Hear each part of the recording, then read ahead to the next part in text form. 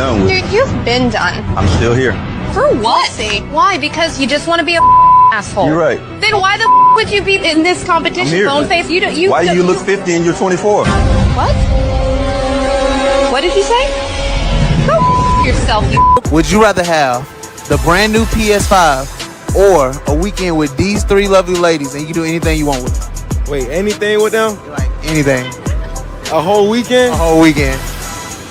Damn, but the PS5 though, like it just. I know. Oh, damn, y'all beautiful though, but. Hold on, what'd you say? PS5 or us? Oh, bro, y'all beautiful, but I had a PlayStation 4 for 4 years, but I need a PS5. God. My nigga.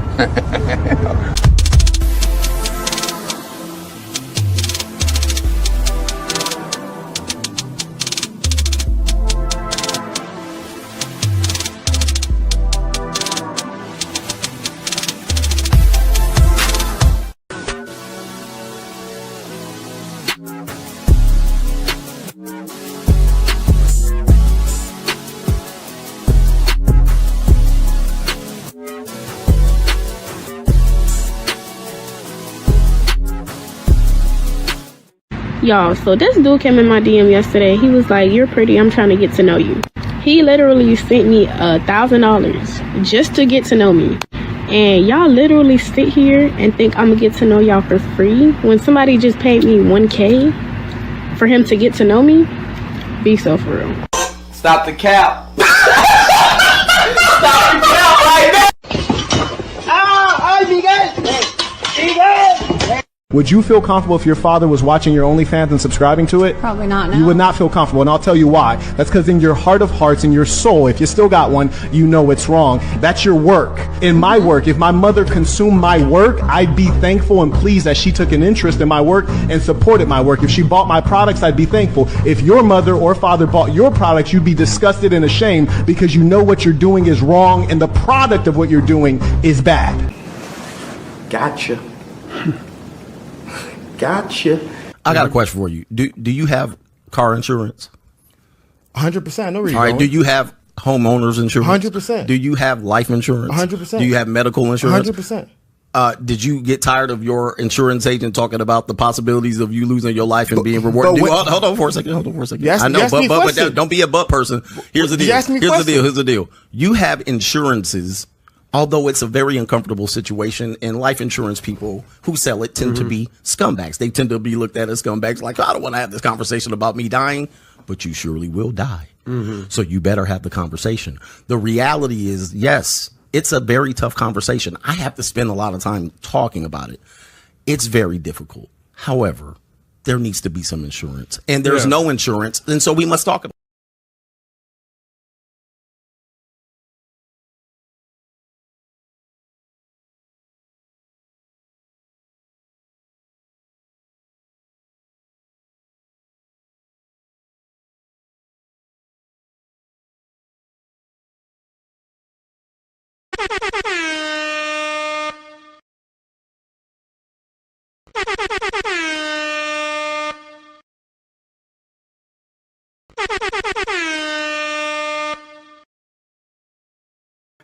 What's up, y'all? It's Cali West. Thank you for tuning in to another episode. Please like, share, and subscribe to my channel if you're feeling this shit. I know it's a Friday night. You know what I'm saying? Y'all ready to get loose. You know, everybody in Cali. Y'all still probably at work. You know what I'm saying? Stuck in traffic. Trying to get home for this Friday night. Everybody in Miami. You know, y'all don't go out till late anyway. So we about to get on and get it started. Now, Hombre Lobo, a fellow Coach Gang member, comes through. He says, "What's good, Cali West and all?" He says, like, share, and subscribe to the channel. And then, of course, my boy J Flow, also, of course, a longtime Coach Gang member. He says, "Salute Cali West in the chat." He says, "CGA is the truth and the right." You already done know. You know what I'm saying? And, you know, we give salute because I got to say that, you know, listening, you know, I must say, oh, shit, hold up. Kevin, the software tester. Oh shit, Kevin, the software tester. What's up, man? He says Mitches aren't going to be happy. Fuck them Mitches. You know what I'm saying? Hey, fuck them Mitches and everybody down with them. Because you know what I'm saying? Hey, you know, I don't know who else is talking about it. I mean, I know I might be a struggling YouTuber, you know. I don't have that many subs yet or whatever. But that doesn't mean that I still can't keep this truth, you feel me? You know what I'm saying? But hey, it is what it is. Mitches get stitches. So salute to everybody in the coach gang who's tuning in tonight. Now, J Flow says, at Kevin in the spot. Yeah, for real. Hell yeah. So, you know, we got to show our respects to the coach. And I can honestly say, you know, that, you know, I always like to tell this story, but now, how I kind of found out about Coach Greg Adams was, you know, I think it was in 2016.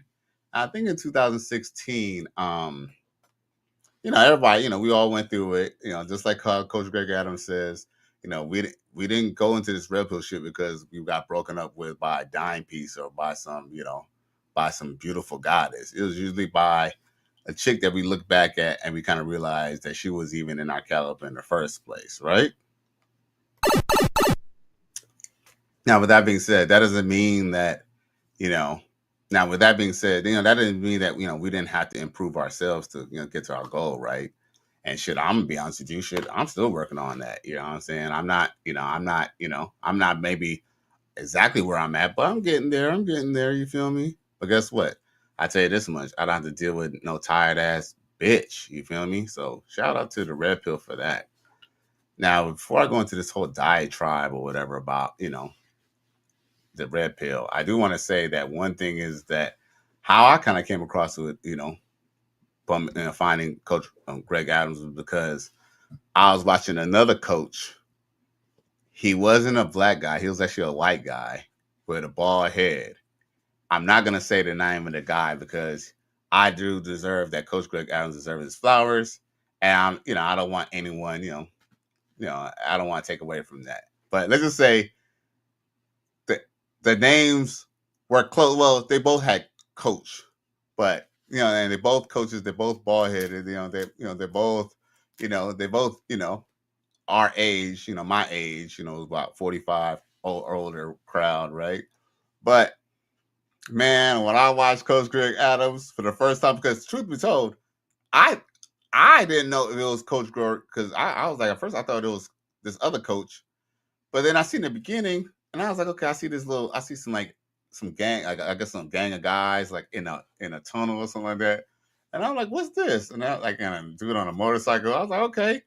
And then I was watching these little shorts where this guy, you know, who has a beard, you know, his beard was like mine at the time. And he was just on this, you know, he was in his studio and he was just kicking major facts. And I'm just like, man, this dude is not only funny, but he's telling the truth. Like, even if it's something that I never heard before, or even if it's something that maybe I was even comfortable hearing, it was still kind of like, damn, like, man, like, you know, that's kind of, it was refreshing to me. You feel me? So at this one, I was like, okay, but then I was like, okay, I need to start watching more of his videos. But I was like, okay, these videos are like 5-10 minutes long. And then somehow, I guess I don't know if he started going live, or maybe I finally got to start watching his lives. And man, ever since then, I've been watching Coach probably faithfully. I hate to say this, but to be honest, I probably do not miss any Coach Greg Adams episode. It's so funny because sometimes on Facebook, some of my boys, they'll send me, like, every now and then somebody will send me a Coach Greg Adams video. And I was like, I seen this video already. So I was like, okay, you want to talk about it now? Because I already watched it. I probably have watched every Coach Greg Adams video. And it's pretty easy too, because the jobs that I work, you know, my employment, whether I'm in the office or whether I'm in the field, I'm able to still listen to his shows. So I literally don't miss any of them. And hey, let's just be real, y'all. Coach Greg Adams helps us get through the workday. Man, when Coach Greg Adams goes on vacation, I mean, don't get me wrong, I'm glad that he goes on vacation, but it is going to be a slow day at work. Like, you better go find something else to do.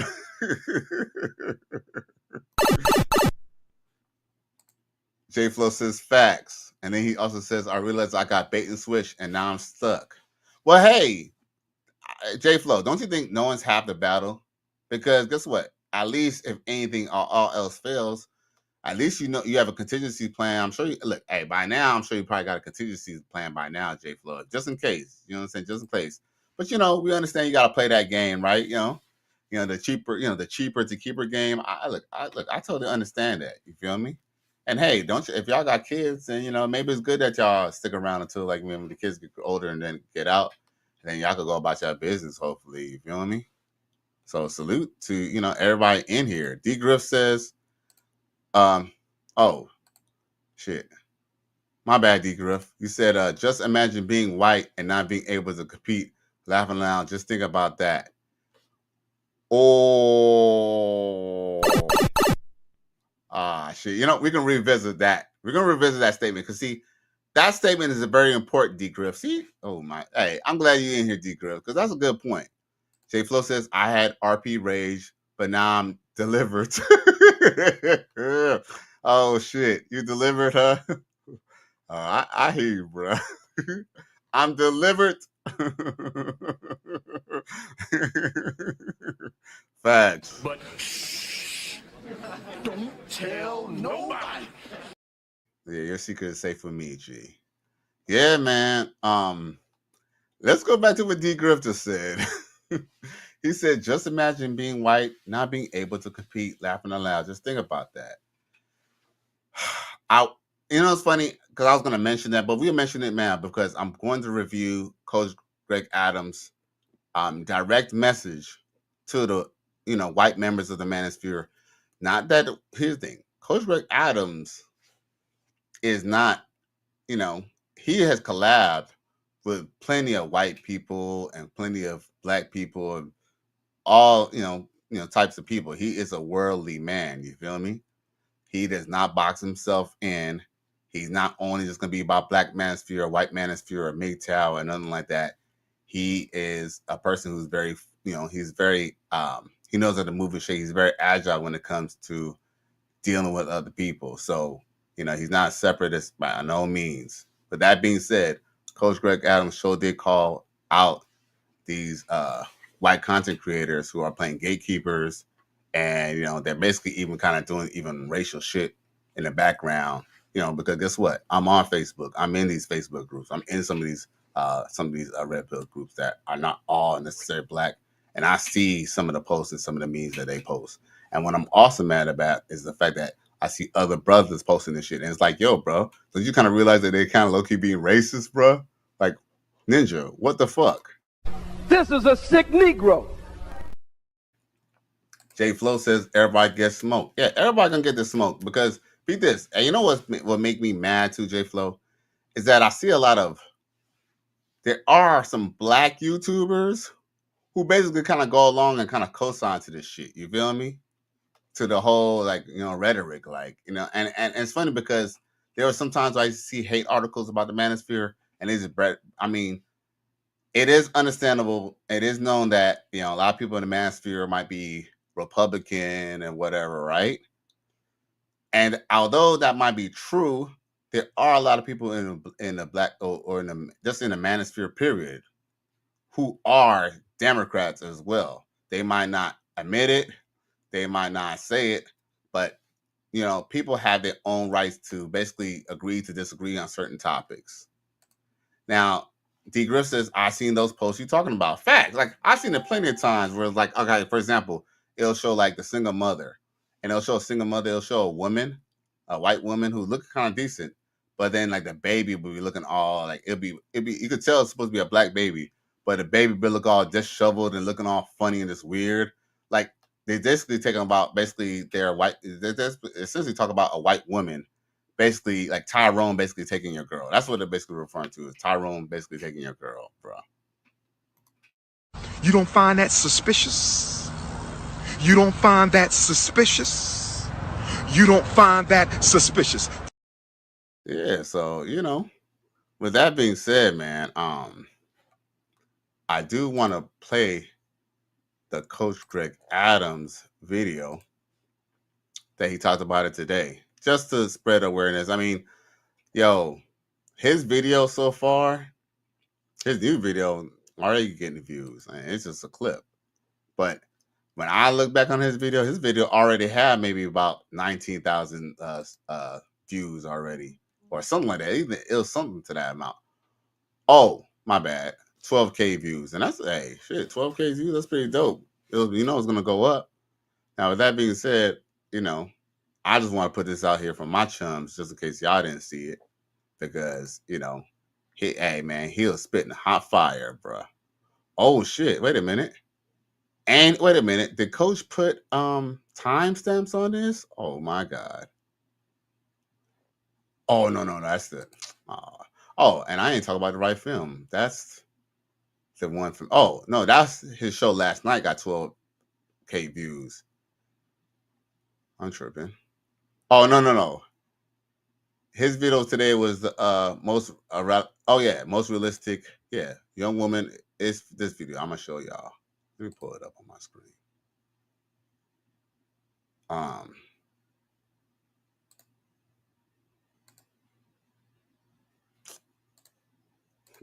And I appreciate y'all patience for real. Okay. And I appreciate y'all. Okay, that's my video. My patience for real. But that's not what we're trying to see. Okay, let's see here. Oh, here we go.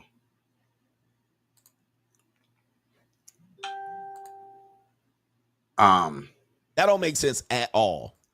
Let's see here. Oh, so he timestamped this. Oh, okay. He did timestamp it. Thanks, Coach. For sure. And somebody said you. Hold up. So he timestamped it. Let's see here. Let me open up the timestamps.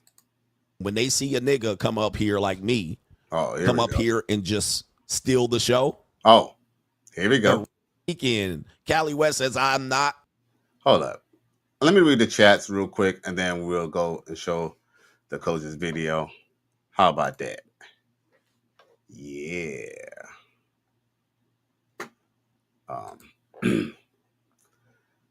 Now, Degra says, there's this dude, Ray Johnson, that posts stuff like that on Facebook, but claims he's pro-black.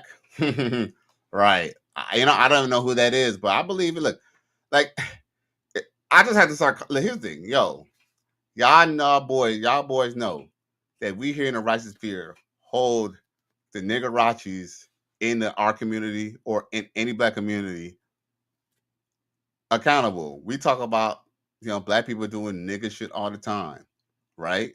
But guess what? But at the same time, there's a distance between, not liking ninjas and then turn around and you're just basically not liking anything of your complexion, right? I mean, because, I'm not going to say, oh, just because you're black, nothing like that. All I'm saying is just keep in mind that, you are a different color. And if you're not white, you're something to them. Now, with that being said, JJ Diesel says, good evening, Cali West. And the chat, salute. Thanks for checking in. Righteous Fear, stand up. XL Pro, my homeboy, comes through and he says, like, share, subscribe. He says, on Cash App, Cali West 1. Salute. I appreciate you, my G. Now, yeah, okay, good. Okay, so we got through the little chats. That means I could just go and show what the coach got to say, because that's what y'all here for, right? Let's see here. All right, let me get to playing this here.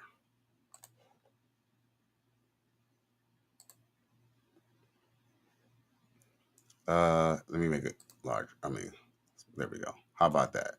Because y'all can see, now y'all can see the name of the video. If y'all want to go see it for yourselves, y'all could. But I want to play it right now. Weekend. Cali West says, I'm not. He says, I now know that truly being red-pilled is realizing many red-pill content creators are fraudulent. They claim that they are about helping men, but associate with YouTubers who are known to be prejudiced player haters. He says CGA is true. Fuck the rest of these goofies. Yes, indeed. There's a lot of, I don't want to listen. There's a lot of these white content creators that definitely racist. Definitely some racism shit, underlying racism. All right, but again, I'm not a person to pull the racial card, but it's true. You'll never see them hanging out with niggas. Like, you've never seen these white red pill content creators hang out with black dudes. On the flip side, I don't hang out with black dudes either, but all right. But you at least see me with some. I've collabed with some. They've been on YouTube for 5 to 8 years to 10 years and never collab with no niggas. Like, imagine that. Imagine that. Just think about that. Just think about that. Now, I've collabed with white people, black people, and all of that. But just ask you that. And the only black content creators they collab with was Fresh and Fit, possibly. But they ain't never. They've been on YouTube for 8 to 10 years. That's like that brother that said, what is it, D.L. Hughley, that said, if you can count how many black people you have in your had in your house, you're racist. Like, if you said, I've had black people in my house, when was the last time? You'd be like, Dexter. Dexter was in my house. All right, anyway. But it's the truth. All right, them ninjas have never, ever collabed with black content creators. The whole black manosphere. And they've been in the manosphere the entire time. And they cannot bring themselves to have collab with a black content creator. There's a lot of underlying racism with a lot of those guys. All right. And when they see a nigga come up here like me, come up here and just steal the show, their racism gets interact. As a matter of fact, one of them has supposed to have a secret account on Twitter that was supposed to have a racism connected to it. For sure. And somebody said, you've been watching since late 2016. They've been on YouTube for 2016 and collab with no black manosphere content creators. Now, make that make sense. Like, that don't make sense at all. That don't make sense at all. Does that make sense? That don't make sense at all. Like, bruh, you didn't collab with no black manosphere. Now, I've collabed with black manosphere. I collabed with the white manosphere. I've collabed with women manosphere. I've collabed with Anthony Johnson. I've spoke at the 21 convention. Like, them niggas been up here and ain't collab with not one black manosphere. Them niggas do. That's racism, man. That's straight up racism. And I'm not a dude that call racism out. So when there's an underlying case of racism, yo, y'all know y'all feel it. Hey, y'all know y'all feel it. Y'all know y'all seen it, because guess what? It's so funny because one thing I could definitely say about the red pill is the red pill. I almost feel like, to be honest with you, if you ask me, I truly believe, look, this is why I feel. I truly believe that the red pill has actually bridged the gap between black and white men. If I'm wrong, and y'all can tell me if y'all can tell me in the chat if y'all think I'm right or wrong. But I truly believe that the red pill has basically bridged the gap between black people and black men and white men. But there is a flip side to it. There is also an element of racism on some of these content creators, man. Like, that's something that's unfortunately not going to change. And not necessarily that I'm trying to change it, but it's something that is present and we need to address it. Now, D Griff says the Nick guy. Oh, the Nick guy that Fresh and Fish brought on the show. Yeah, Nick Fuentes, right. Supreme racist, right? Everything he says is very ignorant, and a lot of stuff could be fact checked right there. Not saying that. Here's the thing. The truth is that there is some things that he says that is true, but then he will slip in something that's false into it too. Like, and I guess that's what they do. Like, here's the thing. Like real true. The Judas. They give you a little truth with lie, right? Now he says, fresh and fit don't count, LOL. Hey. Hey, well, you know what? Hey, I mean, so fresh and fit don't count. Hey. Run! Go! Get to the chopper! Well, hey, it is what it is. I mean, typically they don't because, like here's the thing.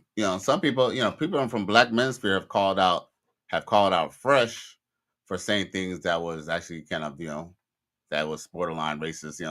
They be kind of talking shit about I'm sorry, Fit about Marvin. So like, they kind of believe that he's kind of like, they kind of believe that he's kind of a racist himself, even though he technically like is African. But yeah, it's facts. Shit crazy. D Griff says, "What up, XO Pro?" Then JJD says, "Salute to J Flow, XO Pro, and the Griff." And then D Griff says they don't do videos of black dudes because they get exposed. Oh shit. Pimp Skywalker comes through. He says, "I agree. We kind of trauma about the abuses women, but men through." Yeah. Obviously, I agree. We kind of trauma. Yeah. We say we kind of trauma. You mean like? I think what you're trying to say is that we kind of trauma bond about the abuses of that women have been going through, that men have been going through with women. I agree. Dude. Facts. Ty Lee said there's always going to be racism, but yes, red pill unites men. Can't leave the bad apple, spoil the bunch. Hey, that's true. And guess what? That's kind of why I'm glad, that Coach Greg Adams, he has a big YouTube channel, and he's the one to actually call it out. You feel me? Because at this point, no one can say that he's not. He's the he's the head nigga in charge. To be honest, you feel me? So hey, it is what it is. And guess what? And nothing's wrong with recognizing greatness. Nothing's wrong with saying, you know what, this dude got it going on. You know what I'm saying? This guy is where it's at. Hey, if it's anybody to follow, listen to that man here. Nothing's wrong with that. But guess what? A lot of people are ego-stricken, and they can't do that. Especially when it's like, I guess, another person's race, I guess. Shit crazy. Yeah, I know what you meant, trauma bond. I fixed it, brother. Now, D. Griff says, white dudes have always gotten positive media years, and they've been struggling with dating. What is their excuse? But you know what? That's a whole nother topic in itself. But don't worry, brother. We're gonna get there. We're gonna get there because we still gotta go through the what Coach gotta say. we're gonna get there. We're gonna get there. But hey, D Griff, you ain't playing, bro. You ain't playing tonight. JJ Jesus says, I hear the N-word on CB radio every blue moon. When I hear it, I respond with the harsh truth in such a way that I get nothing but silence in the air. I go hard on them red devils with blue eyes. Hey, you got to. And guess what? And it's not because anyone's racist. Here's the thing. We in the righteous sphere, you know what I'm saying? Look, here's the thing. We got white righteous sphere members. We got black righteous sphere members. We got Mexican righteous sphere members. We got, hey, if I'm not mistaken, we might actually have some Asian righteous sphere members, bruh. Yo, righteous sphere, stand up, man. We worldwide. Dude. We got African righteous sphere members. We got Jamaican righteous sphere members. Yo, man, the righteous sphere is real, bruh. And, we all up, we're not about that racism shit. But guess what? We're going to call some shit the way it is. Now, Steve Griff says, yeah, everybody knows who Coach Greg Adams is. Facts. A lot of people know who he is, but are they going to call him out? Because they only really be riding the bootstraps of, Kevin Samuels. You know what I'm saying? Kevin Samuels, he basically took the flow of everybody else's shit and he just presented it in a different way. I mean, I hate on Kevin Samuels, but guess what? It's time to realize and recognize that Coach is doing the most. You know what I'm saying? And he's helping men. He helped my life. He helped me. Shit. He helped thousands and thousands and thousands of people, probably millions, probably 1 million by now. J Flow says, at Pimp Skywalker, salute fam. J Flow says, salute fam. Pimp Walker says, salute fam. Homebrew says, made it back, Europe. Oh yeah, okay. Thank you for coming back. Shout out. I shouted you out. You know what I'm saying? Free Agent Lifestyle member. Salute. He says, what up, everybody? And then D Griff says, us black men literally have been labeled super predators. Like we're all a bunch of barbarians moving about. Damn, D Griff. You reading my mind, brother? You reading my mind, brother? You been looking over my notes, huh? Because you almost kind of telling my show before I tell my show. But dude, I appreciate you hitting them points, though. I appreciate you, man. Now, with that being said, let's go back to our coach.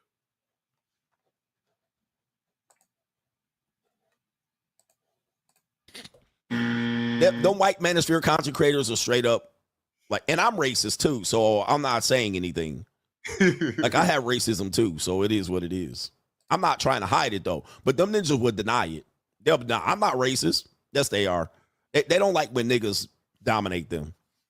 And I'm a nigga, and I will dominate these niggas. And they could not handle it, bruh. They couldn't handle it. They could not handle it. I've collabed with Sandman. I've collabed with Joker.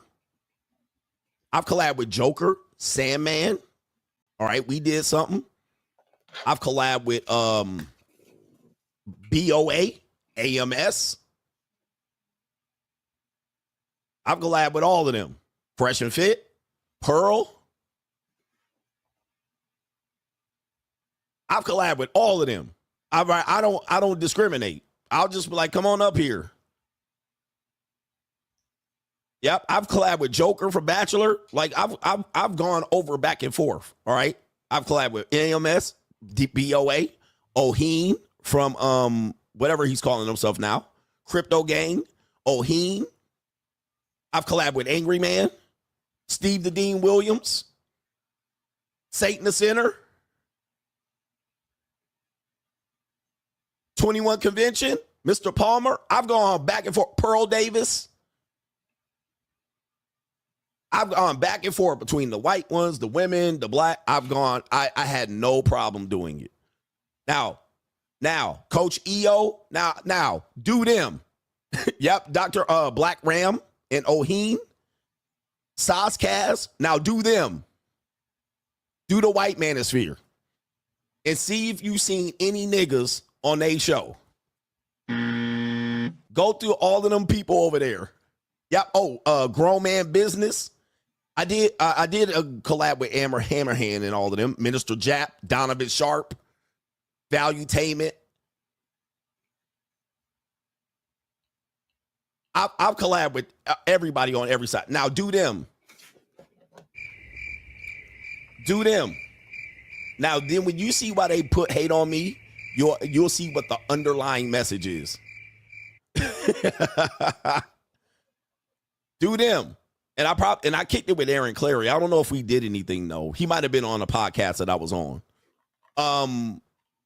Kevin Samuels, we were on the same show for a little bit. Not Jordan Peterson, Jesse Lee Peterson. Now do the white manosphere. You don't find that suspicious? You don't find that suspicious? You don't find that suspicious? Gotcha. Gotcha. Ah, shit, Coach got their ass dead to rights, bruh. Dead to motherfucking rights, bruh. Dead to rights, bruh. Sheesh. Do the white manosphere. Some of these dudes got underlying racism under they do. Dude, there's like 5 or 6 of them that they have been with no niggas on a podcast other than Fresh. Fresh is the only one that they'll have collab with.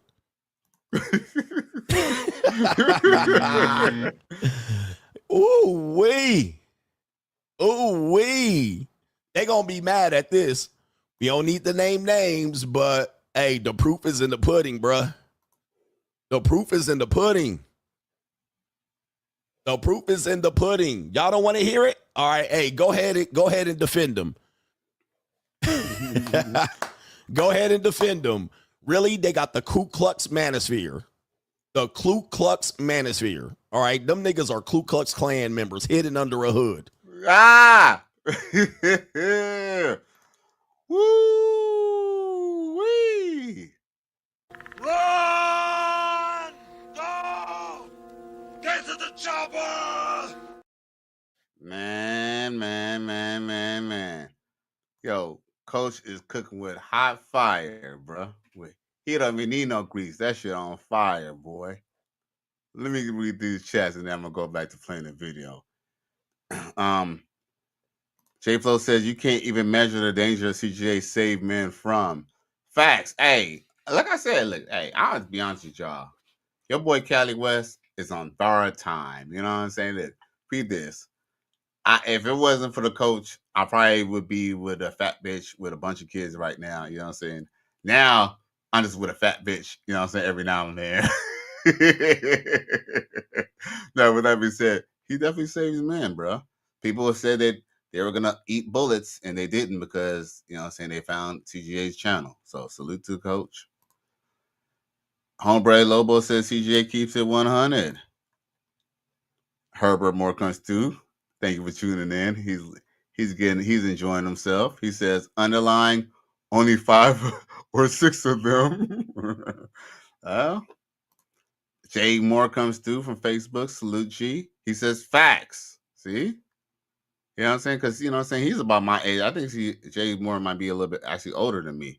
And, you know, he sees what's going on. Look, he be hip to these social media streets. He be seeing what's going on in these Facebook groups. And they be dropping a lot of little subliminal shit against black people, bro. Now, he says, JJ Diesel says the proof is in the pudding or the shit is in the pudding. Goddamn. Sheesh. Hey. Holy Jesus. What is that? What the fuck is that? Herbert Moore says it's been like that. We don't have the same problems as them. See, hey, interesting. Jay Moore says coach is say everything motherfuckers scared. Oh, coach was saying things that other motherfuckers be scared to say. Hey, facts. Facts. Facts. Things that people are not brave enough to say, he'll say it very casually. And you know what I'm saying?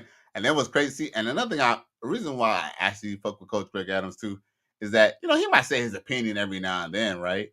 But usually when he's like, when he's preaching, he's at least coming with facts. He's at least coming with, proof.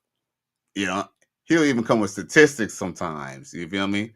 And that's something that a lot of these YouTubers don't do. You feel me? I try to do my best to try to come with as much information as possible, but I don't try to come on and just say anything, just because it sounds good. You feel me? And one thing that Coach definitely has that a lot of people don't have is receipts. Now, K-Frame Classic says they don't call him the prognosticator for nothing. Facts. Facts. You're right. You're right. Thanks for tuning in. Shout out to the Coach Gang. Matter of fact, with that being said, let's go tune into our coach.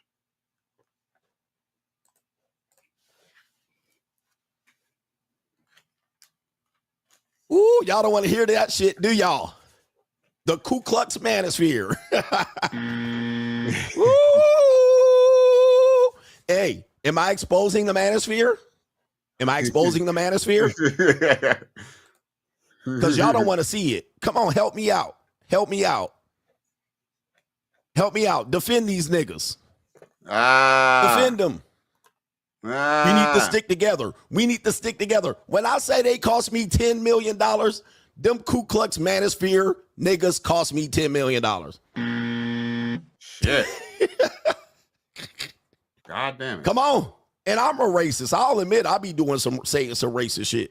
But I'm exposing the Manosphere for what it is.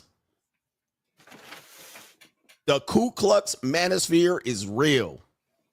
Them gatekeepers are Ku Klux Klansmen in the Manosphere. They Ku Kluxes. The Manosphere got Ku Kluxes in the Manosphere. I'm exposing the bitchosphere for what it is. Ooh.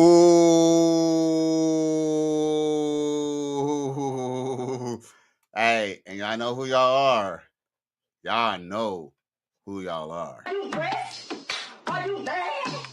Are you upset? Are you sad? Give me a beat, let me give you a hug.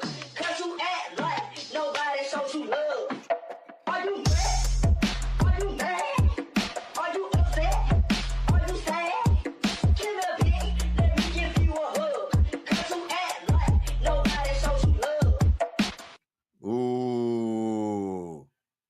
shout out to all the Coach Gang members, everybody tuning in tonight, and even the Righteous Fear members who came in and tuned in, telling in, fucking with your boy Cali West.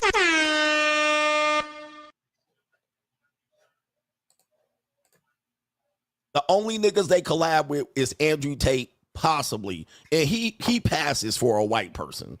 Let's just be honest. Andrew Tate is supposedly biracial. He passes for a white person. That's kind of why he's where he is. He's a mulatto. A tragic mulatto at that. He's a tragic mulatto. But the Manosphere is a Ku Klux Klan convention. And there's a lot of underlying hate for me because I'm a nigga. And that's the reality. That's why the Manosphere don't want to give me props, because I'm a dark-skinned black man. If I was Andrew Tate, them niggas would put me up. If I was a tether, like Fresh and Fit, they be putting me up because they so-called can be non-African American. But for me, how many African Americans have they lifted up other than Kevin Samuels? How many have they lifted up other than him? And they couldn't even control Kevin. How many do the Ku Klux Manosphere held up? Am I exposing the Manosphere? I'm exposing the Manosphere. You're hearing it. And defend it. Defend them. Defend them. They don't want to talk about this shit. Don't start no shit, won't be no shit. A lot of these white dating coaches, PUAs, posing as alpha Manosphere niggas are Ku Kluxes. And that's why they hate CGA. And that's why my name always in their mouth. Because they hate to see a nigga shining. Tell me I ain't lying. The Ku Klux Manosphere. New hey, type in Ku Klux Manosphere. The Clanosphere. The Clanosphere. And I love my white women, but yes, I do. The Clanosphere. Anytime these niggas mention my name, put Clanosphere in their comment section. Because that's what it is. It's racism against CGA. I'm pulling a racial card on the Clanosphere. Type Clanosphere in the chat. Type Clanosphere in the chat. The Ku Klux Clanosphere. New world order. Come on. Hey, let's see them respond to that. They always want to respond to my shit. Let's see them respond to that. The Ku Klux Clanosphere. That's what we call it, the Manosphere now. The Ku Klux Clanosphere.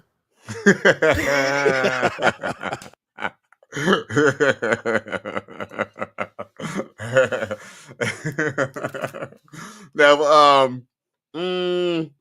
let's see here. I think the last thing we read off was Jay Moore says coach is not afraid to risk the money. Well, guess what? That's the caveat.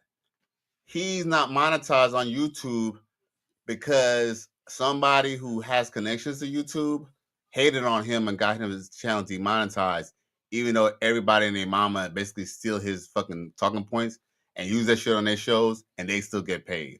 The same things that he was not afraid to say is why they demonetized him. And he mentioned about how he lost $10 million. How you think he lost $10 million? He talked about a certain somebody.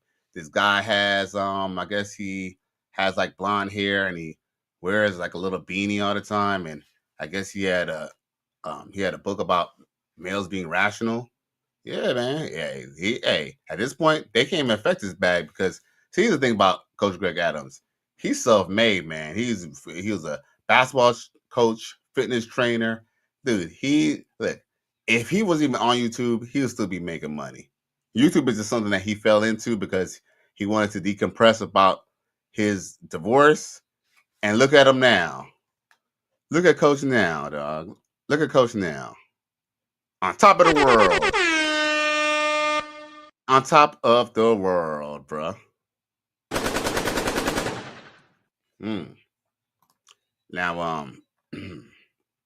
Now, let's see here. JJ Diesel Cowboy says, damn, CGA went in on them devils. Jay Moore says, white supremacy is in the system. Tate is a part of the system. Hey, well, facts. Hey, that might be why he never spent no time in jail. you know, because Tate, even though, Tate kind of brought, kind of put masculinity like on he kind of made it popular, unfortunately, but I do believe that, there's a possibility that he could definitely be part of the system. I mean, the fact that he got all these charges, but he tends to stay out of jail, you don't know what he's doing, bruh. He could be Contel Pro. Oh shit, my boy Timothy's Kels comes through. He says salute. I appreciate you for tuning in, G. A man supported men, aka MPI, longtime Coach Gang and CGA supporter. Shout out to the free agent lifestyle. He says, "Damn, what happened now? Oh, a man supported man. I seen you in the chat earlier today. Did you miss this part when he went in on the Manosphere? Yeah, man.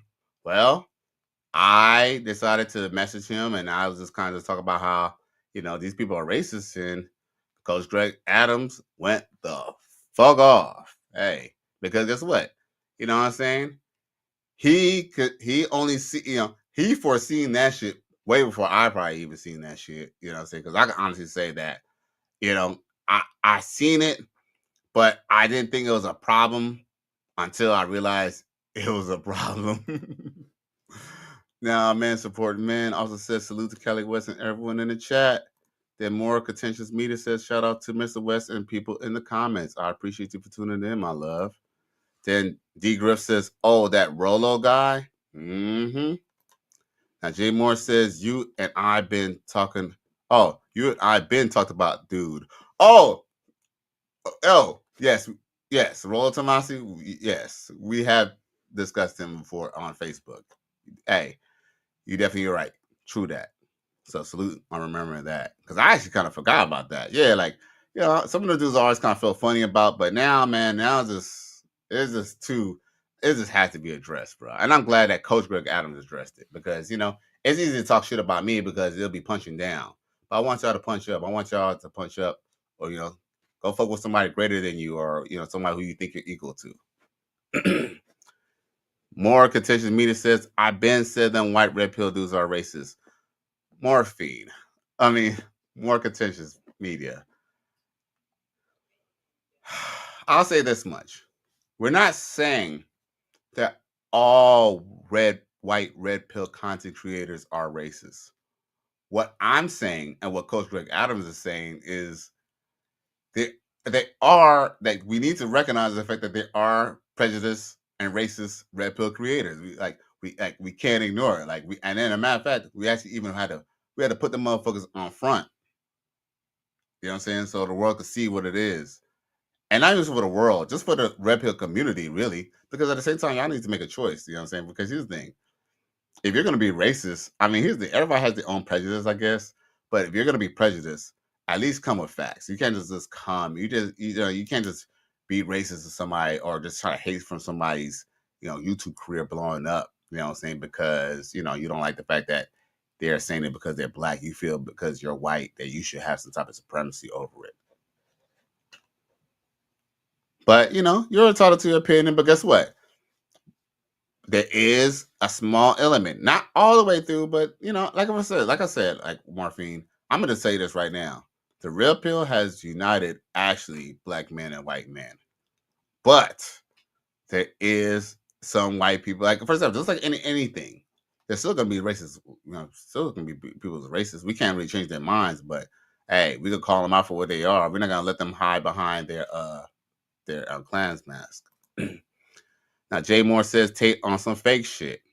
Hey, it's funny you say that, because Coach Greg Adams has been very critical of him because of the fact of how he's been getting in trouble. And also he mentioned something about how would you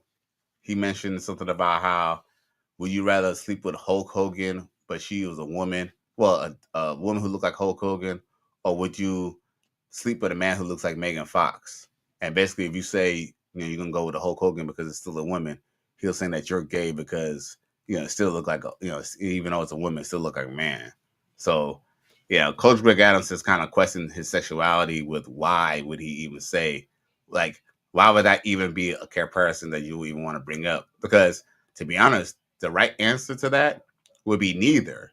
Like, I just won't be getting pussy. I guess if those are the only two choices I have, I guess I won't be getting no pussy no more. I guess Palmer and Handy will be my two best friends. But you know what I'm saying? But yeah, but you know, some people are not everybody. Here's the thing. Not everybody is a tape fan. D Griff says double agent. I can see it. Ooh, Cantel Pro. And a man supported man says, yup. Then a man supported man said, yes. Oh, I missed it.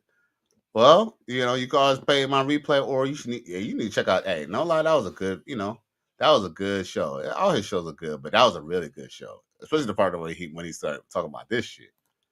Now, Jay Moore says they got your man. Oh, listen to this, Jay Moore. Listen to what he says. They got your man, Donovan Sharpe, on lapdog time. Oh.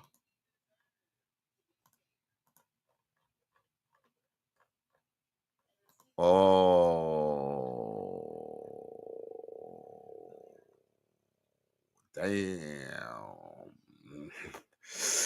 Sheesh. Run! Go! Get to the chopper! That's interesting too, because me and him had a disagreement the other day, and he's actually been going in on that disagreement, because basically we had a disagreement about the whole Carmelo Anthony situation. He had mentioned that he believed that it is the black culture that made him look. Donovan Sharpe believes that it's the black culture and the hip hop and the lifestyle that black people live, right? He believes that is why. Look, he believes that somehow because he's ghetto or something like that, right? That somehow prompted some white guy who's bigger than him come up to him, push him, punch him, and when the dude says, touch me again, or else, and then when he found out what else it was and ended up dead, Donovan Sharpe believes that he did that because of black culture. He puts that on black culture because he stabbed somebody, as if white people don't stab anybody. If I'm not mistaken, when I was growing up in the 90s, didn't Nancy Kerrigan have the other skating bitch stabbed in front of everybody, like on national fucking TV? And a matter of fact, we're gonna talk about that a little bit later, because I ain't gonna lie, man, I was very, very, very, very disappointed with how Donovan Sharpe, is kind of putting down on black culture. And guess what? Now, to be honest with you, I didn't really mind that he had his opinion, because guess what? Everybody can have their opinion. Look, here's the thing. You would say your opinion, and guess what? People are still going to have their opinion. Well, I just didn't appreciate was the fact that when we was having a debate about it, he cut me off. And basically when I asked him, why would you be cutting me off? Am I trying to land my point? He basically told me that it was his show, and basically he could cut me off. And now with that being said, that is not how men have a discussion. But, at that point, I didn't have anything else to say. And he can have his opinion, and I'm going to have mine. But we're going to revisit that in a minute, Jay Moore. Hey, I didn't say it, but guess what? The viewers did. Now, a man supported man says, you know what's crazy? I follow some of the white man's pages too. Damn. Hey, you know what? Here's the thing. Put this.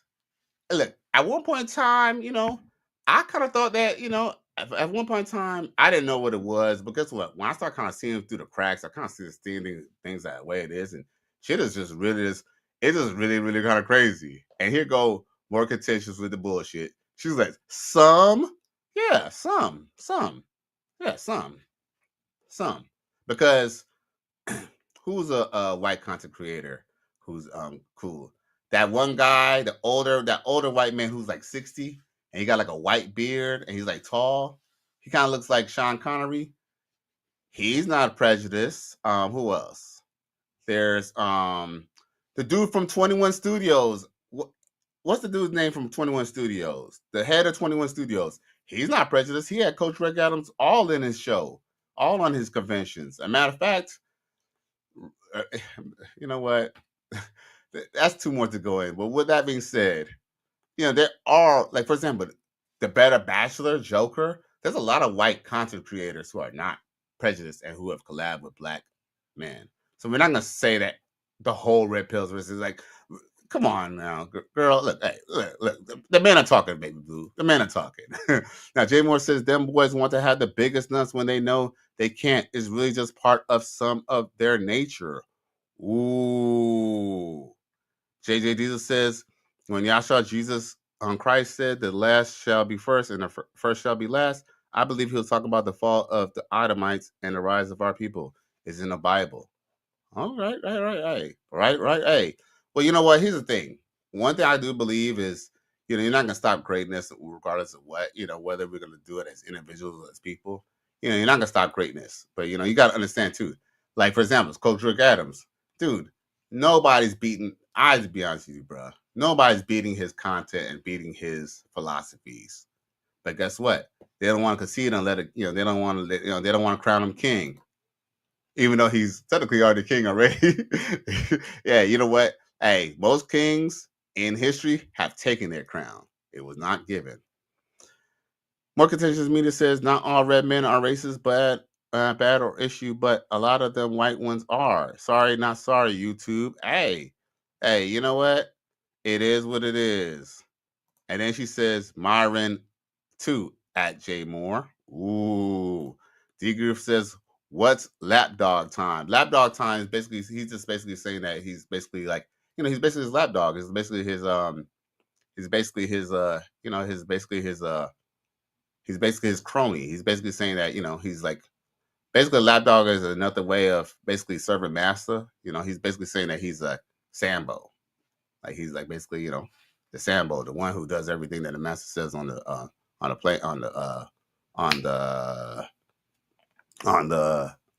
the thing called? On the plantation.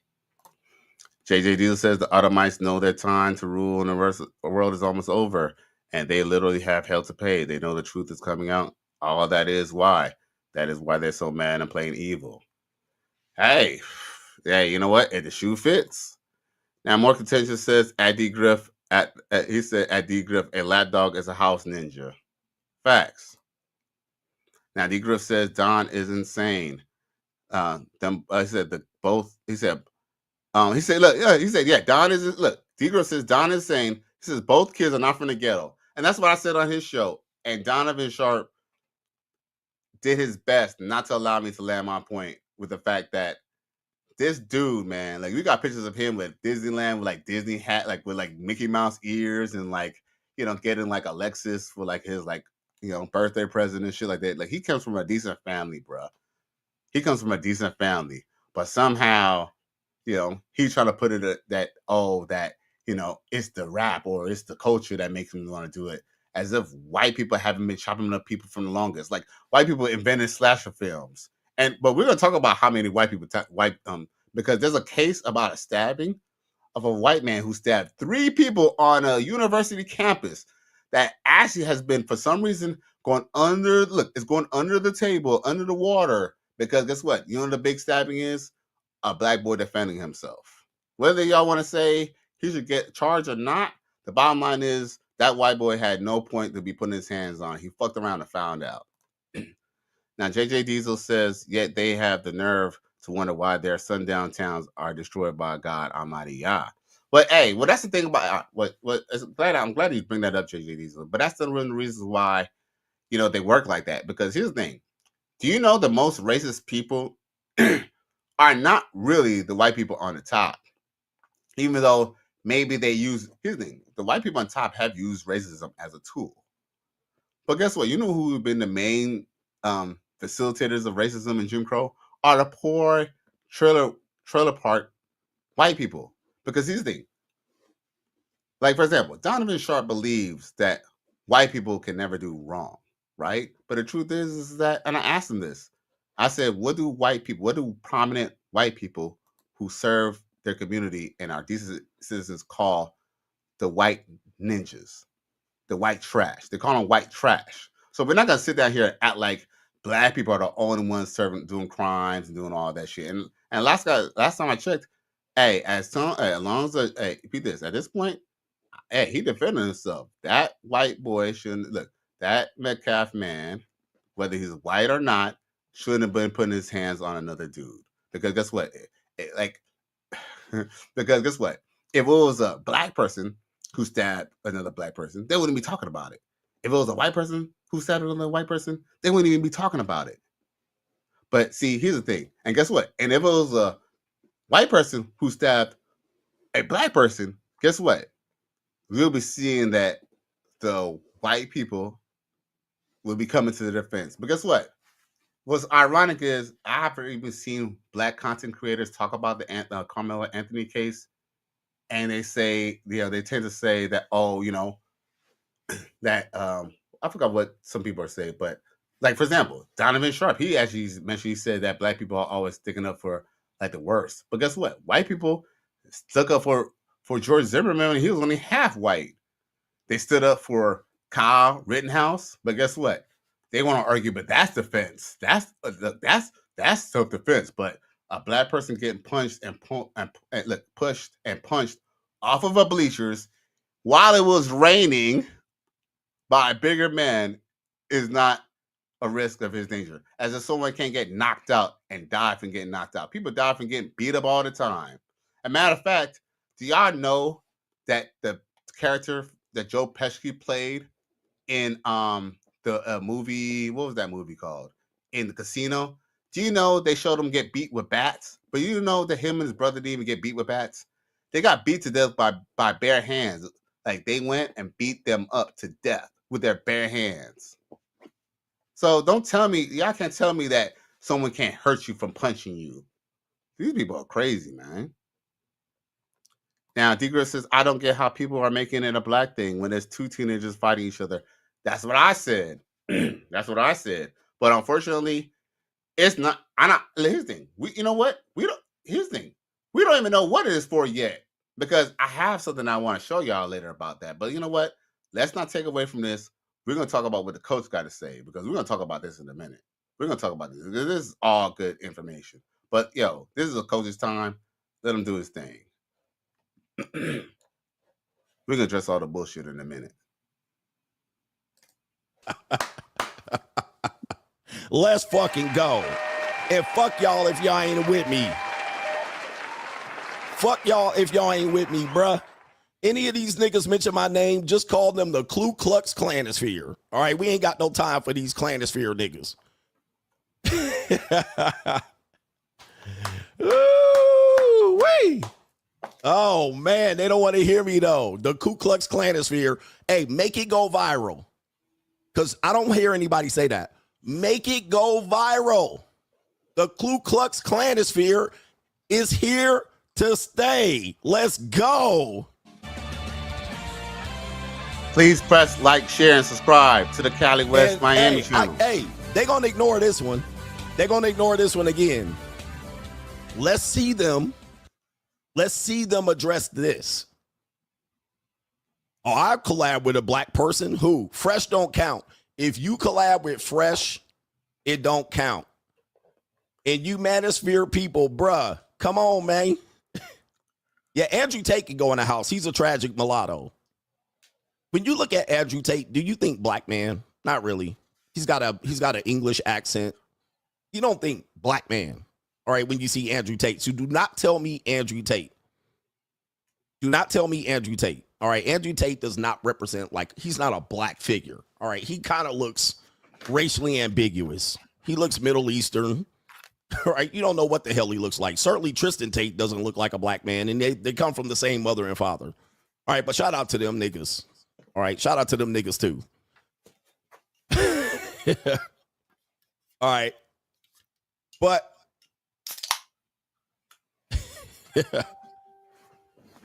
he doesn't. He looks Middle Eastern to me. He don't even look like. But shout out to him. I'm not taking away his blackness. I mean, mulattoes act a certain way. He's a mulatto. Let's get to it. Yeah, he looked Italian, and he'd be driving Bugatti and wearing capri pants and talking about transgender women look better than ugly women, biological. So he gets a pass and shit. He gets a pass.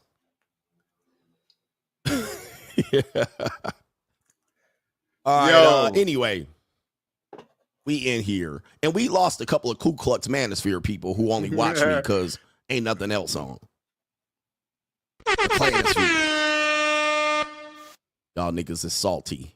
And you're gonna be like, CGA, you salty. All right, come on, man. Come on, man. Okay, show me evidence to the contrary. Hey, remember, 2025 is about evidence and receipts. Evidence and receipts. So we ain't gonna go off a theory. No, that ain't true. You just salty. We can't do that no more. We can't do that in this space anymore because I put my receipts out. I put my evidence out. I'm thorough. I research. I do my work. You can't just say you don't like what I'm saying. What you have to do is put them receipts out. Put them receipts out. Show me. And we losing these Clanosphere guys. They dipping and leaving. I'm hating. See? Oh, I'm hating. Okay, guys. Receipts, bruh. I challenged you. I gave you an opportunity to open your books. I gave you an opportunity to lift up your skirt. Lift your skirt up, bruh. Show me otherwise. Prove me otherwise. This space has nothing but female energy in it because when I say something, I prove it. Then you have to disprove it. And then y'all go to yo hating, you salty, you wrong, L take. Lift your skirt up.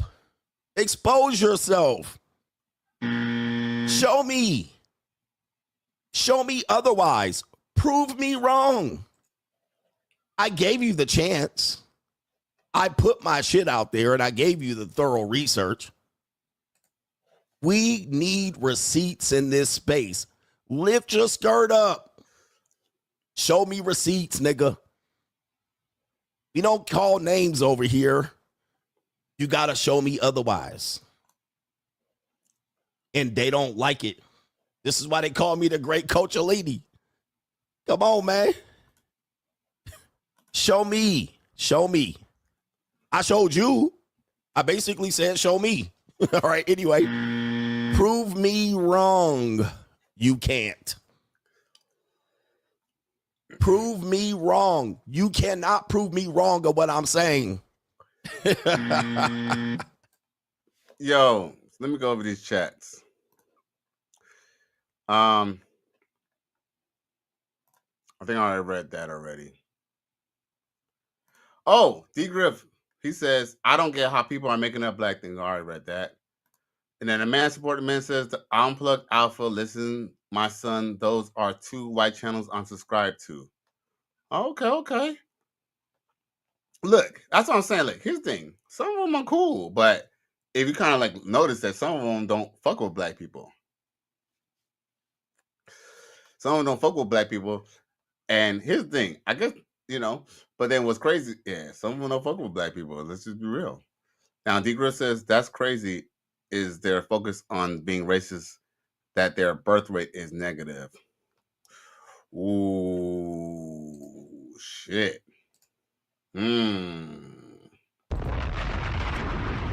Well, I'll say this much.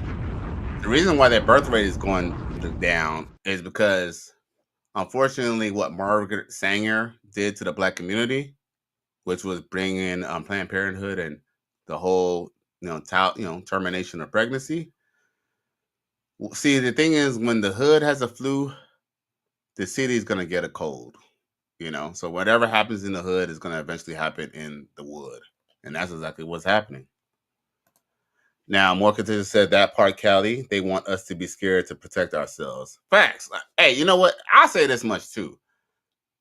If, in hindsight, if Karmelo Anthony was my son, I would not tell him to use a knife to go stab no one, right? Hands down. Yeah. I guess I'm going to be a butt person. But if somebody's toting guns, they're showing off guns, they're talking shit, they're bigger than me, and they punk it, and they punk somebody. Guess what? What I don't understand is if a stranger would have pulled up on him in the street and start pushing him, and he decided to stab him, would that be any different? I think a lot of people are getting caught up because of the fact that it was at school. And it wasn't even at school. It was at a track for the school, miles away from the school. And guess what? People had to carry no pocket knives all the time. So, we're not going to, at the end of the day, just because, look, here's the thing. If y'all want to be mad that he had a knife on campus, go ahead and expel him from the school. But guess what? Having a knife is not against the law. Think about that. Having a knife is not against the law. He didn't break the law for having a knife. They just want to make a big, see, the thing is, what they want to do is, make him look as bad as possible. Oh, he had a knife in school. Okay, some of your daughters are fucking in school. Some of your white football players' sons are pushing young black kids off of bleachers and pushing them off. You're pushing them out of tents when it's like raining. Because the reason why they was under the tent was because it was fucking raining. How about that? Now, Jay Moore says, bro, the closest friends I have are white lawyers, and a white lawyer told me years ago that it's a white woman, white men, black women, and black men at the bottom as far as the law goes. That's a fact. That's a fact. Hands down. I'll even say that it's actually a white woman will have more favor with the law, and I'll even say the white man even still has more favor over a black woman. Hey, if you want to keep it buck, to be honest, I really believe that. Emotional damage. Now, Jay Griff says Anthony was only 130 pounds. Then he also says people are so far removed from these teenagers that they don't realize a lot of modern street beef start in school, basketball courts, and etc. Facts. And guess what? That has nothing to do with whether you're black or not. Regardless of what people may believe. Now, D. Griff says, laughing out loud, Grace says the same thing I said. Fresh don't count. Nope. They don't. Now, JJ Diesel says, our oppressors these days better realize that if a lot of blacks won't tolerate them or anyone else putting their hands on us anymore. Hey. I can't argue with that. See, here's the problem. What they want you to see, what they wanted him to do was do the right thing. Only because a white boy ended up getting killed. But guess what? Well, my only question is that when a white boy was pushing him and stuff, where were the white parents at? Guess what? You know damn well there was white parents there. Trust me, white parents are there. There were white people there, and guess what? It was okay that he was pushing them because it was okay that he was getting pushed on because he's a little black boy. Trust me, they watched it. Look, they watched it go down all the way up until the stabbing, bro. Until the stabbing.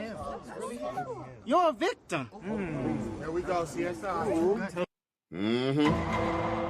That's when there's with the slow slinging, a flower bringing, all started coming around. And then even if you listen to the twin, his story was so his story was so fake. Like he just what he said, you could just tell, dude, he had more soul, he had more holes in his story than Swiss motherfucking cheese, bro. For real, man. Now, let's see here. Oh, Jay Moore says, Coach just checkmate them folks. And then he says, Jay Moore says, Rollo is a plant by the government to slow down the red pill down. Ooh, Rollo Tomasi is a fucking ContraPro agent. Hey, he do look like a ContraPro agent, too. He always wearing glasses. He always wearing glasses inside. What kind of shit is that, bruh? Holy Jesus. Mm-hmm. What the fuck is that? JJ Diesel, Cowboy Traveler 79 Smith says, injustices anywhere affect justice everywhere. The Edomites are starting to miserable reap what they are sowing. You know, my boy JJ Diesel, he got to keep us religiously. He got to keep us religiously inclined. You feel me? Entwined. Now, more contentious media says that part is the white man, white woman, right? White man, white woman, black man. Facts. Unfortunate facts. Emotional damage. My boy Monk Dan one more Bunk Dan comes through. He says, jammed and rammed, Jam City.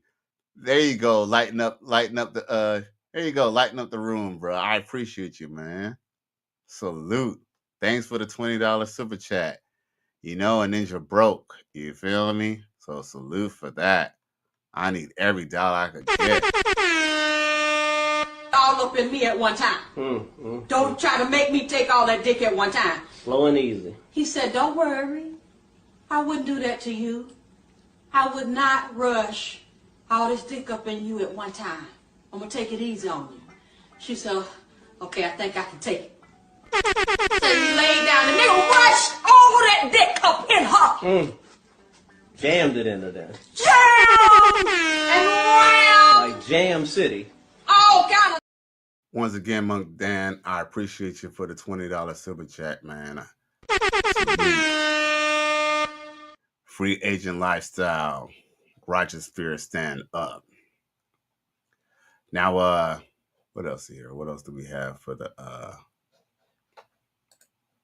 chat? Did I go through all the chats yet? Because I'm trying to, because Coach still got some cooking to do, but but it's important because y'all are an important part of the show. Jay Moore says Fresh is supporting the Klan now. Real talk, Marvin is line supporting the Klan. Well, didn't he put on a Klan mask? But yo, didn't he put on a Klan mask, bruh? Yo, Myron did put on a Klan mask though, bruh. And it's funny too because Myron is an intelligent man, but when he put on that mask, bruh, I was like, this is a sick Negro. Yeah, I was like, yeah. I mean, I know y'all trying to get edgy, but that I wasn't vibing that. Then, I read that. D Griff says it's boys. He says it's boys are being boys until someone gets hurt. Facts. Because here's the thing: what if he hit him and he fell off the bleachers and he broke his neck? Then it would have been, well, he was just pushing him. He didn't mean to kill him. He didn't mean to kill him. He's not a murderer. He was just fighting mutual combat. That's what they be complaining about. But guess what? Unfortunately, when you're black in this country, you just gotta make sure you're just not on the wrong side of the law. Because guess when you're on the wrong side of the law, they're gonna fucking do you. They're gonna do you in. They're gonna go ahead and use everything. They're gonna throw the book at your ass because you black. You black and you ain't got enough money to defend yourself. Now, it says, D-Griff says, did you hear about what they dad said? I did not, but please tell me.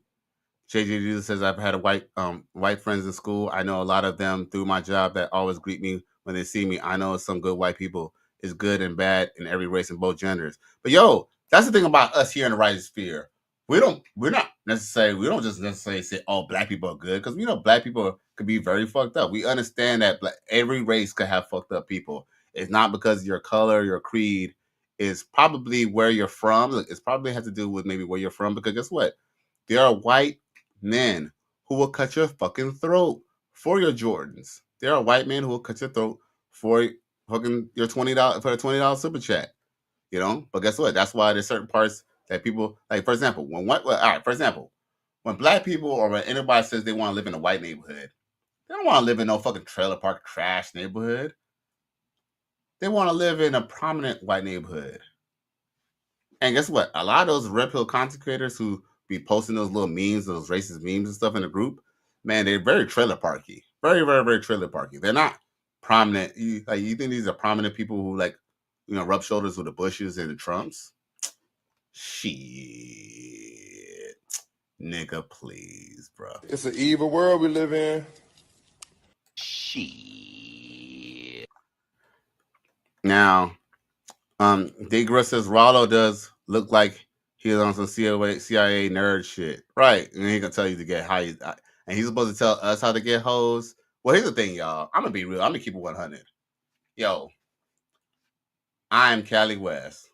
I don't have a lot of money. You know what I'm saying? I don't have a lot of, I make an all right income, but, I work a job 50 to 60 hours a week. I might not have the most money, I might not have a lot of, cool things. I might not have a nice fancy studio. But guess what? I've always been able to get females off my face.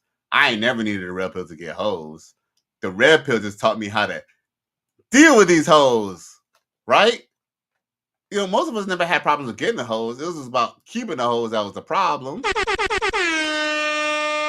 Who cannot get no motherfucking pussy? But guess what? A lot of those dudes in the white content group, them dudes is actually fucking virgins, bro. Virgins. I lost my virginity at 14, 15. These motherfuckers is like 30-year-old, 40-year-old virgins, bro. What the fuck? And guess what? You can tell too, because if you listen to their chats, you can tell these motherfuckers they ain't even sniff no pussy, bro. Ain't even sniff no pussy. What kind of shit is that? Holy Jesus. What is that? What the fuck is that? JJ Diesel, he's laughing. And then Jay Moore says Rollo's book is say boy. It says boy on pages. Have you read this? He said Rollo's book. He says, say boys, have you read his book? Oh, you want to know if I read his book, Jay Moore? Nope. But yo, go on Amazon, y'all. There's a book called what is it?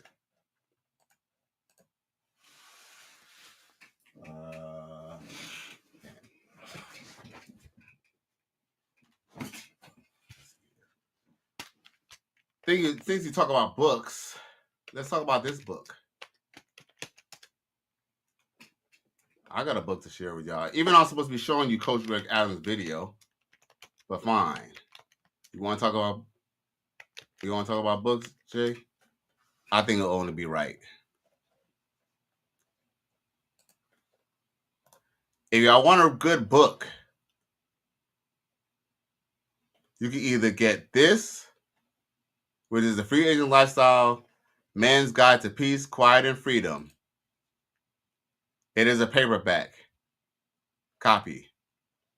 And you can even get it for audiobook for you non-reading people. You can get a Kindle. You can even get it on paperback. I like to get paperbacks because I like to put my notes and I like to have my hands on things like this. Just in case the digital age fails, this is something that you could always kind of look forward to without the internet, right? And then his other book, The De-Evolution, Feminism, Reverse Engineering of American Women. You can get on Amazon. Look, paperback. Check that out. See? There you go, good book. Get that book. That's a good book right there. Those are two good books. Two good books. With that being said, shout out to Coach Greg Adams for all that he does. JJ Diesel says she must be talking about revenge sex. Jay Moore says he said he supports the Ku Klux Klan. Hey, at this point, man. Hey, I'm not gonna doubt it. Hey, you notice I had the character from the Django Unchained, right?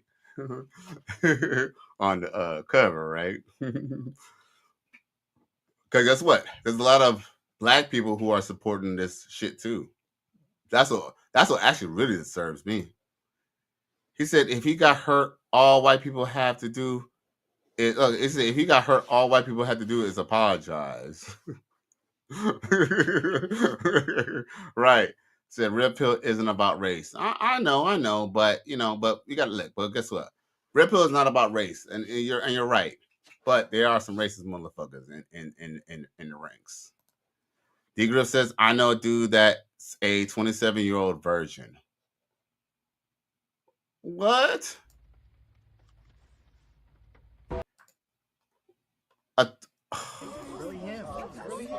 You're a victim. Here we go. See, damn, bro. That's sad. D-Griff said he never ever felt a pussy. I don't know, man, because at this point you could just buy it. Like you could just buy it now. Like you don't even have to fucking even go and you could buy it now. What the problem is? Jay Moore says I have all Coach's books. Oh shit. Oh. Hey, salute See, coach? Oh, shit. Monk Dan drops another $20 super chat. He said, Monk first. Juco streams helped me about to get some Juki hairy snake tonight. This is a Sikh Negro. Oh, shit.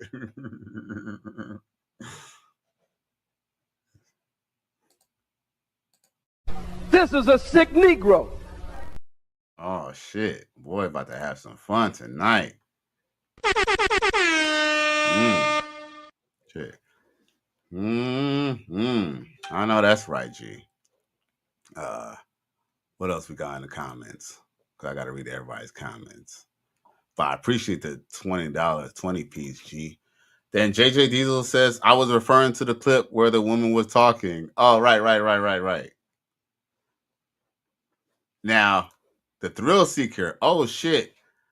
Shout out to the Coach Gang. He says, I think it's more nuanced than good than evil. There's some other people who are comfortable with me who would not greet me if they didn't know me. Look, peep this. Look, okay. All right. Look, hey, peep this. Like I said, look, peep this. Peep this. Everybody look. At this point, white or black, anybody's a suspect. Peep this. Sometimes I be all scared of females. Look, especially if a fucking pretty female come up to me. Shit, I be fucking ready. I be ready to pull out the strap. Like, who sent you? Like, what you need from me? You know what I'm saying? What? I be ready to, like, you know what I'm saying, pull out on them, bruh. For real. I be wanting to kind of pull out, man. Hey, I don't trust anybody. But guess what? Yeah, I think, you know. But there are some people who don't even fuck with anybody regardless of their race. Like, you know, that you tend to people they tend to even associate, even speak to, be a certain complexion. Now, D-Griff says, yeah, man, dude actually used to troll me until I shared him a video of him getting beat up, LOL. Damn, for real? Damn, that's crazy. Thrill Seekers sends another $5 piece. He said Real Pill isn't about race, but doesn't mean that people who were racist before Red RP stopped being racist just because the overlapping struggles of other man. Unfortunate facts, man. You know what? Unfortunate facts, Thrill Seekers. You ain't tell no lie. JG Doodle says, I'm just about done looking for a wife in this country. The lack of truly virtuous women is a serious problem. The majority of women are not virtuous and they love serving the devil. Hey, hey, man, I'm gonna be honest with you, man. That's why I was telling you before, Cowboy Diesel, man. Like, to find a virtuous woman here is be tough, man. Like, but here's the thing, you're a very religious man. Why don't you move to like Salt Lake City or something like that, man? You can get you a nice little snow bunny and maybe meet her dad and stuff. And, you know, I'm sure you could put a few bucks together and I'm sure you get a nice little piece of land out there. You somewhere, close on the side of town and something like that. That might be something you want to look at too, because Salt Lake City might be the last bastion of where there's Christian women with Christian values. They might be a little bit on the racist side, but hey, repeat this. They're racist all over the world. We don't let racism stop us from going places. Now, with that being said, JJ Diesel says, no. D-Griff says, yeah, laughing out, yeah, we were wild in the Chicago suburbs growing up. Hey, peep this. Shit is real. But peep this. Even whether you're in the hood or you're in the suburbs, man, no one has a right to put their hands on yourself. And I don't feel that your color makes you react or not react. Because when the colorblind shooters came and shot at the high school students, right? They weren't listening to rap music. They didn't listen to NWA. They was probably listening to Megadeth or something like that, or some little rocker shit. Not that anything's wrong with rock and roll shit, because here's the thing, I'm very diverse. I like rock and roll. I like anything that sounds good. I'm fucking with it. But more than likely, they was probably listening to satanic rock and roll before they went and shot up a black dude in his face and shot up a bunch of white people. So that was on some nigga shit. But hey, who am I? Now let's go back to the coach. And I appreciate everybody for still tuning in, man. And that's why I love doing this. Y'all can't defeat CGA. Y'all can just sit up there and do that bull. I'm challenging the Manosphere. Didn't I tell y'all? I'm challenging the Manosphere. I've thrown down the gauntlet. Y'all niggas need to get better because this space is full of shit. This space is needed for men, but this space has been full of shit for a couple of years. And that's because y'all tried to dick ride Kevin Samuels and Andrew Tate and thought y'all niggas was going to become famous on riding the coattails of Andrew and Kevin. And y'all niggas didn't become famous. And guess what? Now y'all got to scramble and scrape for content that y'all ain't got. The fucking PUA industry is dead. They can't get no views. And they still telling y'all niggas to spin plates and don't lean into pictures with girls. Okay, so they've become irrelevant. They tried to dick ride and copy Fresh and Fit until Fresh and Fit got demonetized, and that shit content ain't gonna work no more. That content ain't gonna work no more. So now what do y'all got?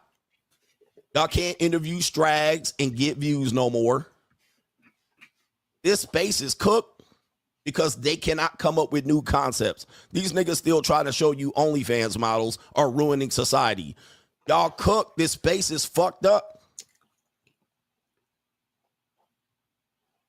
This space is fucked up. And I'm one to try to defend the space. The space is fucked. The content creators ain't got shit. They reviewing Pop the Balloon. These niggas is cooked. How many content creators, lazy piece of shit content creators, are reviewing Pop the Balloon to get 500 live viewers? This fucking space is cooked and done because these content creators are gatekeeping. They're trying to keep their spot and relevancy, but not coming up with new shit. They ain't coming up with nothing new. 80-20 rule. Okay, the women admitted to 80-20 rule. Hypergamy. The women admitted to hypergamy. Now what? They admitted that they're hypergamous. Women are going to ruin society because of OnlyFans. They haven't stopped. There's more OnlyFans accounts opening up.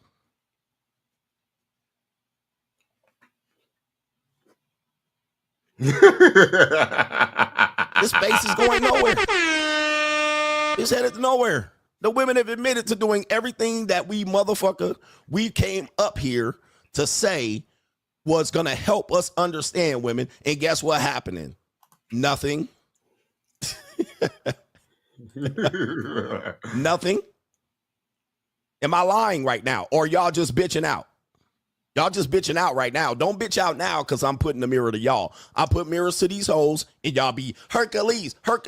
When I put mirrors to you bitch ass niggas and you Ku Klux Klanosphere men, y'all start crying. Look at the rats running away. Y'all start crying. I'm telling you the truth. Am I lying to you? The question is, am I lying to you? That is the question. Because I'm already winning this. I'm already winning the view rates out here on live streams. Not many people are beating me. So there's no point. I'm the king of kings of this shit. I'm already the king. So the king is speaking right now. Am I lying is the question at hand. Not am I hating. Not am I salty. No, am I lying at this moment? The reality is the Manosphere. I'm telling the truth about you motherfuckers and you don't like it. Prove me wrong of what I'm saying. You cannot, because I'm the speaker of truth. I'm not lying. You just don't like what I'm saying. You just don't like what I'm saying. Nope. No one will be spared on my channel. No one will be spared on my channel. The Manosphere is not immune of criticism. You're not immune because you motherfucker make Manosphere content. I can look at this space and read it like a book. I am not lying. And if you think I'm lying, prove me wrong. If you just think I'm crying and hating, well, that's your problem. Because nobody thinks I'm lying.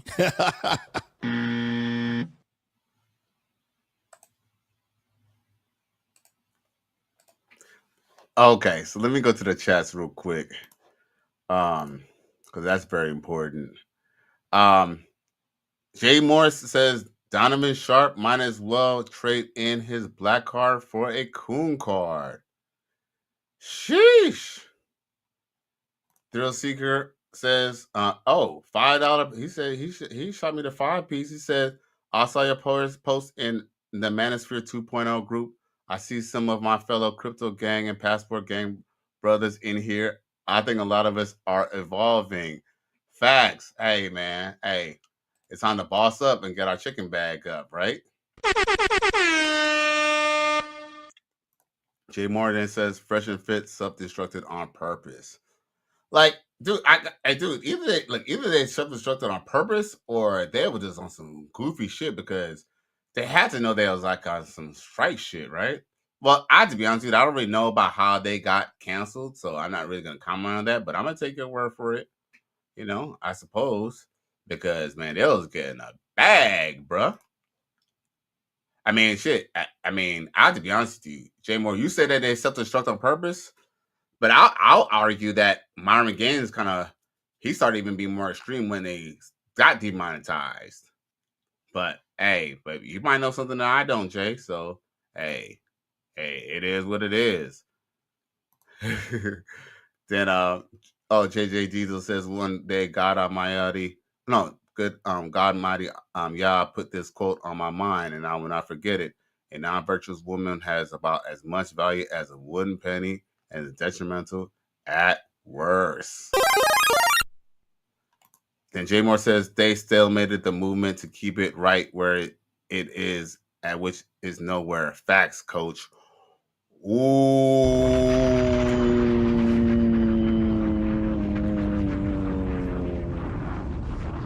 Hey, that could be, there's some truth to that.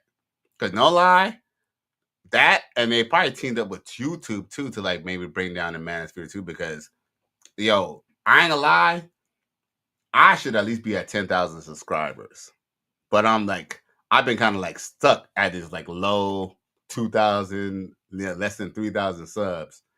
And I think one of the reasons, other than the fact that maybe I need to kind of push better content, would be the fact that, the algorithms is all fucked up.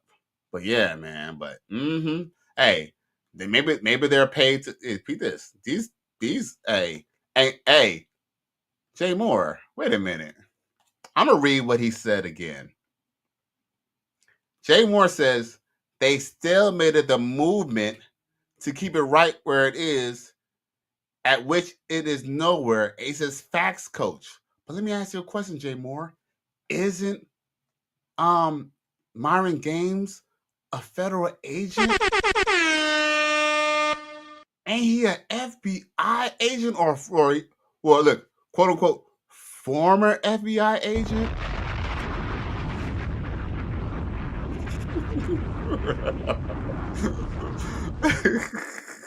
Dude, he still be talking that police shit still too, bruh.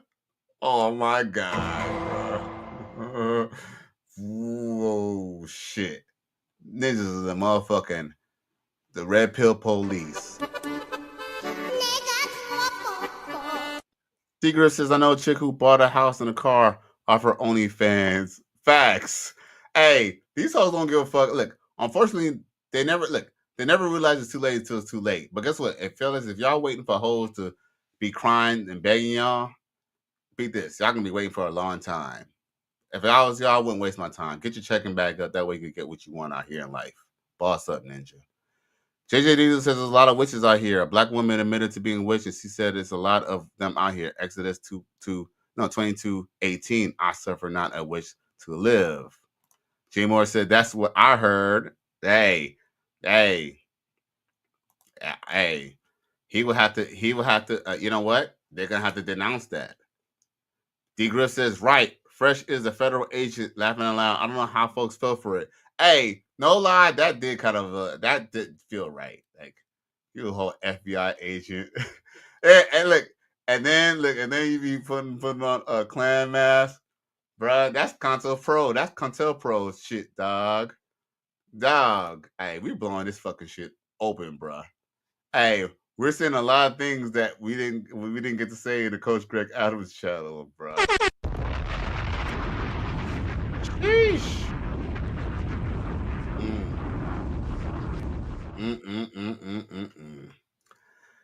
Let's go back to our coach, y'all.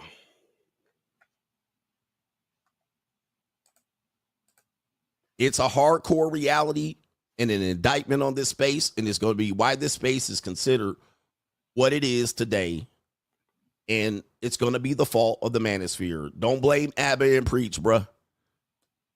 Do not blame Abbott and Preach for this shit.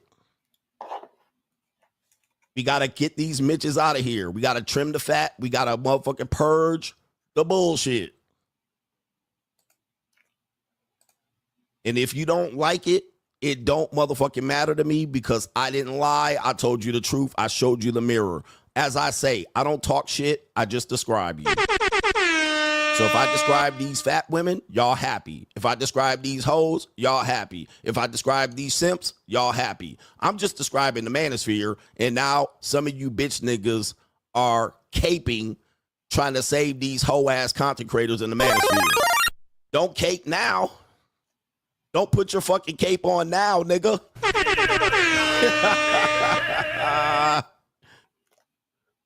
And guess what? You know what I've noticed? You know what I've noticed? You know what I haven't seen? I've done this several times. I have seen no one cut this video up and address it.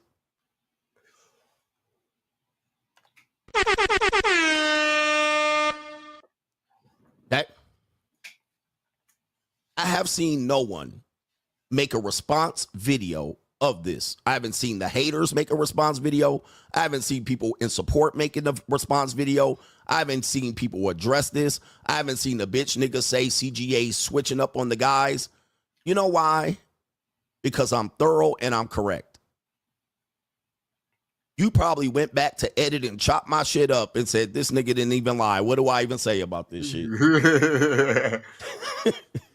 What do I even say? Nigga, I mean, Lila chopped it up to try to be salty against the ninja, but he didn't read us like a book because he's the speaker of truth. I'm the authority. I'm the anointed one. You can't, he said they too lazy. They too lazy. Nobody got time to chop this shit up, but they watching though, and they heard every single word, and they will address nothing. They will address none of these accusations and show you any proof. And I would love to do it. I would love to see them do it. Oh, yes, the Angry Man made a support video. Shout out to Angry Man. And I think our brother Ringo Raw also did a support video. So Ringo Raw and Angry Man responded. But they ain't gonna respond to my shit. Oh, shout out to Manosphere Daily. Shout out to him. But they ain't gonna come out here to contest this because I'm telling the truth. Because they would have to come up with stone cold proof, and they're gonna come up with one nigga. It's gonna be fresh. They're gonna come up with one black dude, and it's gonna be fresh. And I'm gonna be like, there you go. Anyway, he says this channel doesn't allow subscribers to remix your content, so we can't give you credit or respond and critique. Oh, okay. I don't know what that means. You should be able to do it. They can't. Yeah, Pearl gave me credit too. Shout out to Pearl. But I'm going to tell you, they're going to be quiet as a mouse on this. They're going to be quiet as a mouse. Somebody said somebody else, hey, listen, don't talk about people that don't show their face. All right. Niggas, no face, no case. No face, no case. If I can't see how ugly you look, I need a face.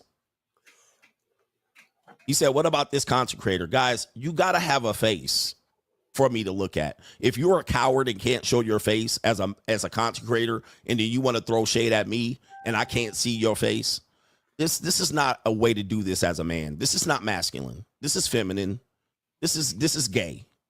This is sissy. Then to try to tell me about somebody I ain't seen his face in 8 years of content. Come on, bro. No face, no case. You ain't using your real name and your face. Bro, we already know what your real name is. I can pull it up right here on the screen and show you his domestic violence record for beating his wife. But guys, no face, no case. You can't be cheering niggas on who can't show their face. These faceless niggas, y'all out here cheering on faceless niggas against CGA.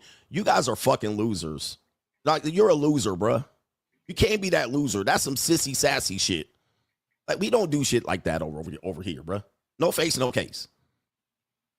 All right. No face, no case. That's the bottom fucking line. So don't come over here and say this nigga responded to you and we never seen the nigga face. Come on, bro. I got his government name right here. I got his mugshot for him beating his wife. All right, so that's even that, allegedly. Beating his wife. What?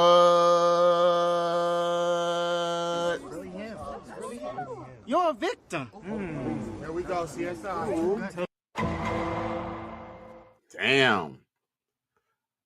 Woo.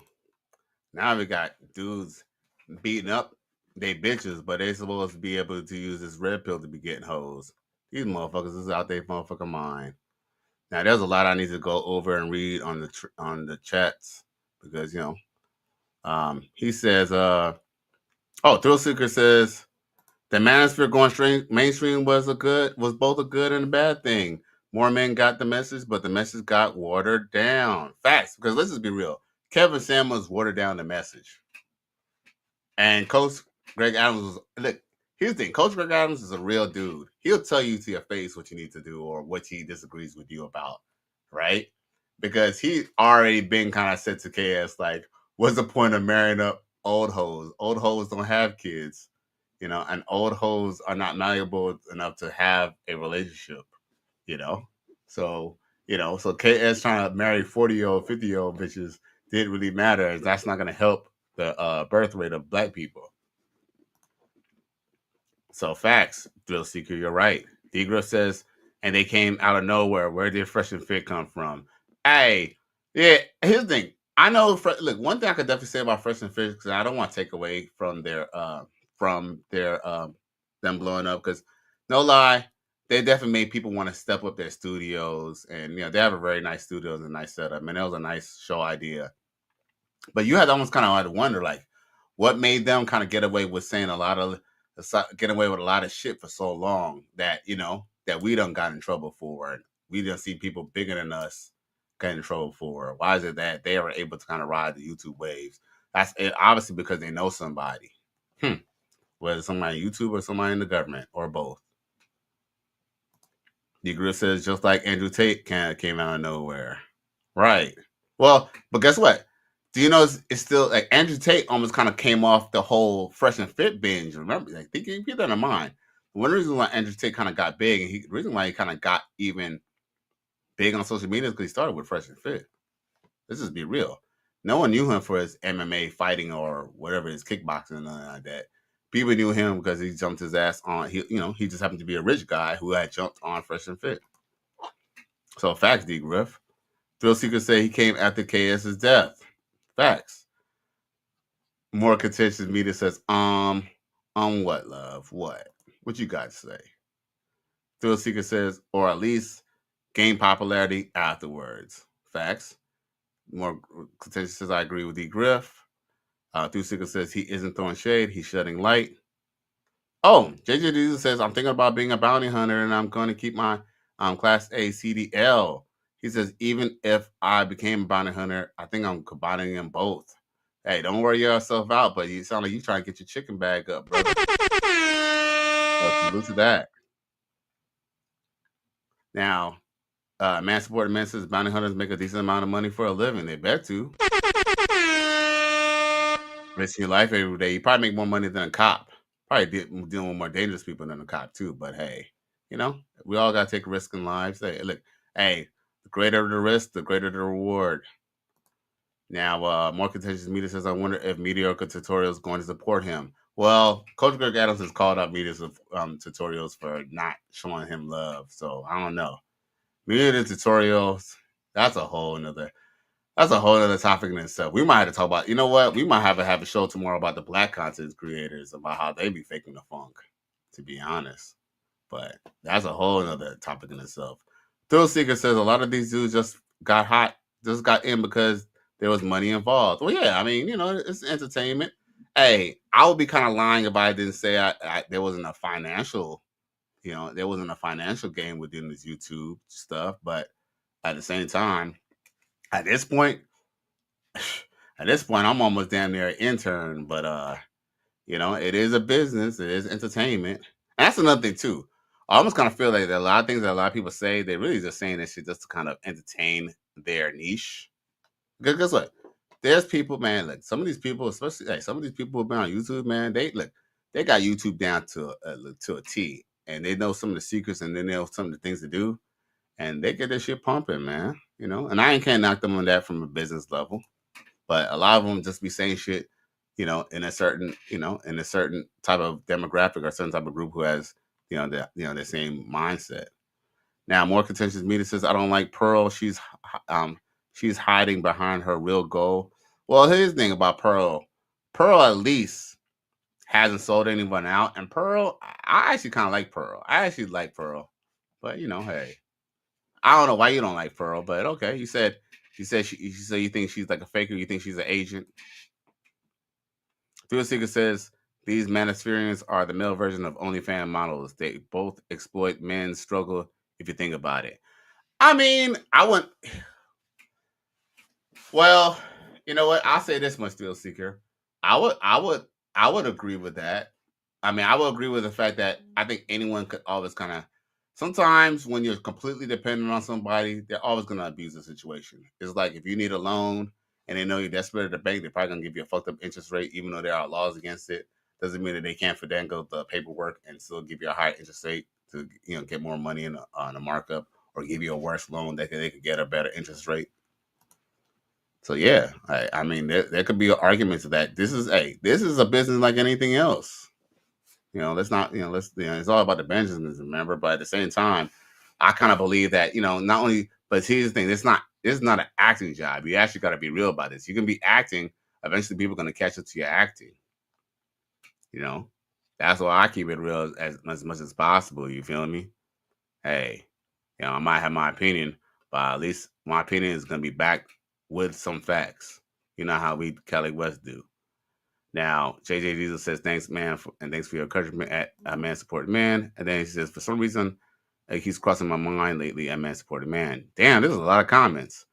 It says, KS used to be red pill, used to use red pill talking points, but wasn't red pill. Facts. He did his videos with and went shopping with the same type of woman that this space has been warning him about, like Brittany Winter.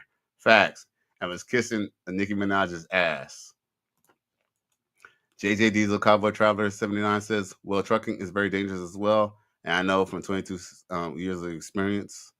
Now, D-Grip, facts. That's true. D-Grip says, man, I know some passport bros that got on the air and lied like a motherfucker. Shit crazy.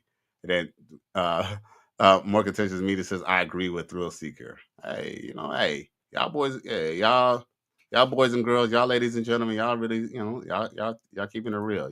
Y'all really are the show tonight. Y'all really are the show. So I appreciate y'all for tuning in, and the coach. Let's see here. All right. Yo, I do not put nobody that never shows their face above me, because on fact, let me just tell you, bruh, at the end of the day, you got to have a face up here, bruh. All right, how you gonna expose me and you ain't even showed us what your face look like? We can't do shit like this. You men can't support shit like this. We're doing only masculine shit out here. We're doing niggas that you gotta show, you gotta cuff your nuts. And everything I say is alleged. Come on, man. Let's be men here, man. We're here to learn and grow and how to be a man. This nigga out here behind a wall throwing water balloons and like, I'm schooling CGA from the goddamn bushes. You can't throw water balloons from the bushes. You can't throw water balloons from the bushes and stand on top of the mountain. In order to stand on top of the mountain, you got to get your ass up there to climb it. In order to climb it, you got to come outside.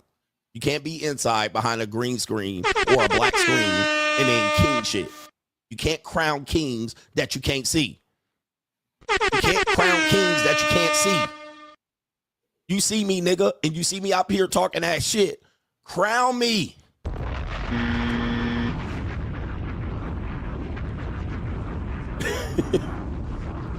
Niggas, yeah, anonymous king ass niggas out here. It's Boss Up 2025, man. You better boss up, nigga. Niggas can't hide your face and talk shit. Y'all let niggas talk shit and hide their face? Okay. Main event.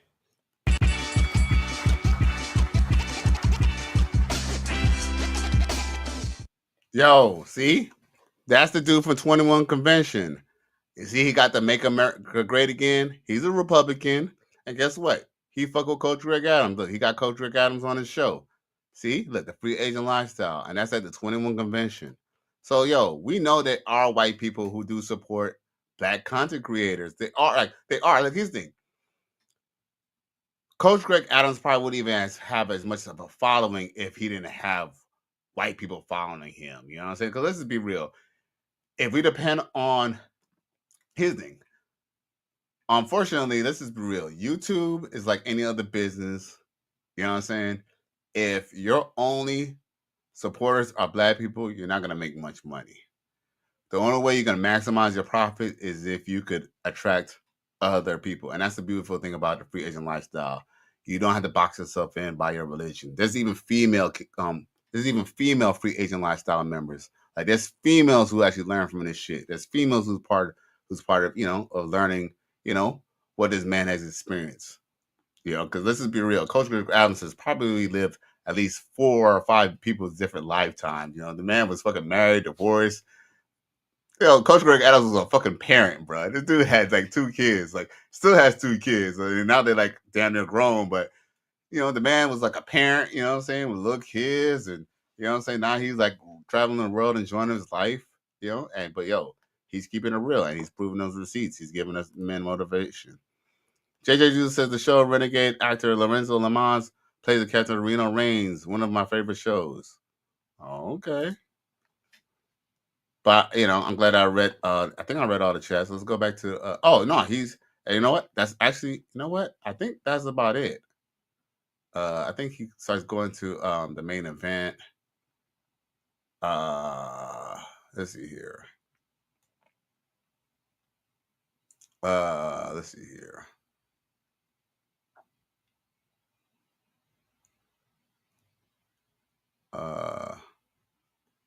Was there anything else that I wanted to show?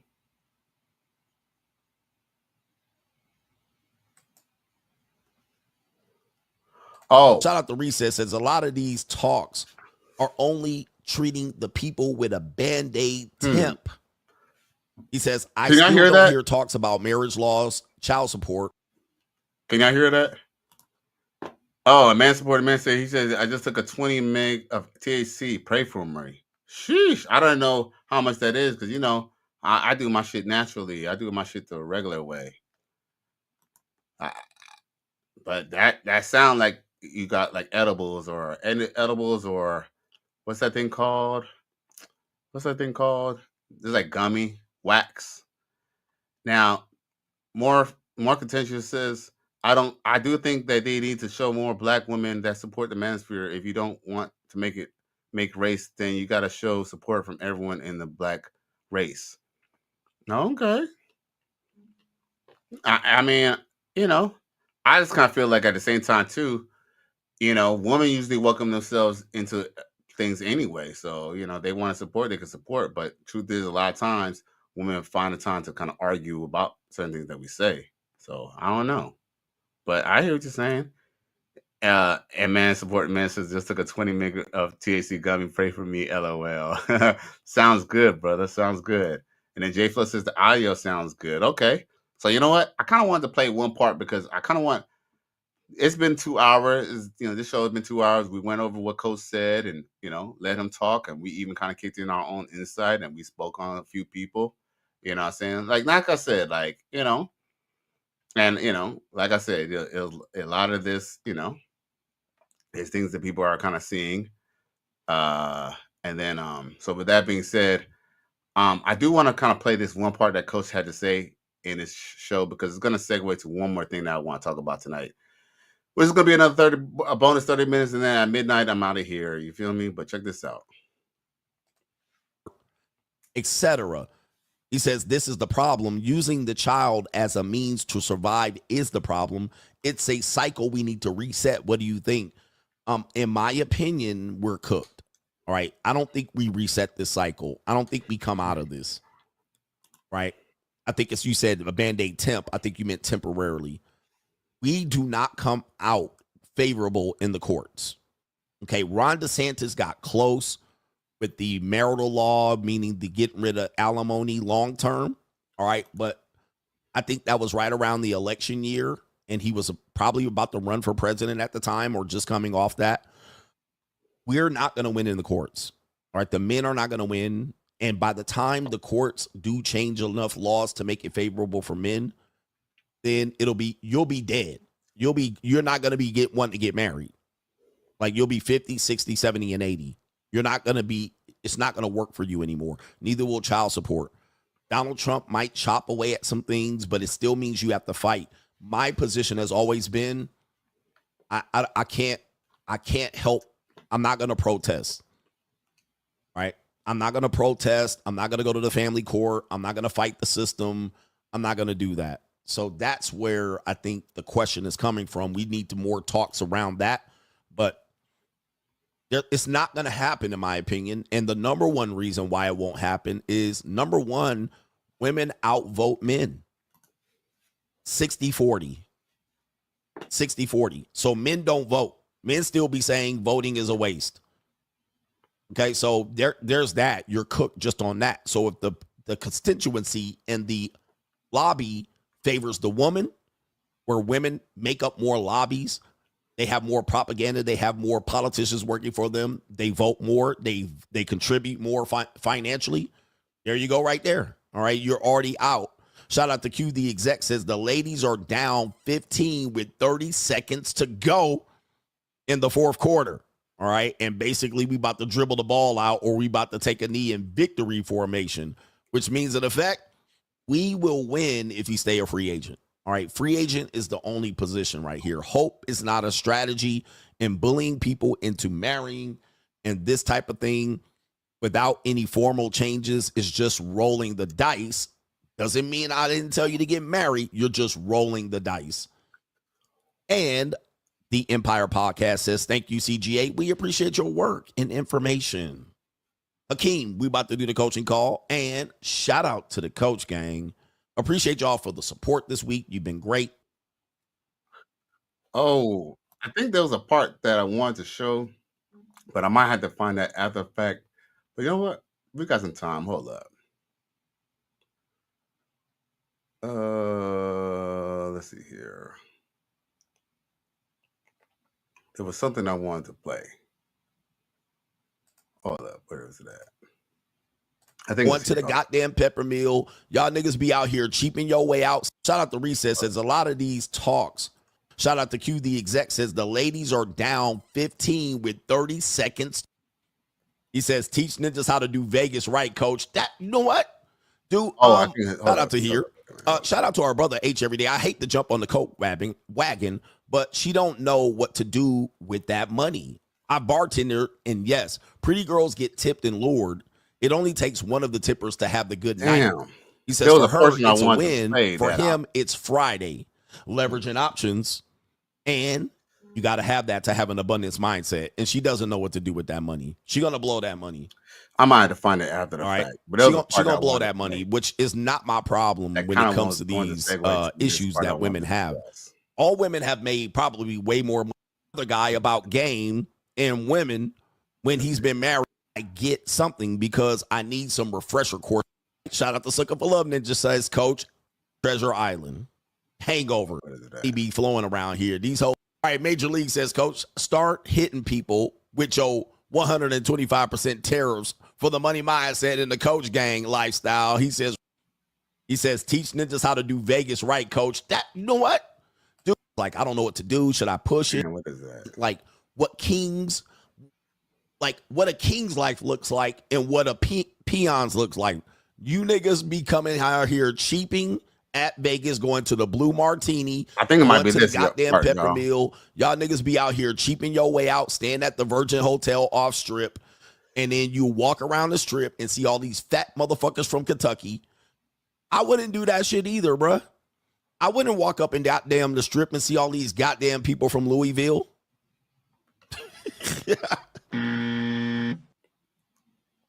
I wouldn't want to come to Vegas either when doing that shit. I done did that shit a long time when I was in my 20s. Going to the club, deuce, deuce, deuce, deuce, deuce, deuce, deuce. You're going to go in the club and pay for $50 to get in and $80 drinks to stand around atmosphere girls that are getting paid to be there trying to run game. Yeah, I wouldn't go there either, nigga. You ain't doing it right, okay? They're just standing around at the pool like this, at the day party, like, wow, look at all these goddamn hoes in these bikinis and shit. Ain't got no cabana, ain't got no section. Nigga, yeah, bruh.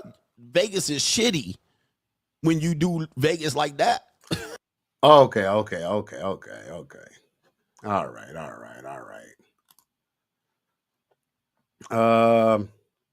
No lie, I think I forgot where it was. And DJ Diesel, we definitely all enjoy those shows, G. Now, J Flo says the golden age of freedom. Facts. And he said, you won't catch me on this trip. Hey, I ain't been in Vegas in a while. I'll probably still go down the strip just to see. You know. He said, it won't catch me on this trip. And man supported man says, laughing my fucking ass off. Now, I don't know if D Griffith's still around, but he kind of mentioned a couple of things. And it's crazy too, because Jay Moore had mentioned the fact that, you know, I don't know if Jay Moore is still around, but he had mentioned that, you know, my boy Donovan was a lapdog or whatever, you know, for like, you know, said for them or whatever. And it's crazy too, because Jay Moore,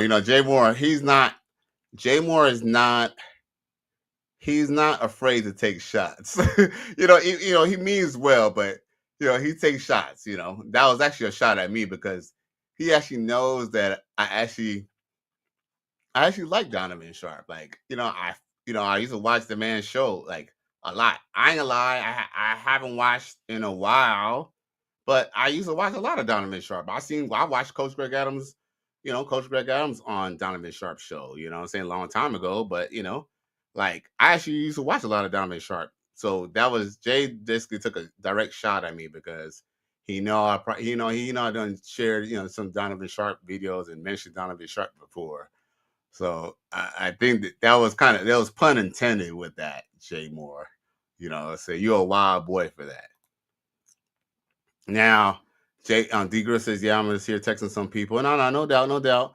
But the reason why we're talking about that is because, me and Donovan Sharpe had a disagreement on his show. And I want to let y'all hear what I had to say. And mind you, like I said, I actually, used to fuck with Donovan Sharpe heavy. I mean, hell, I mean, shit. I was even tuning into the show one day. I think it was maybe Tuesday. Yeah, Tuesday, because I was off of, a matter of fact, yeah, because I didn't have to be in the field that day. I think I was just running around, like, picking up, like, parts and all types of shit and, like, shit that I needed for work. But I'm going to play this video that I had with him, and me and him had a disagreement, and I'm going to just see what y'all think about this. Check this out.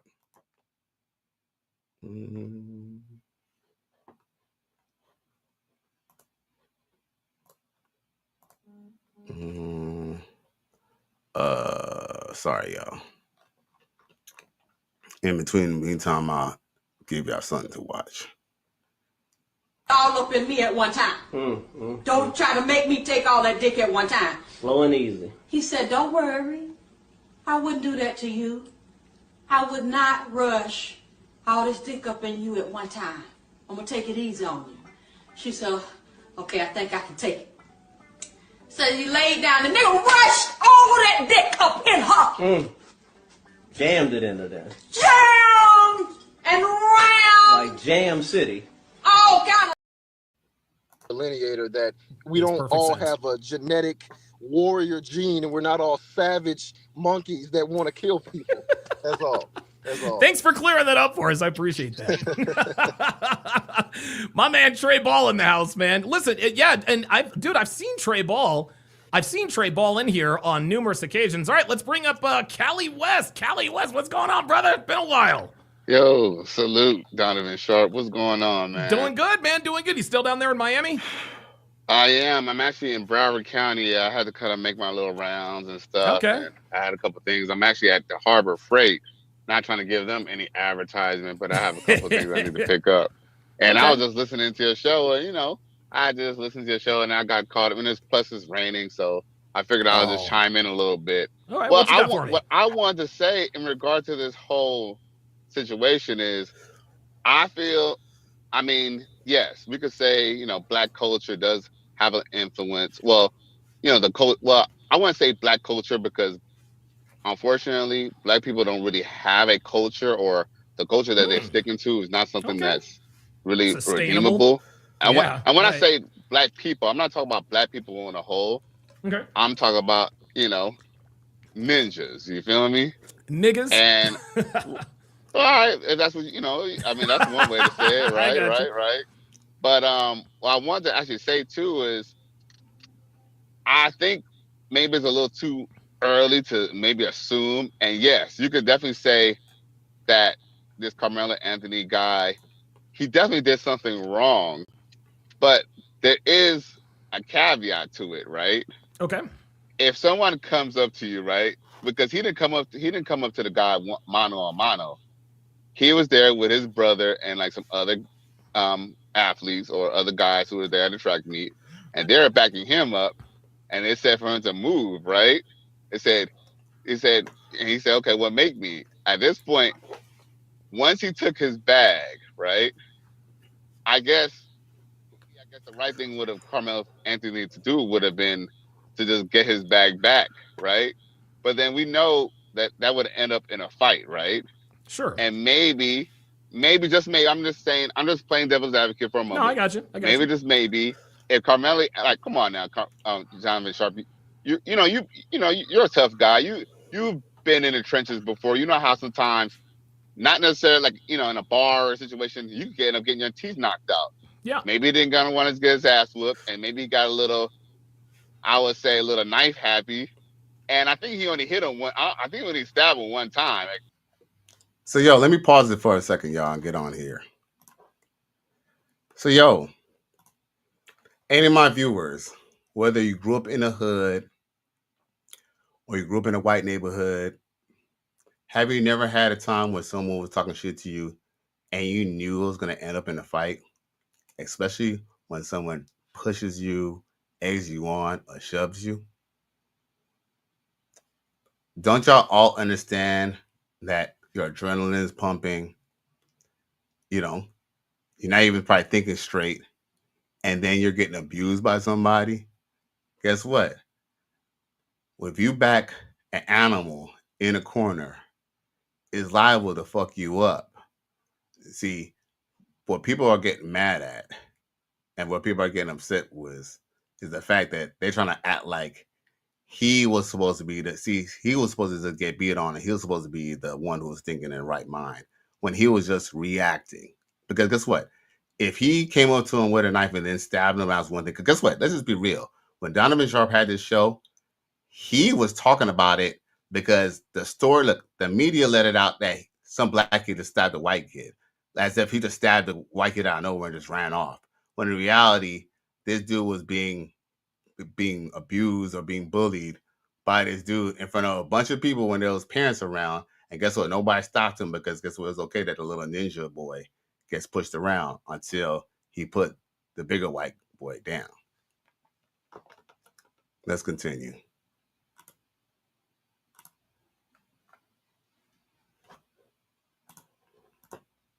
That's the thing about a knife. A lot of people take. Oh, and then D. Griff says, "Where's Sharpe from?" Anyway, I don't know. Maybe Philly. I'm not exactly sure, but I know he was living in Philly. I don't know where he's at now, but I don't know where he's from exactly. That's a good question. I don't know.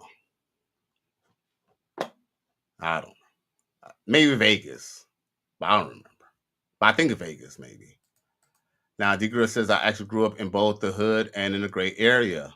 Boys beats fight in both places. The only difference is that the boys in gray areas don't have access to weapons like the boys in the ghetto. Okay. So I guess it'll make sense that the choice of a weapon would probably be a knife. And I'm going to just tell you this right now, too. Yo, don't sleep. Some of those little, see, the thing is, the kids, they may not have, look, here's the thing. All those times in those shootings, those school shootings, those kids never used their own guns. They didn't get the guns from the black market. Most of those people got guns from their parents, or their parents bought the guns for them, but just had a license under them. Most of those parents bought guns for those kids and stuff like that. Don't get it twisted. They be having guns. They just don't tell you about it.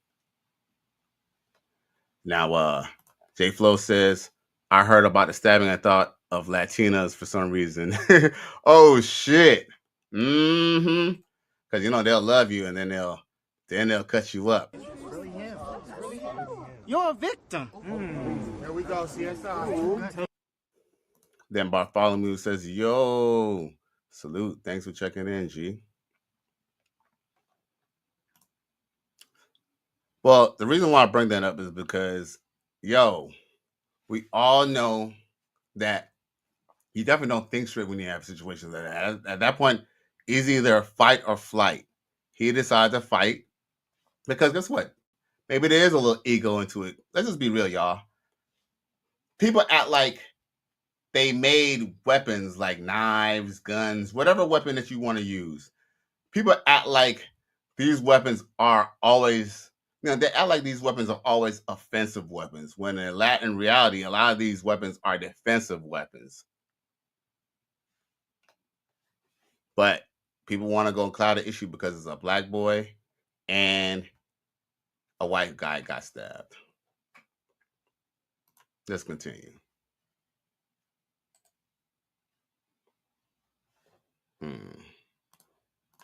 Knives for granted, but all you need to do is hit someone with a knife one good time, and it's almost certain death, right? Yeah. So, so I think that he definitely overreacted, but there's a little more of a little bit of a nuance. I don't think it's because he's listening to I don't know, NBA YoungBoy, so he wanted to stab somebody. I mean, if anything, some people could argue that thugs or hood niggas' choice of weapon is a firearm, not a knife. So maybe that's on some white boy shit, because if you look in the pictures, he hangs out with white kids. I mean, yes, he might have 2 black parents, but he lives in a predominantly white community. I don't really think this is really necessarily him being a ninja. Yeah. Hold up. Now, correct me if I'm wrong, y'all. Let me read up the comments. He says, a motherfucker that was there said the white boy swung on him, and they said it wasn't at the school. It was at a community track meet. The school was hosting like 5 miles from the school. Facts. As a matter of fact, Bartholomew, I'm actually reviewing Donovan Sharpe's video from Tuesday afternoon around 1 o'clock, 2 o'clock, when I called in when I was in the parking lot of Harbor Freight. So we're discussing it. And yes, I see my argument to him, or what my point was, is that it's a little too early to judge exactly what happened. Because here's the thing: when you quit the judge before all the facts come out, you're gonna make an ass out of me and you. When you assume, and that's what Donovan Sharpe is doing. Donovan Sharpe is just assuming that's because it happened. And it's what's kind of sad is when you're black in this country, even when you do good, you're still bad. And then when you do bad, you're definitely then guess what? You're bad. You're bad when you're bad, and even when you're good, you're bad, because he was defending himself. People would want to say he was under the school's tent. Did the Metcalfs pay for the tent? Did he destroy the tent? He was just under the tent when it was wet and rainy. So what y'all wanted him to do was walk in the rain, get all soaking wet, just to go to his other tent. Man, yo, why does he have to go to the other tent? That sounds like, oh, you're under the whites only tent. That's what it sounds like to me. I don't give a fuck what you think, bitch.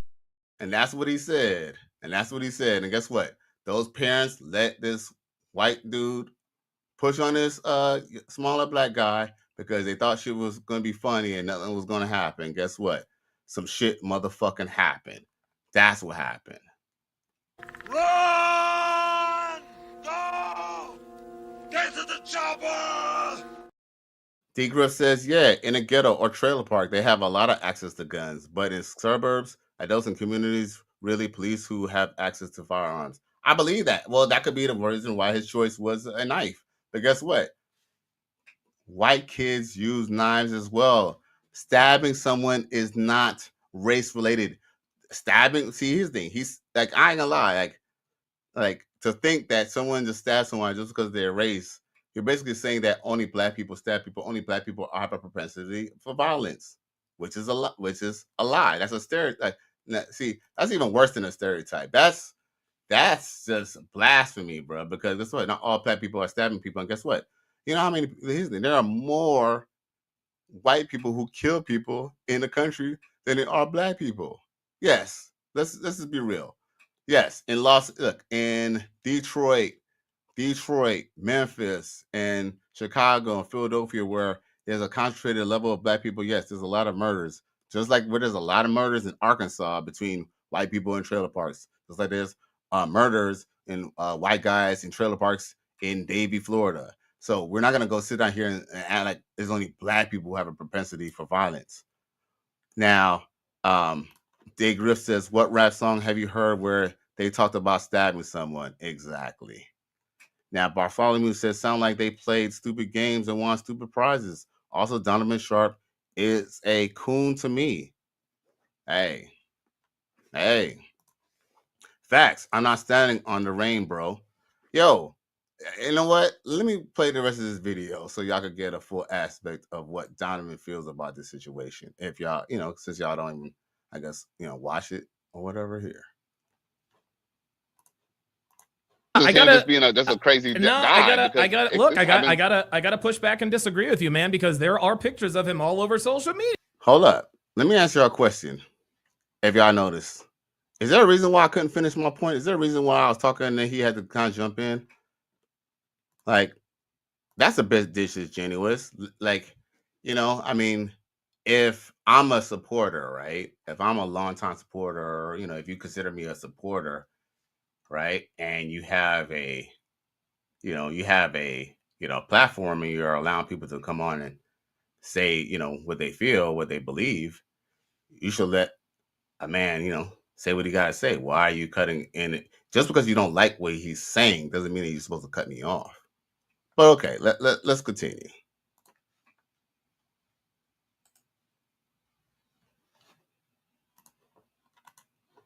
With AK-47s and wads of money, right.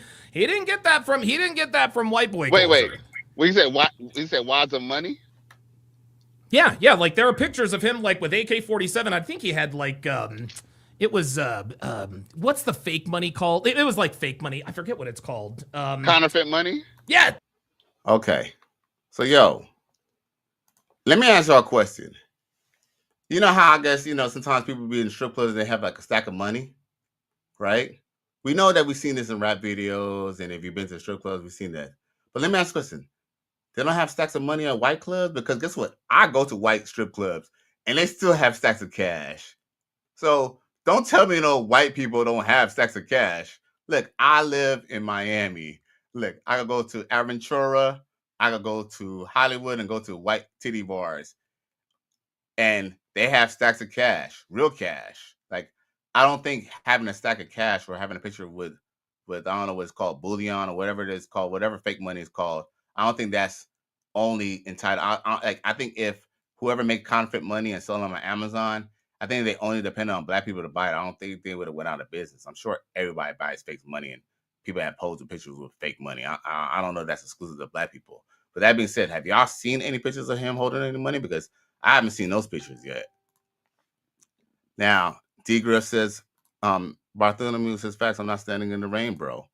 And then D. Griff says, that's okay. He was clearly an airsoft. Look, that's okay. He was clearly an airsoft gun. Huh. He said, damn. Oh, okay. I kind of get it. I get what you're saying now. He said, bro, it's because he's a cornball. I'm telling you.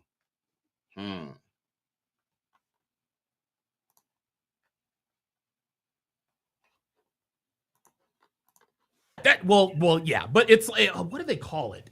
It like money they move for money they use for the movies. I forget what it was called. Prop money. That's it. Thank you. Jesus fucking Christ. Hold on. Okay. Hold on. I gotta give myself this. Right. I'm listening. Yeah, but I 100% believe that the culture is the culture got into this dude's head because again, I mean, he hung out with white people, or he hangs out with white people. He has white friends and this and that and the third. Yet the nigga came out in him. That didn't just come from nowhere, Cali. Okay, that had to come from somewhere. That came from this hip hop nigga culture. Right. If somebody disrespects you, then you need to react violently. And I used to be that person, but that's how it goes. Hey, but Donovan, a lot of people cut people. White people cut people. White people are known to have more. Are you kidding me with this, Cali West? Are you really coming at me with the white people do it too? Are you serious? No, I didn't say the white people do it too. But that's exactly what you just said. You said white people cut. No. Hold on. Hold up. I didn't say white people do it too. I said white people cut people. We're not going to make it that black people only cut people and black people only stab people. I didn't say white people do it too. I said white people cut people. And look, I'm going to say it right here. Check it. Now, you said white people. Hold on. You said white people cut each other too. I'm sure. Now, just keep in mind, y'all. Hey, just keep in mind. Look, just keep in mind. He didn't let me finish my point. He just started digging into his own talking points that he has written down on his laptop computer. He's just going into his talking points of what he feels that, is right or wrong regarding the situation, right? And he's coming with his little typical talking points, which are really stereotypical. But okay, look, okay. Now, Bartholomew says this motherfucker is literally making up crimes to put this on this young man. He's trying to say he running around with counterfeit money and illegal AKs. You can't make this shit up. You can't make this shit up at all, bro.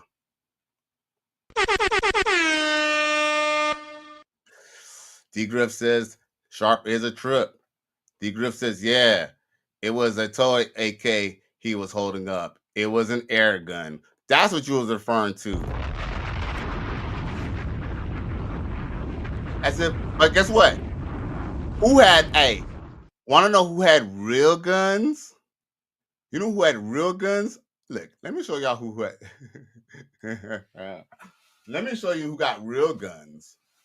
First off, y'all can go on the internet and y'all can see pictures of the alleged victim, and he has like a pistol and an AK-47, I think, in both hands or something like that.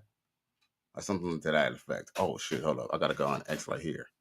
I have to show y'all this. How can I forget that? Ooh, I got more. Damn. Y'all, this might be a 3-hour show.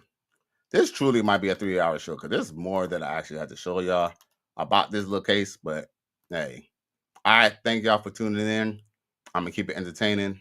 And I really appreciate y'all for tuning in and showing your boy Cali West some love, a struggle YouTuber.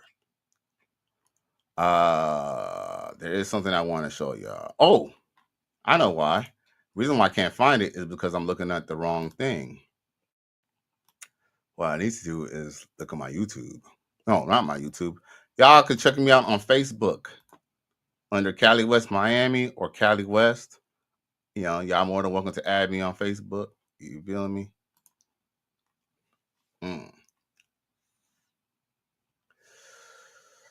Oh, boom. I don't know if y'all can read this.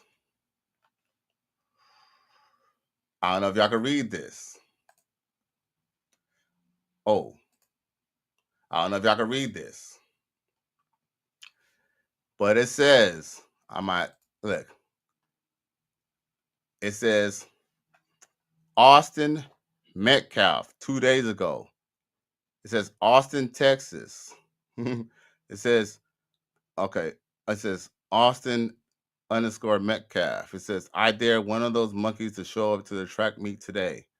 I don't know if this is real, but it's just something that's flowing around on the internet. But we already seen the victim with guns in his hands already. I don't know if this is fake, because they could just be fake. This could not be true. But I'm not a police officer. I'm not an FBI agent, and maybe like my boy Garner Winthorpe says on Facebook, ATF needs to call, DA needs to charge Hunter with conspiracy to commit assault and assault battery. Right, because guess what? Him being a menace contributed to his own brother's death. Think about it. The fact that his brother said, yeah, let's go over there and punk him, contributed to his own brother's death. And I don't believe his chicken shit story that he gave to the media or whatever either. I don't. Monk Dan comes through with a $20 piece. It says no juicy hairy steak tonight. Oh well, if she didn't want the money, more money for Cali, West Miami. Salute, G. All up in me at one time. Don't try to make me take all that dick at one time. Slow and easy. He said, don't worry. I wouldn't do that to you. I would not rush all this dick up in you at one time. I'm going to take it easy on you. She said, okay, I think I can take it. So he laid down. The nigga rushed all that dick up in her. Jammed it into there. Jam and round. Like Jam City. All kind of. Jam City. Woo, my broke ass feel. Oh, I'm hood rich.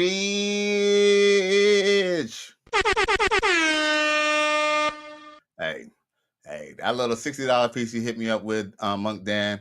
Shit, that could be. I almost have enough to get something off the crawler.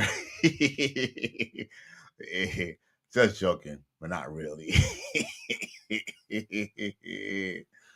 But salute, man. I appreciate you. This is a sick Negro. So yeah. So anyway, so back to that video.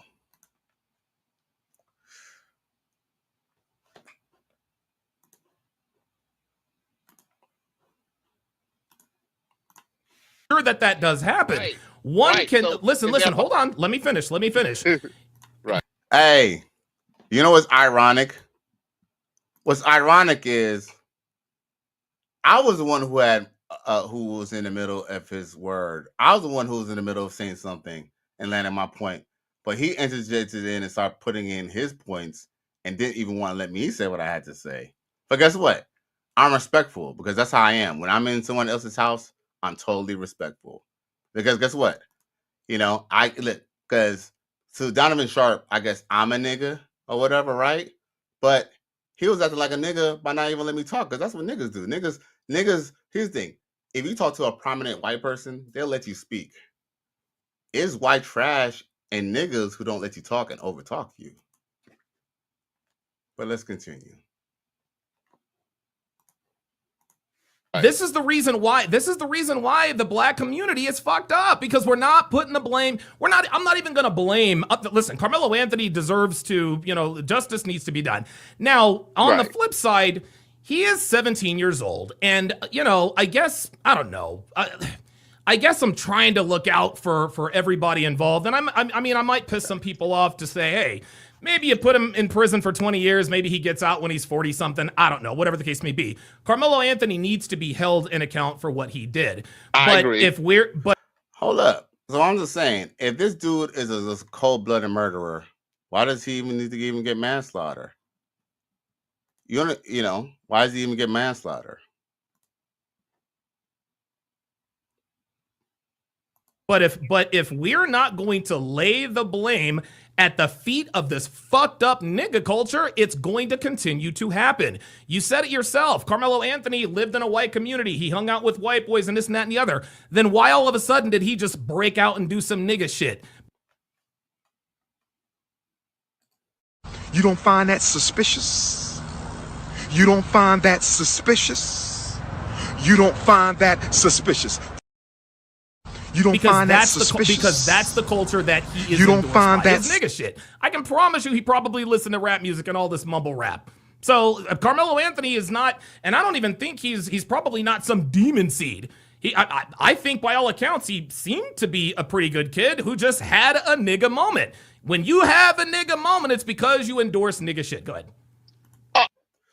Yo, I'm gonna just read the comment section real quick because, like I said, Y'all boys do real artist show. D Griff says, right, the victim had guns he can't even own at his age. Facts. Or yeah, and let me ask you a question. Why do those guys have the need to have all those? Look, because the gun that Carmelo Anthony had a picture was an airsoft gun, right? But the guns that they had were real guns. Interesting. So I guess see, here's the thing. Maybe if he would have, maybe he knew that if he caught them slipping when he was walking home in their cars, or maybe walking to his car, and they was gonna go get their shit in the car. I don't fucking know. I don't really even know. Now, D Griff says, what monkeys was he referring to? Oh, damn. You know what? Damn. What? This is a sick Negro. I must have missed that part. Now we got to rewind it. Now, D Griff.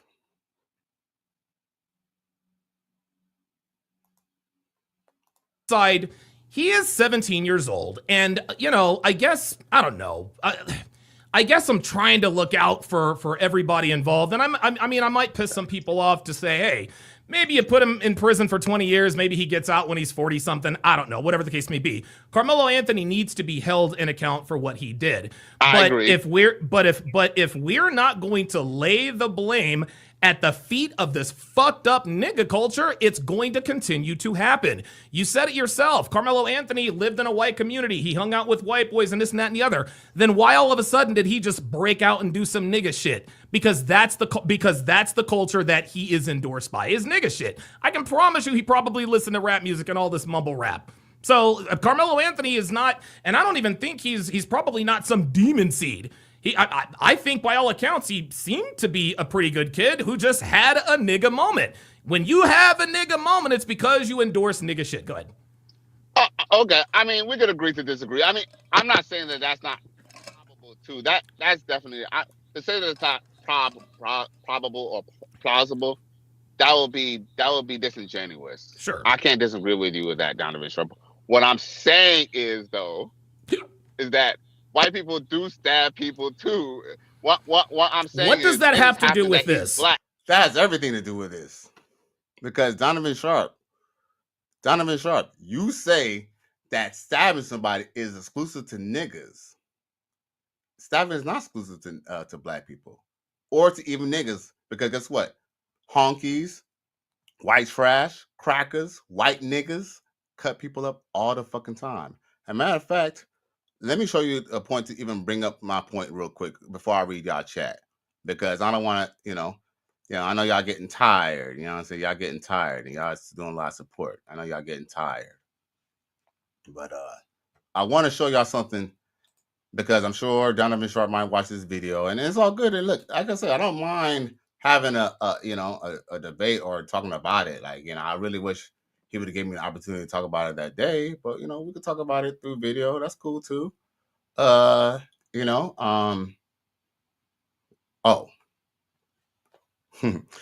actually working on two computers, so that's why I'm getting a little confused. Oh, there we go. So listen to this. So check this out. So I hate, dude, why is it on computers they put these big ass advertisements on here? What is that? Like,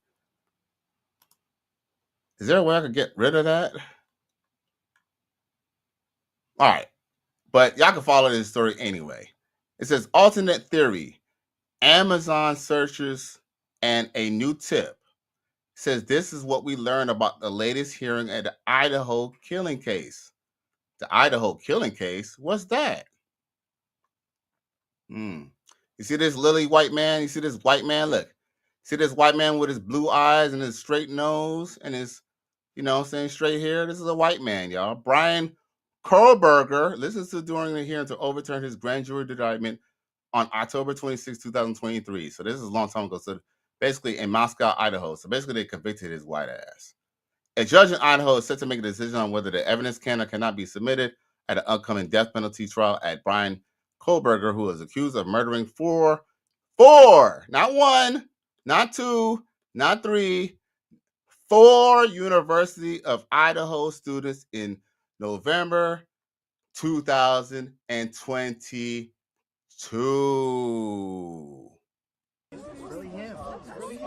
You're a victim. There we go, CSI. You don't find that suspicious? You don't find that suspicious? You don't find that suspicious? Gotcha. Gotcha. Kohlberger faces 4 counts of first-degree murder in the deaths of Madison Mugen, Kelly Convales, Zana Cornodil, and Ethan Chapin at an off-campus home in Moscow, Idaho. Not guilty pleas have been entered on his behalf. In marathon hearing Wednesday, Judge Stephen Hippler heard arguments from both sides about evidence that they think the jury should or should not use a Kohlberger trial, which starts in August. Issues at the heart of Wednesday's arguments include defense theories and alternate suspects, Kohlberger's Amazon purchase history, and his autism spectrum disorder diagnosis. Oh, so let me see the same old classic trick. See, the white man has all the excuses. He's his spectrum disorder and all that, but Ninja, your ass was searching on fucking Amazon for the shit. This is what is called premeditated murder. It's not premeditated murder just because you have a weapon on you. They will have to prove that you only brought your knife there. They have to prove that you only brought your knife there to do that. If he carries a knife every day and somebody was punking him and he decided to use it, that's not premeditated murder. Please look it up on legal.com if you know, or Google it. Now it says issues at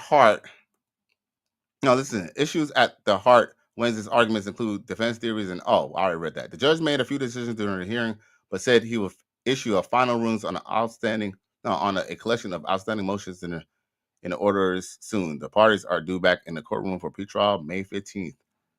Here's what we learned from a nearly 8-hour hearing. A tip says they have the wrong defense. Sure. Listen to this. I'm gonna read for the most damning part why they already convicted his cracker ass.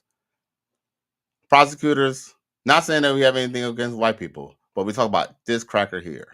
Prosecutors can show Amazon knife purchase at trial.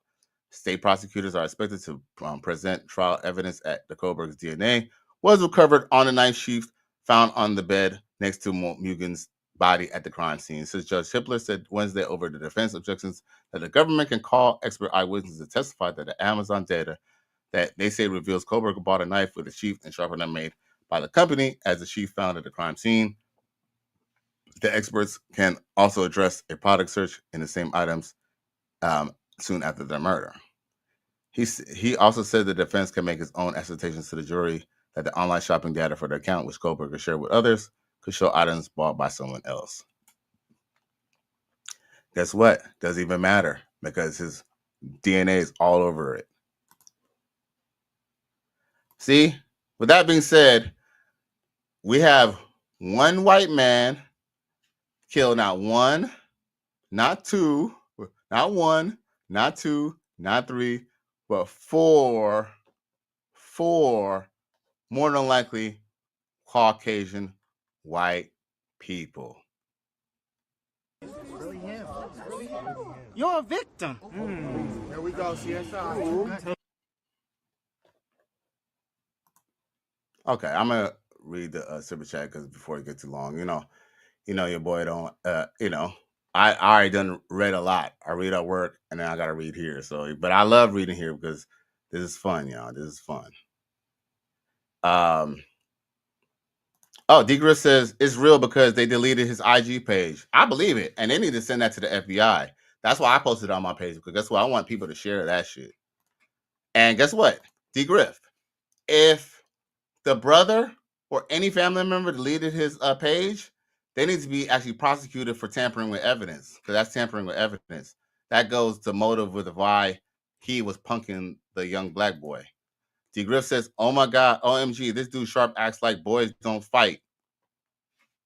Like I look, me personally, I think I personally believe, until I hear more evidence, I truly believe it was just a bully that happened to be white, and the dude who was getting punked has happened to be black, and the young black boy wasn't gonna take it anymore, and he fucking handled his business. He just didn't see. Unfortunately, you can only affect how you act, but guess what? However you act, you can't stop how someone else reacts. All right, people want to be able to pick their actions and then pick their outcome. That doesn't work. That's not how life works. Now, Deagle says, "So can we blame video games on all these shootings, Mr. Sharpe?" Right. He said, "Now I'm talking on Andrew Brothers' Instagram page." No, he said, "Now I'm talking about Andrew's brother's Instagram page. I bet Andrew and his brother." He says, "I bet Andrew and his brother listen to rap. They might. They're the ones with the guns, and they're the ones punking people. Because guess what? They were trying to look. Hey, pick this. Maybe they were watching Friday. Yo, Metcalf and his twin brother was watching Friday, and guess what? He was trying to Debo Karmelo Anthony, and Debo, instead of Anthony doing like Craig did, just picking up a brick and hitting him, he hit him with a stick. Hey, that makes sense. That makes a lot of sense now. But don't tell nobody." Now, JJ Diesel says, "I don't like this stupid dude. He's an idiot, Edomite in black skin. I'll be right back. I gotta take my dog, Leslie, to do her business. Salute." Yeah, man. Yeah, Donovan, you ain't really looking too good on this. And it's okay, because you know what, at the same time, I understand what Donovan Sharpe is actually doing too. Hey, this is a business. You got to keep it going. And look, his demographic is like trailer park trashy people. I know there's some black bros who kind of support him too, but and I know there's some good people. I know there's some good white people who follow Donovan Sharpe too, but I do believe that he's gone way too extreme, especially with this. This is where I disagree with him. And like I said, I haven't seen Donovan Sharpe in a while. Maybe he's changed. I don't know, or maybe I don't know, but he never used to be just so. I don't know. Like I don't know. Like I was just surprised about his take on this situation, because there's plenty of situations where people are fighting in Chicago right now that he could say there's some nigga shit, but for some reason he says like black boy, just because a black boy defends himself to a white person is nigga shit. That's crazy. It sounds like I guess if he wasn't a nigga, he would have just got his ass whooped like a good nigga. I don't know. JJ Jesus says, "I want to get on the panel before you go if you have time." I'm gonna try, G. I'm gonna try. You feel me? JJ Jesus says, "I got something to say. Give me a few minutes and I'll be right back. We're gonna see what we can do." D Griff says, "I'm talking about the post Andrew Brothers made on IG you showed." Oh no, I'm talking about that too. But if it's deleted, the FBI needs to look at that, because that's tampering with evidence. Because that provides motive to why Homeboy was punking him in the first place. And if he got dealt with, he got dealt with. But guess what? They'll probably want to hide that, because guess what? They'll know that Homeboy was dead ass wrong. And guess what? He deserves he deserves what he got. And guess what? His brother needs to be going to jail because he assisted in the crime. D Girl said, he said something about, "I wish these monkeys would."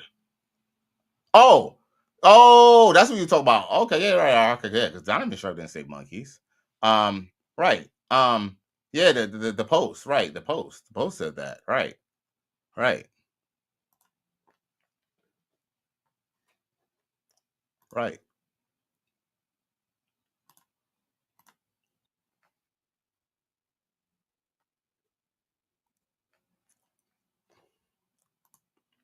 Oh, there was one point I wanted to kind of touch on too. He says, "What does white people have to do with this?" I don't know if I said it, but it has everything to do with white people. The reason why I'm bringing up white people do it too is because he could have white people friends and listen to rock music and still stab somebody. Stabbing is not. There's no way. Stabbing is not trademarked and stamped by black people only.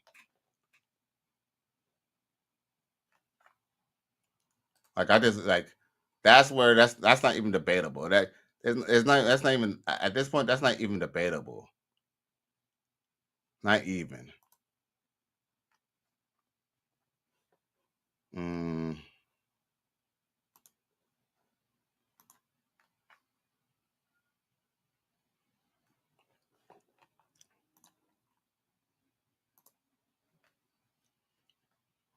Here we go. Just made the white listen. And here's the thing. I actually agree with you. White people do it too. And I guarantee you this, Cali West, I'll bet you there are more white people who have stabbed other white people and black people than all the black people combined.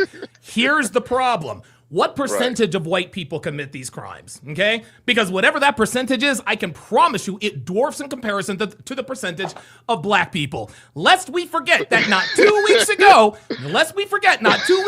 some bitch at a track meet brained her fucking teammate, another black girl. Why? Because of the culture. I'm just saying. Okay, but guess what? When Nancy Kerrigan, who did Nancy Kerrigan cut up? Who did Nancy Kerrigan have cut up? To chat, help me out. Who did Nancy Kerrigan cut up? When during the Olympics, if y'all old enough, in 1993, 1992, 94, or was it 1990? One of those Olympics. One of those Olympics. Which Olympics did Nancy Kerrigan get stabbed, or one of them?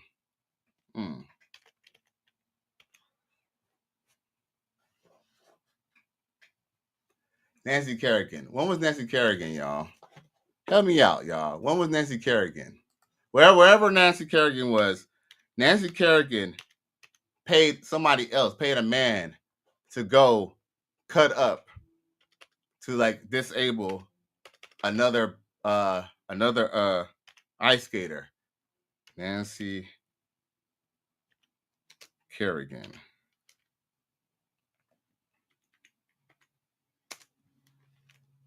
Okay. Where's the story about that? Boom. Okay, so Nancy Kerrigan was a former figure skater.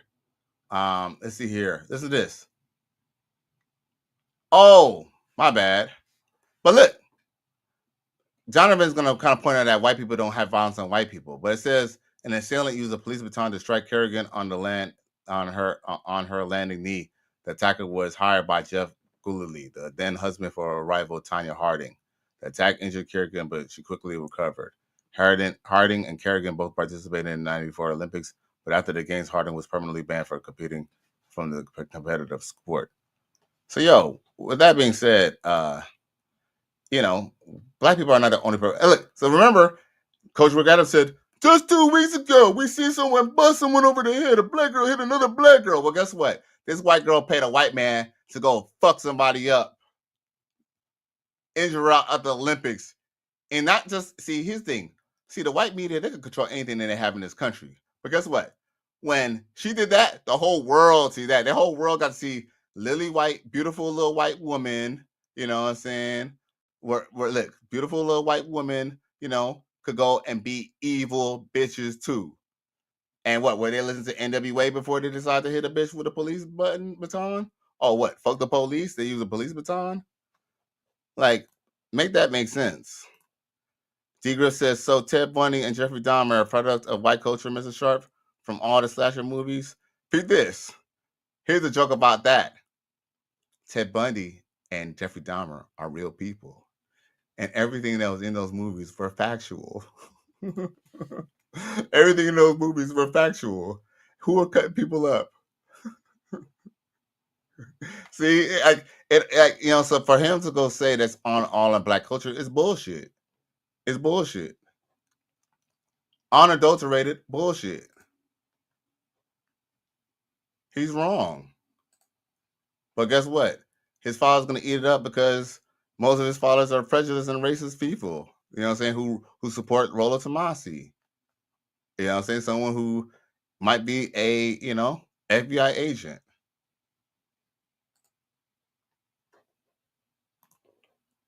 So if anything happened to me, just know the feds came after your boy.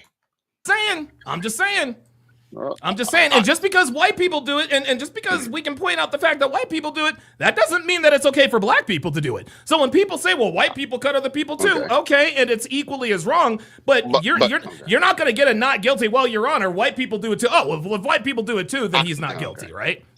Yeah, right. But I never try to quantify that just because white people do it too, that he's you should. Guilty. He's still, he's still guilty.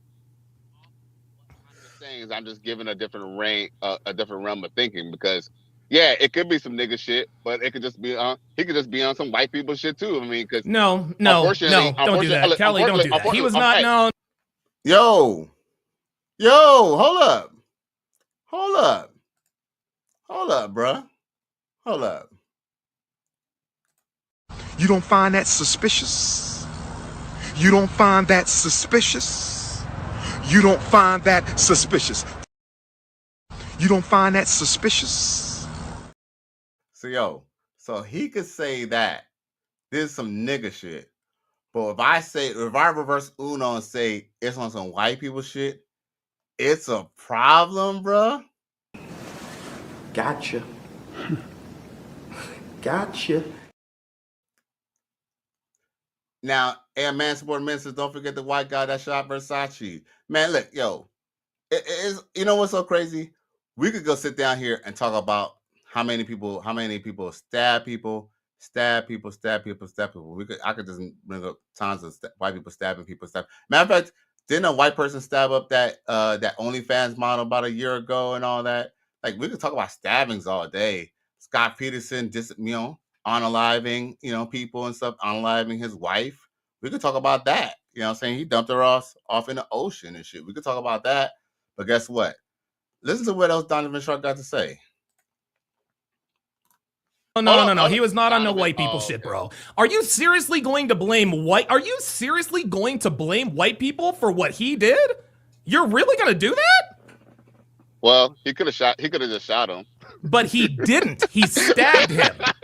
He didn't. He stabbed him. That's some nigga shit. And by the way, niggas know how to use more weapons than guns, my guy. Like, let's not get it. Look. You know, niggas be. Like, you remember those switchblades from back in the day where people of the conversation. Like, dude, niggas know how to use more than just guns. I mean, I'm saying. Hey. You know what? Let's just be real. Sometimes you gotta humor people. But dude, that don't even make any sense. So he's basically still saying that stabbing somebody is some nigga shit, when white people stab people all the time. I just read off a case where one Caucasian stabbed 4 Caucasians. And black people, it's some nigga shit if you stab somebody. It's an invalid argument, no matter how you twist it. Why can't it just be a black kid just stabbed a white kid? And that could just be it. But the black kid did it because he'd been listening to rap, and he was listening to rap, and that made him want to stab somebody. Man, yo, Donovan. The cap. Stop the cap right now. Stop the cap.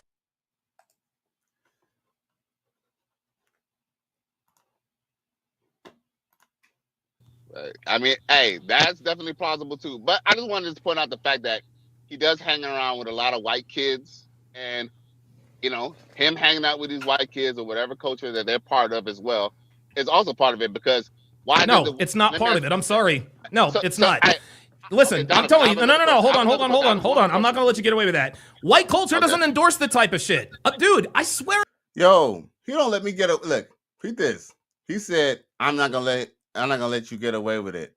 Dude, he don't even let me even get my words out. What do you mean let me get away with anything? To God, dude, we black people, we are the only race of people that does not hold each other accountable.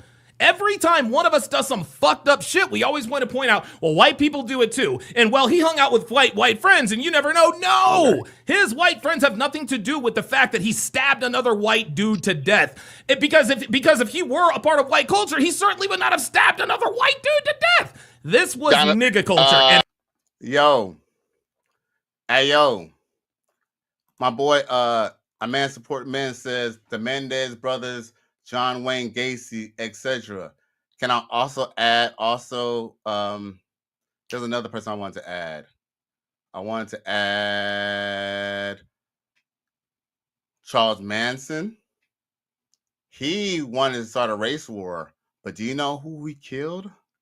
20 white people, and he had 20 white bitches do it for him, bruh. What? You're a victim. Here we go, CSI. He had white girls cutting up people with knives. Women love my skis, yes, it's magic, it's a blessing. When I die, I'ma go to Snow Bunny Heaven.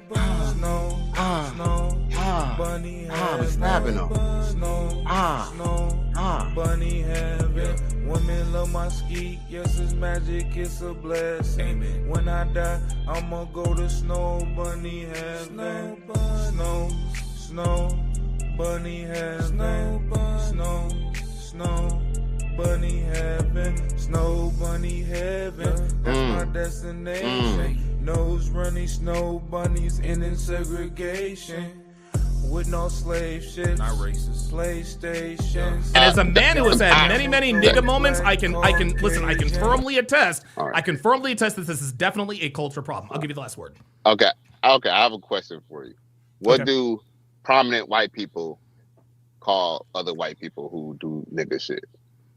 White trash, right? Okay. Yeah. How do we know that he's not chilling, hanging out with white trash, and did some stab another white guy type shit? Are you telling me? So you're telling me? So let me ask you this question. I'm not telling you anything. No. Let's not be indirect. Do you blame this on black culture? Yes or no? I don't know what's culture. There it is. Then that's the problem. That's the problem. Listen, I love you to death, Cali West, but this is why we have the problem. The culture is the. But that's bullshit. Because guess what? When this white dude just chopped up these 4 university students, did you call out his culture? Did you see if he listened to rap music? Were you checking to see if he even hang out with black people? No, because guess what? You know that's irrelevant. Because guess what? Crazy people from all over the world, it doesn't matter which race or creed you are, still do some fucked up ass shit. Degra says, this made me hate Donovan Sharpe even more. He said Sharpe's wife definitely doesn't respect him. Sheesh. The problem. We want to blame it. Well, he was hanging out with white people and maybe white culture. No, this is nigga shit. Because I'm going to tell you what, if a white person did this to a black person, white people be all over this dude. We need to throw this kid in jail, blah, blah, blah, blah, blah. White people, Indian people, Mexican people, well, it could have been no. Other races of people, get that shit up out of here. American black people, we are the only race of people that justify nigga behavior. That's a lie, because when George Zimmerman shot Trayvon Martin for nothing, because being suspicious is not against the fucking law. And guess what? Anybody who puts their hand about you, it's illegal to touch you. That's why cops tell you do not touch them. It's a charge just to touch the cop, because technically it's a charge if you touch someone. If you touch someone and you put their hands on you, that is, you can press charges. Everyone knows this, right? You can press charges if anyone touches you. That's without a doubt. Let's continue. Any other culture, any other reason, be like, yo, this is wrong. Oh, so back to what I was saying. They all supported Kyle Rittenhouse, even though he technically didn't have to shoot him. He could just kept on running until he got to decide where his boys were. But guess what? He decided to unload his rifle and kill 2 people and injure a third, right? And guess what? I wasn't even big on the whole Kyle Rittenhouse situation, because it could be argued that maybe he has self-defense, but it's so crazy that the same people who support Kyle Rittenhouse are the same people who are ready to persecute this young black man without even knowing the facts. My argument is, we don't even know the facts, and we already coming against him and saying it's some nigga shit. He says Ukraine, Russia, and other countries with white leaders love war. Oh no, but see, you got to understand, Vladimir Putin. He played NBA YoungBoy, and he was playing some like gangster shit for the Russians to invade Ukraine, and for Ukraine to like fight them back. Like fighting and shooting and stuff like that is not just relevant, is not relegated, or just is not just white, it's just not black people. Esau and Jacob were brothers. God Almighty, yes, said he loves Jacob and hates Esau. Preach, my brother, preach. We need to be done with this yet. Donovan, here's the only caveat, hold on. Any other culture is like, we need to be, this is wrong, we need to be done with this yet. In our quote-unquote culture, we're coming up with every excuse as to why this dude did what he did. Yo, I want to also point out that, did the NRA ever come out and say that they do not stand for John Zimmerman? They're quiet about it, right? But guess what? White people were defending George Zimmerman, just like they're defending Kyle Rittenhouse. So you can't just say exclusively that black people only support the worst people, because okay, let's just be real. When it comes to George Floyd and Mike Brown, the reason why black people even support them, even though they might be thugs and gangsters, because guess what? Black people, whether it was 30 years ago, whether it was last week, black people still have a distrust for the police, right? So in a situation like that, even when maybe it was a justified homicide, black people are going to be riled up. But this situation is different because he is not, look, I made a post. He is not George Floyd. I mean, he is not Mike Brown. He is not George Floyd. He is Carmelo Anthony, a good kid who was doing good until he was getting punked by some bullies. By some straight up bullies.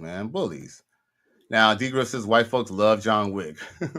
All right, and all he does is shoot up people in his film, but okay. It is the degenerate black culture that caused this. If he hung out with all white people and endorsed white culture, he probably would have shot him with a rifle. No? Am I wrong? I'm not laying this at the feet of white people. This is a black, and you want to know something? That's very stereotypical, but okay. Even though I just displayed a story about white people stabbing people with knives, but okay, he would have used a rifle because he was white. I'm gonna point this out to you too. Carmelo Anthony is also a victim. He is also a victim of the black culture. Like I said, I never said it's not plausible, but we don't know anything other than the case, other than what the media is telling us. We don't know anything. Like I said, this young black man could have been listening to rocker music and watching slasher films. I don't know much to say about him much now, because Metcalf he had pictures of guns as well.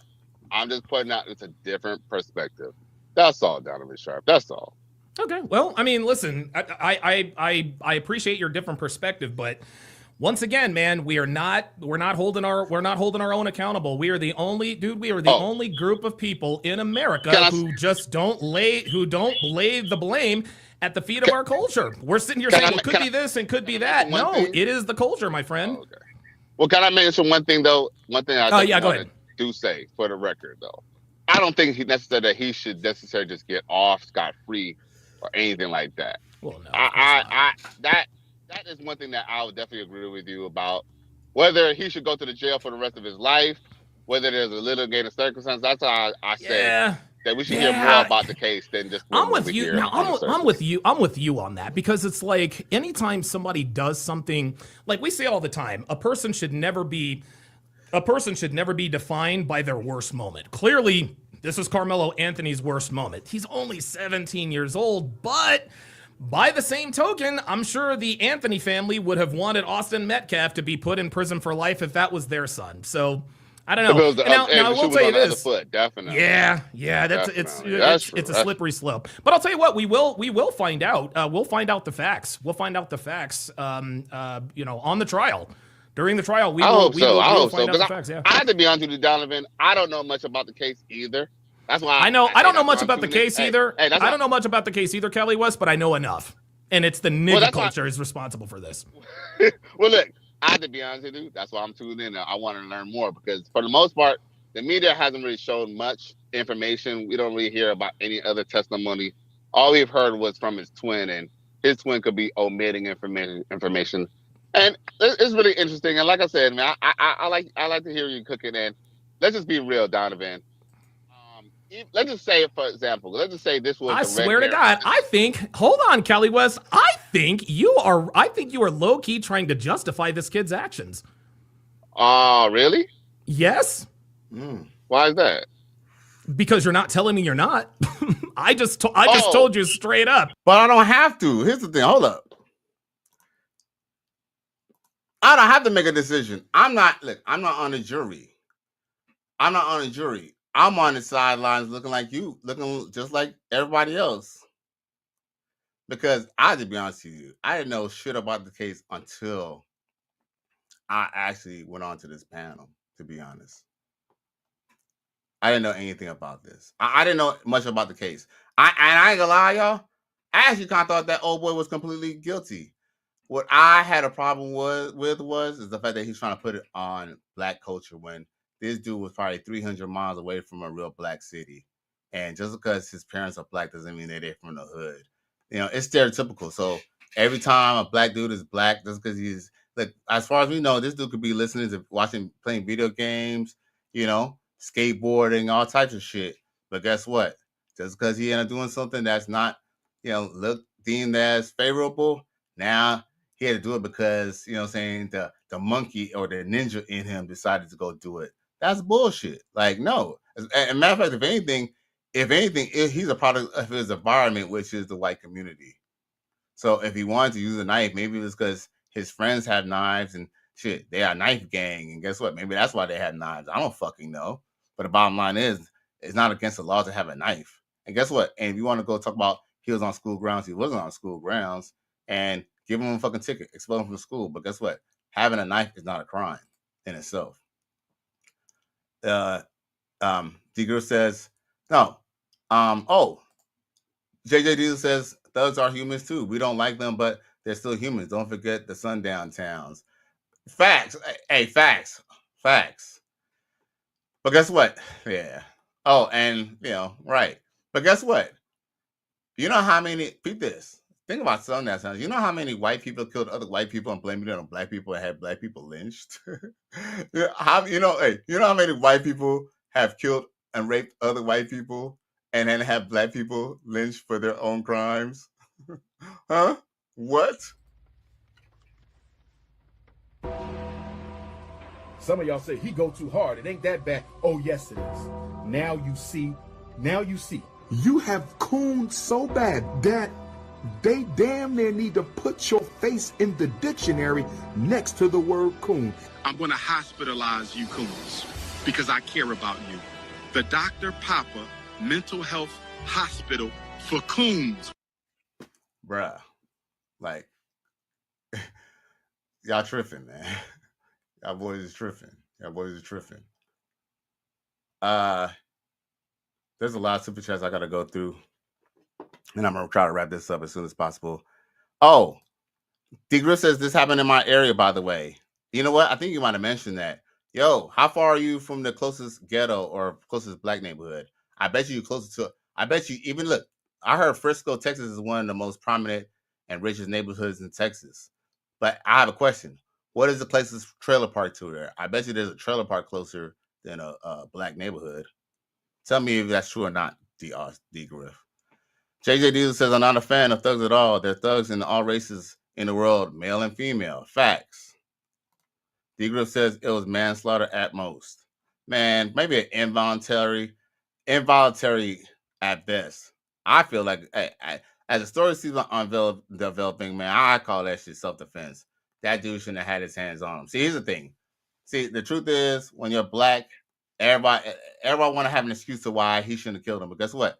When the subway strangler choked that black man to death, guess what? That was okay. He was acting out in self-defense, even though that black man didn't even touch anybody. Yes, he was acting crazy, but he didn't touch anybody. He says the young man was acting in self-defense. I agree. D Griff says, how can Sharpe hate himself so much? That's something, you know what? You might have to send him a super chat and ask him that. I'm just talk about this debate. But hey, you know what? Like, but that is a form of self-hate. You feel me? When you just kind of automatically stereotype somebody, because Donovan Sharpe, he's not a, like, let's just be real. Donovan Sharpe is he's not a typical black guy. He's not a typical black guy, but it'd be kind of wrong for us to stereotype him and just think that he's a hood ninja. You feel me? He might be a nigga, but that don't mean that he's a hood nigga. You know what I'm saying? He just a different type of nigga. You feel me? But we can't just go say that, oh, because he do some shit that's some nigga shit, But guess what? Niggas do have certain characteristics. So, yeah. JJ Diesel says he's one of those house slaves. That should explain it at D Griff. Then D Griff says, yeah, I live in Plano. I was surprised to the trailer parks out there. Oh, yeah. Because here's the thing. One thing I do, because Plano's close to it. One thing I do know about Plano is kind of, on the ghetto side, right? I definitely know that. Now, D Griff says the closest hood is about 45 minutes or an hour away from me. So that's what I'm saying. So the ghetto was far away. If anything, the trailer parks is closer. So I kind of feel like he kind of got that from, if anything, from, and like I said, having a knife is not exclusive to any race, demographic, or any even financial status. Like, that's just ignorant. Just ignorant, bro. Because you're trying to come up. See, here's the thing. You're trying to. You're telling that. That's not what I said. Hold on. My assertion is that the biggest reason Carmelo Anthony did what he did is because of the degenerate black culture. And you're telling me, well, it's plausible that might not be the case. Let me ask you a question. Is it possible that Carmelo Anthony was on some white people shit? Absolutely. Is it possible that he secretly, is a white boy on the inside and this? Absolutely. But how likely is that? Not very. And again, that's what we teach here. And this is sort of what we. Hold up. Yo. That's what you teach here? That's what you teach here? Hold on. Okay. All right. This is sort of what we teach here. The reason I can speak with such conviction, and listen, if I'm wrong, I'll be the first to admit that I'm wrong, but I don't think I am, because it is far more likely than not that nigga culture is the reason why. And otherwise, I don't want to say he's like a law-abiding, upstanding kid. This kid is 17 years old. Yeah, and I would strongly advise you to watch the rest of this podcast, because I'm gonna tell you what, Cali West, anytime you hear a story, a group of teenagers were seen rioting at the mall, what color do you think those teenagers are gonna be, Cali? Yeah, exactly. When you hear a group of teenagers, ran roughshod over a hayride, what do you think the race? Listen, stereotypes exist for a reason, Mr. West. That is all there is to it. And it is this degenerate black culture that we absolutely need to be speaking against this. Do white people do it too? I don't give a fuck. What I care about is the black culture and the so-called black community leading young black men astray. But yo, he was in a white neighborhood, and he grew up in a white neighborhood. Until you can show me that he grew up in the Brick City, New Jersey, or until you can show me that he grew up in the Nicholson Garden Projects in Watts, you can't say that. He says, please put the link in the chat. I got something to say to this clown. Hey, you know what? This is probably going to be a long show. And guess what? I might have to have you on the show if you like. As a matter of fact, I might even open up the panel. Maybe even Donovan even calls in tonight. But I might actually open up the panel. Let me cook real quick, and then we can go. I might even do this. He said, the poop is in the pudding. You're a wild boy. You know that? Thank y'all for tuning in. Responsibility is laid at their feet. Like I said, I feel like I think we're jumping the gun a little bit. I don't. Like I said, maybe he listens to drill rap, and maybe that's what he's into. No, but there's no maybe. Would you bet on it? No, let me ask you. Would you bet on it? Would you bet an amount of money that mattered? Hold on. Would you bet an amount of money that mattered to you? Would you bet an amount of money that mattered to you? You got at least. What is there a reason why I couldn't say what I was just saying though, Donovan? I was just in the middle of rapping to you though. Okay, listen, this is my show, and I'm going to interrupt you when I think you're talking shit. Oh, wait a minute. Yo, did you see that shit, bruh? Did you just see that shit, bruh? Did y'all just see that shit, man? Did y'all just see that? I don't give a... Hold up. Did y'all just see that? Did y'all just see that? Did y'all just see that? He brought me on a panel, like, debate me, bro, right? Because look, that's essentially what you do when you open up the link, right? Because I ain't gonna lie, I usually don't always drop the links and stuff because I'm not here to debate, I'm here to educate. And every now and then I get on a debate with people who get on my show. And it's okay, because guess what? I debate anybody. I'm not scared of, just because you have 400,000 subscribers doesn't mean I'm gonna be scared to say what I gotta say. I'm not scared of anybody. I'm gonna say what I have to say. All I would appreciate is if I'm able to at least say what I gotta say. But if you're not gonna let me talk and you can control this conversation and you're gonna manipulate the conversation to go steer where you want it to go, you know what I'm saying? Then you're not truly having you're not having a genuine discussion, because what you're trying to do is you're trying to lead the conversation. You're controlling the conversation. And he said out of his own mouth that he's gonna say what he wants because it's his show, and he's gonna say something if he feels I'm talking shit. So what? Just because I'm talking shit, that means you're gonna cut me off? I didn't disrespect you, Donovan Sharpe. I didn't call you out your name. I was the one speaking. You cut me off. That was not like that was some nigga shit. You know what's crazy? I'm the one who lives in Miami. I'm the one who's from LA. I'm the one who's from the hood, or whatever you want to call it. I'm the one with goals in my mouth or whatever like that. But I'm a worldly man. I've been all over the world.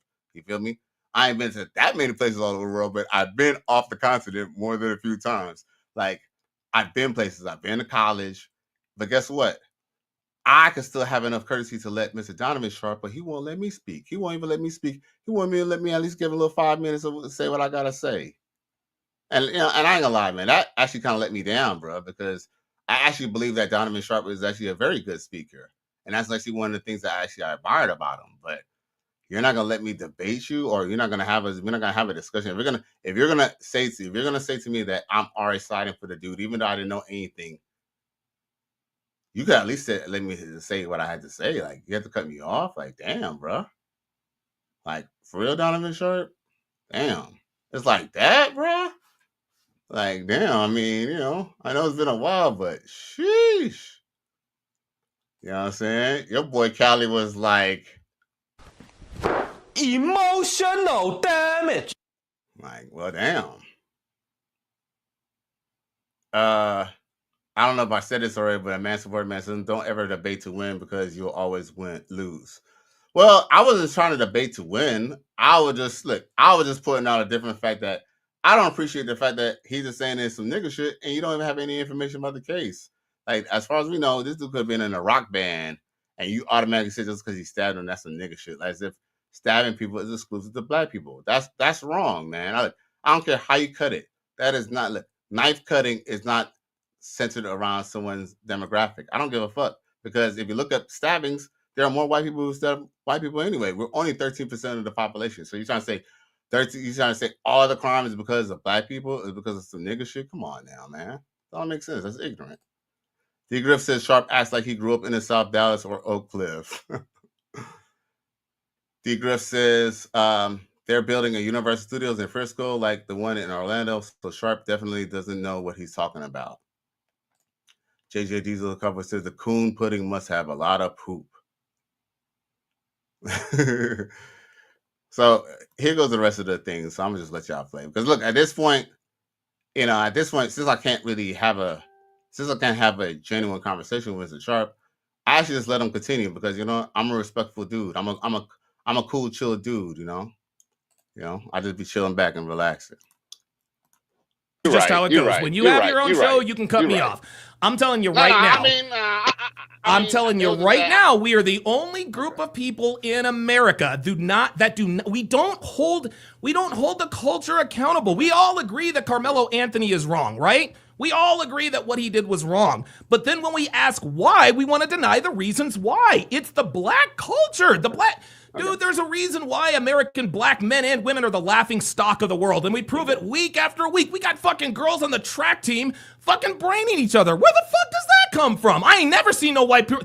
No, look, listen, white people do it too. Have you ever seen a white girl knock another white girl out on the track? No, I didn't think so. I'm telling you, it's the culture. Okay. Okay. Wait a minute, real quick. Here's a good question. T-Law says, next question, why was he sitting at the opposition's tent? What was the purpose? What do you think? What are your thoughts on that? Why do you think Carmelo Anthony was sitting at the opposition's tent? What was the purpose of that? All right. All right. And I answer that. I don't know why that man was there. So my question is that, so he decided it is his job to make his ass move, right? Oh, you're talking about Austin Metcalf? Yeah, because obviously it was the other person's tent. He was not supposed to be there, right? So because he was supposed to be over there, the other person should have been able to move his shit. Right. So basically just saying that he was in the wrong. I never said that he was not in the wrong. Did I ever come on the show and say that he was not in the wrong? Okay. What I'm saying is that we don't really know what culture he's into. Maybe his name is Carmelo Anthony. He's named after a basketball player and he has 2 black parents. I guess it's safe to say that he was on some nigga shit, but we don't really know that definitively. That was just my argument of what I was saying. I never said that. I never said that there's not thousands of black people killing people on some nigga shit all the time. I'm from LA. I understand that the black culture is very detrimental. The culture that we celebrate is very detrimental to the black community. I'm just pointing out to the fact that this man grew up in a white neighborhood. I don't know if he is just a new transplant into that area, but there's a possibility that it probably wasn't a black influence. It could have just been he just been on some white boy shit and cut somebody up. Dude, Cali, you know damn well he was not on no white people shit. Come on, man. Really? We're gonna see. So you're seriously going to tell me that it's possible that the reason why he stabbed this white boy is because he was on some white people shit? If he was really on some white people shit, why would he stab another white person? White people. Because white people do it too. Was that what you were gonna say? They do that too. They do that too. Like, see, this is my problem with Donovan Sharpe's argument. See, he don't like it when the shoe's on the other foot. He don't like it when I say, you know what? Maybe it's white, trashy, trailer park, trashy, hillbilly living in the woods. Oh, I'm gonna stab you type shit. Because he probably used a hunt tonight that he probably bought at Bass Pro, right? Where all the white people shop, where his friends shop, where him and his friends go and buy shit to go out and chill in the woods and shoot airsoft guns, right? So guess what? When I pull the argument the other way, now I can't say it. So now it's white people do it too. But see, here's the thing. He's having an argument in bad faith, because if you could say it's one thing, I could say it's the opposite. And guess what? It's more leaning to the fact that it's the opposite. Now I'm gonna read the super chat. This is funny. He says, "Oh, so this is what I said." He says, "You're not debating to win, but he is." LOL. Well, I don't know. Like, here's the thing: we could agree to disagree, and he could still have his point, because his viewers are still his viewers. But I guess, look, I guess every time you have a debate, I guess, and technically you kind of are debating to win, I guess, but in theory, but at the same time, you don't have to cut anyone off to say your point. At that point, see, but guess what? He pulled rank on me because it's his show. A matter of fact, a man supporting man says he pulled rank on you like Kendra G. Oh, Lord. Oh. You're a victim. There we go, CSI. All right. Yeah, and he sure did. And guess what? As a respectful, chill dude, I successfully bowed out. At that point, I was kind of done with the discussion. I was just gonna, just go about my day. But he then asked me that question, and guess what? As a man, I'm still gonna say my point, because that's the reason why I called the show. What was I gonna say? Oh, hold up. I'll read one more comment and then go back in. He says, "Oh, D-Grid says we used to go to other teams, we used to go to other teams' side all the time in high school. That's such a stupid argument." So what I'm trying to understand is it before 1965? Is it 1954 where there was a white only tent? I don't understand why it's a problem that he's under other people's tent, especially the fact that we found out it was raining. That's why he was under the tent, Donovan. He was under the tent because it was raining, and he didn't want to be soaking wet, running to the other tent. And guess what? Metcalfs didn't own the goddamn tent. The Metcalfs don't own the school. They don't own the property. But guess what? They wanted to be punks, and them punks found out, Donovan Sharpe. The punks found out. JJ Jesus says, "Come on, brother. Let me help you out." Man, yo, read this. Let your boy do your thing. Look. Like I said, I'm going to let you get in here because this is a long show, and a lot of people are dropping off anyway. I'm going to have to definitely timestamp this because no one's going to really want to watch a 3 hour and 30-minute video. I only meant to do it 2 hours. This is really dedicated to Coach Gang, but we just started talking about it. We were talking about it. You feel me? But I will let you get on in a minute, pieces. I'm gonna let you say your piece because you always want to jump on. You always want to jump on with your boy. I'm gonna let you jump on. Hopefully you're on camera. Can you be on camera? If I let you on, can you be on cam? If you could be on cam, then I'll probably let you on sooner than later. But I'm trying to stay away from talking heads, even though I don't mind talking heads. I want y'all to show y'all face. You feel me? But I'm not gonna put too much pressure on you. We're gonna get back to that. Go ahead, answer the question. You said he was on some white boy shit. If he was on some white boy shit, then why did he stab another white boy? Prove that only people who kill mostly white people are other white people. This is a statistical fact. Okay. So why would he? Okay. Yo, that's a statistical fact. Am I wrong, y'all? Y'all can look it up yourselves. I'm not even gonna pull it up and waste our time. It is a statistical fact that white people kill white people more. Also, it's a statistical fact that white people probably kill black people more than white people kill black people. How about that? You can prove me wrong by pulling up the statistics, but if I'm not mistaken, there might be more white on black crime than it is white on black crime, unfortunately. Well, as far as it comes to murder, I don't know if it comes to robbery, I don't know. But white men still make up the majority of theft, rapes, and homicide.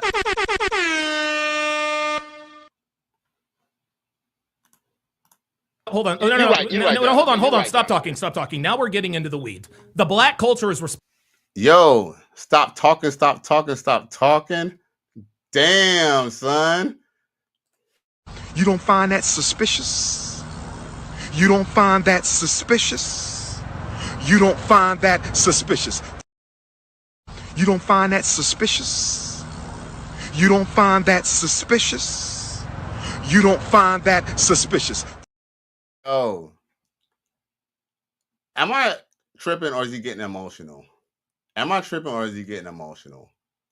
He done cut me off. He done stopped me from landing my points. But why is he getting emotional, man? Like, do y'all see that? Am I tripping? Now, DJ Griff says, I'll give an example of the concession stand at the high school, which was on our side. So other team had to come to our side for food. That argument is stupid. Facts. Like, yeah, is there like a law that you can't go to the other person's fucking tent? And if it was, why didn't he get the school police? Why was Metcalf acting like a nigga and trying to push somebody out the tent? If anything, the Metcalfs was on some nigga shit. We need to see if the Metcalfs was listening to hip hop, and maybe that's why they decided to pick on a black boy. Maybe they wanted to see how it is to punk a nigga. I don't know.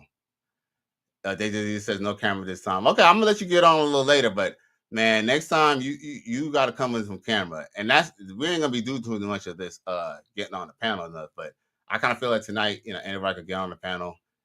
Anybody who want to get on the panel, I guess y'all could get on because this is a longer show. I'm gonna have to fucking timestamp this shit. I ain't gonna lie, it's Miami. I was gonna try to go out, but man, I worked a fucking 11-hour shift. I don't think I'm gonna be able to fucking go out tonight.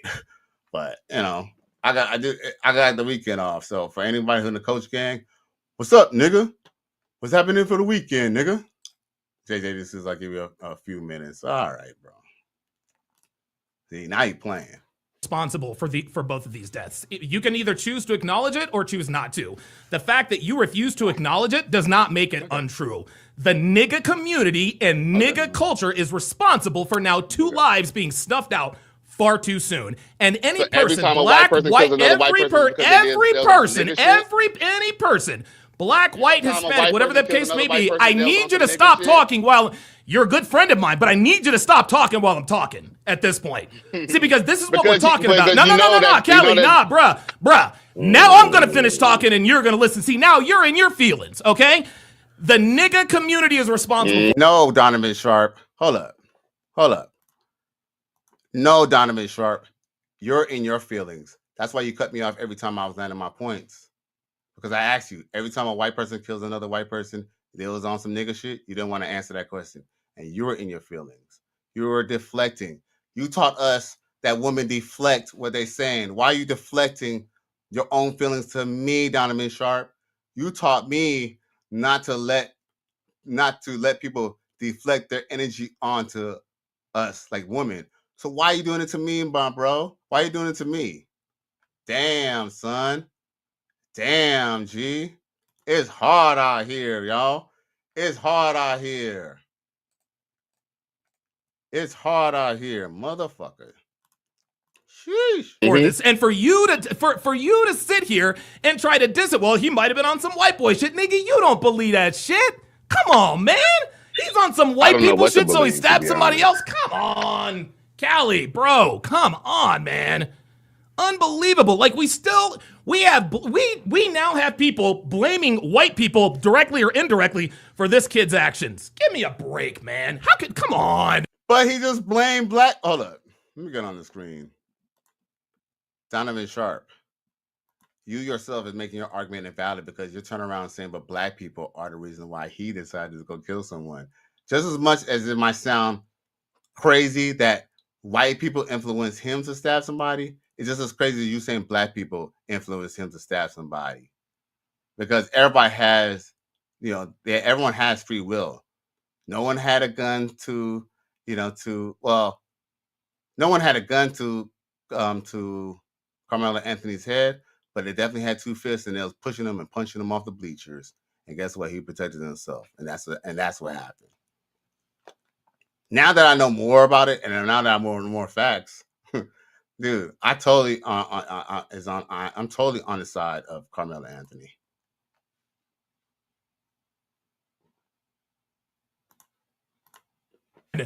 That's crazy talk. Oh wait, hold on. I got a super chat. Donovan, I appreciate you for having me on though, my brother. Okay. I appreciate the work that you do, my brother. Joe Black Tai Chi with the $2 super chat says per cap P ta MF. Do you know what that means? Damn, so you just ignoring me? Okay. That's weird. Go ahead. Go ahead. Oh, okay, maybe he didn't hear me. Okay. Go ahead, Callie. Go ahead. Oh, me? Yes. You talking to me or the chat? No. You. Go ahead. Oh, no. I was just saying, I appreciate you for having me tuning in, though, okay, Donovan. I'm going to keep on tuning in, though, man. I appreciate you for having me come on the show, man. Yeah, like I said, stereotypes exist. Stereotypes exist for a reason. And if we as black people can't acknowledge the fact that the fucked up black culture is the main reason for this kid acting the way he did, then I mean, I guess just like you said, we'll agree to disagree in that regard. I appreciate you, Donovan. Cali West is in the house. I do apologize, guys. I'm having a little bit of an issue. I'm sorry. Did you have something else, Cali? No, it's all good. I know you're doing your thing, man. I was just saying I appreciate you for having me tuning in and having me come on the show, my brother. Okay, appreciate it. Yeah, Cali West down there in Miami. Yeah, guys, this is what I do apologize, guys, because this is. Oh, there we go. Got it. This is what we're talking about, man. This is what we're talking about. Anybody who does not see this thing as cut and dried, we're looking for an excuse. Yeah, but here's the problem with this. Donovan Sharpe hasn't read the police report or anything. the police report actually came out on Wednesday. If not, actually, the police report came out on Tuesday because I actually made a video about it. The police report came out that Metcalf was punching on him and hitting on him. At that point, hey, you wanted a fight just because you didn't end up getting a fist fight, just because you ended up getting a knife. Hey, that's your fault. You should have been picking on somebody smaller than you, and he warned you. Now, whether he should get off scot-free or he should not get in trouble for anything, that could be disputed. I don't know. I need to hear more context, but I know one thing is having a knife is not a crime. And guess what? If he decided to use a knife because he didn't want to get a knuckle sandwich, guess what?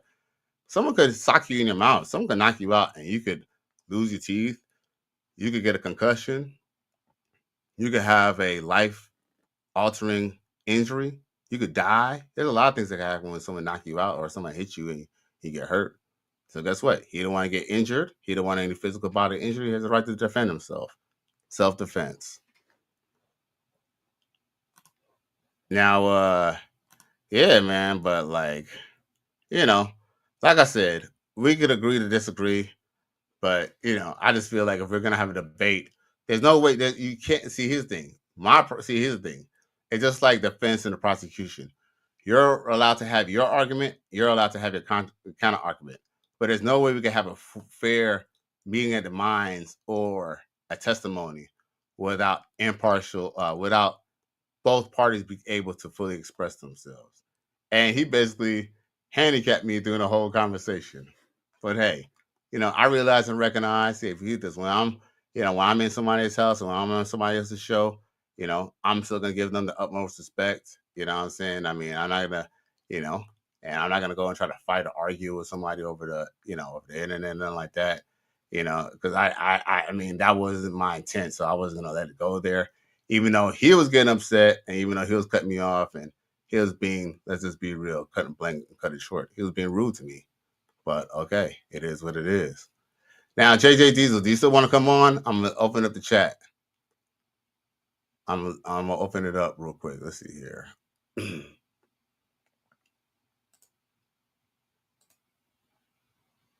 gonna put it in the chat. So JJ Diesel, I'm gonna give you a minute or two to get on, man. Because now I'm about to log it off because I gotta timestamp this bad boy before I end up going to sleep. Why I wait for JJ Diesel to get on because he begging to get on.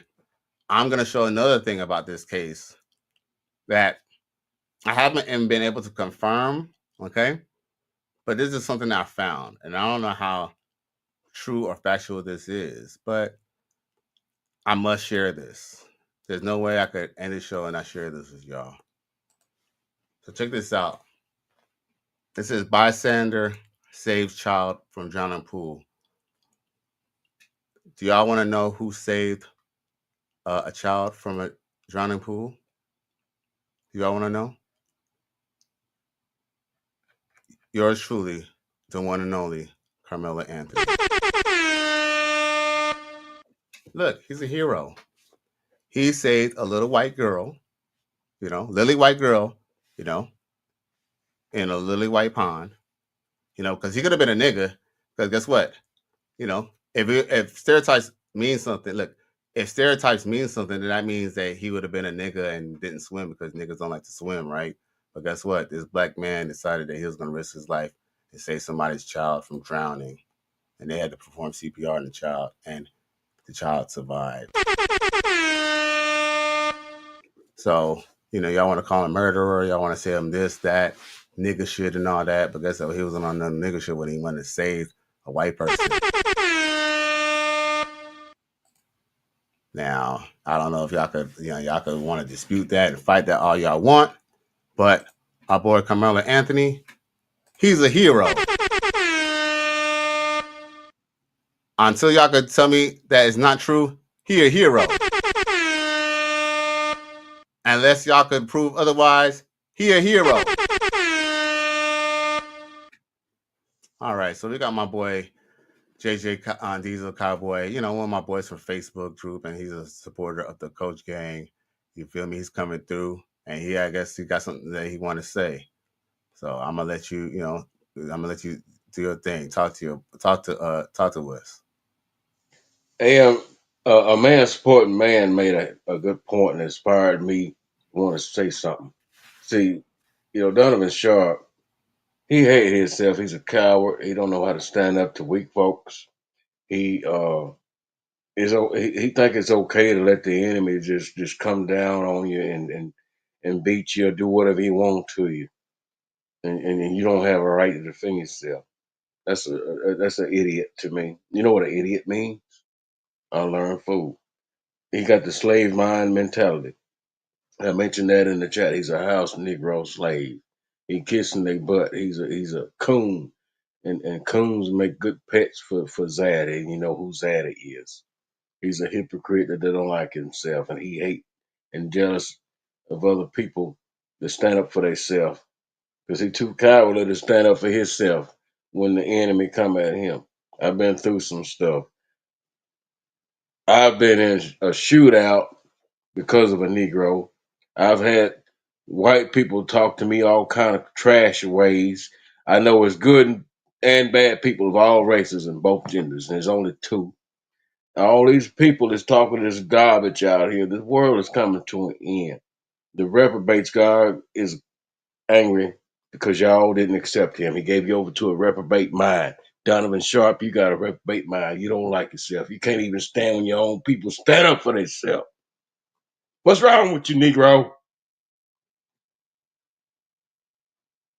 You want to be a good boy for Zaddy? Go ahead. I'm going to be a good boy for God.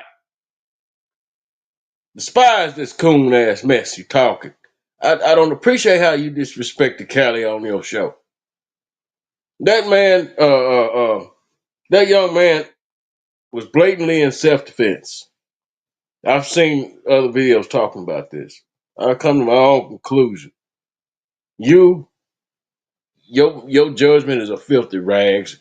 You can't stand for our people to stand up. You might be a plant from somewhere. I think you're a plant. And I was part of you. I used to be subscribed to you, and you disrespected me. I got off of you. Show. You never heard from me since for a reason, because I saw through your mess. You're a hypocrite. You bash men, and you claim you care about men. Which one is it? You bash men, or do you really care about them? If you care about them, then you would try to support people when they stand up for themselves, no matter what race they are, either way, or gender. I wonder why you hadn't showed up tonight. I was going to really get all over you. You can't go. You can't see. This ain't your platform. My good brother, Cali West, let me come on, and I'm coming on helping him out because I'm tired of this coon ass mess. Y'all make me tired. See you on the highway all the time. I see your spirit. I can read your face. I can read your body language. I can read your character without y'all even saying a word to me. 22 years driving trucks. See it all the time. You're a coward. Donovan Sharpe, not so sharp to me. You're dull as you're more duller than a butter knife. And the Russia is an old railroad steak. I find sometimes just walking in strange places. Well, how to get there, I don't know. You just that rotten and dull and rusty. You don't even know what you're saying half the time. There's a difference between the N word and a regular law-abiding citizen like me. I'm gonna stand up for myself. I'm a law-abiding citizen. You can lay down and let the oppressor put his foot all over you if you want to, you coward. I'm showing my face because I'm not a coward. Huh? I'm a truck driver. I got a gang stalkers 1,000 stares a day in that left side mirror. Most of the time, it's the left side. It's people like you looking at my face, looking. You energy vampires. You ain't nothing but a demonic energy vampire looking to find your way to stir up trouble. I used to be subscribed to your channel. I used to believe in you. I can't imagine why now. You're a disappointment. You're a disgust. You're an embarrassment to my people. You're a disgrace to my people. You cooning. And this young man was defending himself. I had white friends in school and stuff. Sometimes I stood up for them, and they stood up for me. Hmm? Did you ever go through that in school? If not, you need to sit down at the back of the no, you need to be on the front row in the classroom so you can learn something, boy. You ain't no man. You're a boy. I don't care how old you is. You might be older than me a few years. That don't make you grown.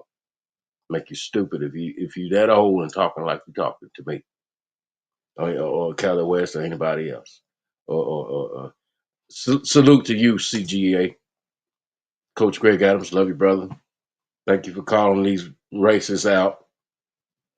Because they're out there. I'm a truck driver. They see my face. I ain't afraid to show my face. Been all over this country. It's coming to an end. God is hitting this place for a reason. You ain't on the right side, Donovan. Sharpe, you dog, and Rusty. You need to sit down and relearn everything you think you know. You need to humble yourself, little boy, and become a man again. You're a hypocrite. I don't understand what in the hell possessed you to think that our people, my race of people, don't have the right to defend themselves when they're attacked. This guy was, I forgot the young man's name. These dudes attacked him. He was just trying to shelter himself from the rain. And he was ganged up on by at least two people, from what I understand. He left trying to evade and didn't want to have to do what he did. But, I understand. And I pray to God to get him off. And if not, I pray the Lord judge, destroy, and punish those people who unjustly lock him up. And you for supporting the enemy. I don't play, boy. I ain't no boy. I think like a man. I don't think like a fool that hate my people. You hate your people, you're a fool. You single mothers out here doing all these baby deletions. Thanks to Margaret Singer. You listen to your own people. You don't listen to God. So I don't expect you to listen to your men, young men. And you, Donovan Sharpe, was you raised by a single mother? You act like it. And even if you wasn't, how did you learn to be so damn stupid? I don't know. You hear me, boy? You hear me, boy? I done been through some things you probably wouldn't be able to dream of going through. Just drive across country and trying to make a living. You ain't got the guts. You ain't got the heart. I got a passport, boy. I've been to two countries. I've been driving trucks in Canada as well as the United States. I visited Mexico on my own dime, and these evil folks over here got this place so messed up. It's hard to find a wife, and you spewing garbage out there, and you not exactly the best suitable type of man for some woman. I heard your wife don't even respect your ass. You better sit down and shut the hell up. That young man had a right to defend himself. Think I'm mean? I've been accused of being mean just because I'm calling some stupid folks out. I'm surprised you didn't want to come up here and cam up. When you see my face, you ought to remember this conversation. It might be a one-way conversation, but you're going to hear it. And I've heard racist comments from on the CB radio driving trucks. I shut them up. I know how to talk to these devils, but I have some white people that's been my friends since school. So I ain't prejudiced. You prejudiced against your own race because you're a fool. My people are the people of the Bible, and they wrote the Bible. It's not a white man's doctrine. You probably serve all these pagans at the holidays and not even eating right, according to the Bible. So, yo, let me ask you a question. you kind of mentioned something. One thing I think I was a little bothered, and the main reason why I actually even said to him that we don't know what background this young man is from, because, like, for example, I mean, no disrespect or anything, but if I did not know you, right, and you called me on the phone, I would have thought you was a white man from Oklahoma somewhere. I wouldn't, I'm not saying that you necessarily sound like, I'm not saying that you sound like a nerdy white person or necessarily a redneck. What I'm saying is that your voice, you wouldn't know that you're a black man unless you told me you're a black man over the phone. Do you see what I'm saying, though, Trucker? Yeah, I understand. It's just where I talk. All right, look, and I From get that. Arkansas, we have strong dialect in our language in Arkansas. Some of us. I look, get that, and Peter, and you do sound like you're from Arkansas, because one of my neighbors was from Arkansas. But dude, here's the thing about people from Arkansas. One thing, like, for example, you know who's from Arkansas? Randy Moss. Isn't Randy Moss from Arkansas? Hey, Yeah. He's from Arkansas, right? All right. Randy Moss. Charlie Rich too, the country singer. Right. Don't they all sound the same, White whether guy. they're black or white? Close. They sound similar, right? Like, if you was to close your eyes and talk to them over the phone, you would have thought it was just a white man on a ranch. You wouldn't know. I mean, you have a very, what's the word? The word is, I forgot what's the word. It's like you have a very neutral voice. You wouldn't know whether you was white or black. It's like if you see you're black, it's like, okay, you're a brother. But if you see you was white, okay, you're a white man. Like, you have a voice that you wouldn't even know it was you if you didn't see your face. But nonetheless, very masculine, right? Right. With that being said, I just kind of feel like, okay, let's just say you was dropping off your load, dropping off your load, and someone was trying to rob you, right? But they were trying to do some sneaky shit. Like, you kind of see, somebody trying to snake you because, they're trying to talk to you over here while somebody else trying to come over here with, with their shit. But then you blow off the head of the guy who's in front of you, and then you turn around and shoot at the other guy. But then the guy with the gun, he runs. Guess what? They're still trying to rob you. But guess what? They're going to say, because you didn't ask no questions, you doing some nigga shit, because they didn't let you rob you, you didn't let them get the drop on you. That means that they wasn't trying to rob you, they wasn't trying to cause bodily harm to you. Do you see what I'm saying? But guess what? So Donovan Sharpe, if we seen that and seen that you was black, he would just say that you was on nigga shit because you're a black man. So you listen to rap music, and guess what? You don't even listen. Look, hey, listen to this. JJ Diesel, hold on, let me land my point. You know another thing I know about you? You don't even listen to rap music. Nope. Can't stand it. It's demonic. Not to mention that group, AC/DC rock group. Mm-hmm. Black women wear their t-shirts. It's demonic. Oh, okay. It's demonic. All right. You know what AC/DC stand for? What does AC/DC stand for? Antichrist, Devil's Child. A white guy told me this years ago. That means I can't rock it no more. That means I can't rock it no more. Right. And well, it's only because it rocks my donks and stuff like that, But wait a minute. You ever watched that movie Maximum Overdrive? They did the soundtrack to that movie. Listen to the lyrics in that song. Watch that show. Watch that movie. Maximum Overdrive. That's a trucker movie, isn't it? Yeah. It's about these trucks taking over and driving themselves and I've seen it before, actually. I'm a movie buff. I'm a big movie buff. I actually seen that. Probably, it's been a long time since I've seen it. That's like 80s. That's like 80s right there. That's when it come out in the 80s. Right. Yeah. But I do remember, but that's how I knew what it was. I've seen that before. But what was your point about watching that, though?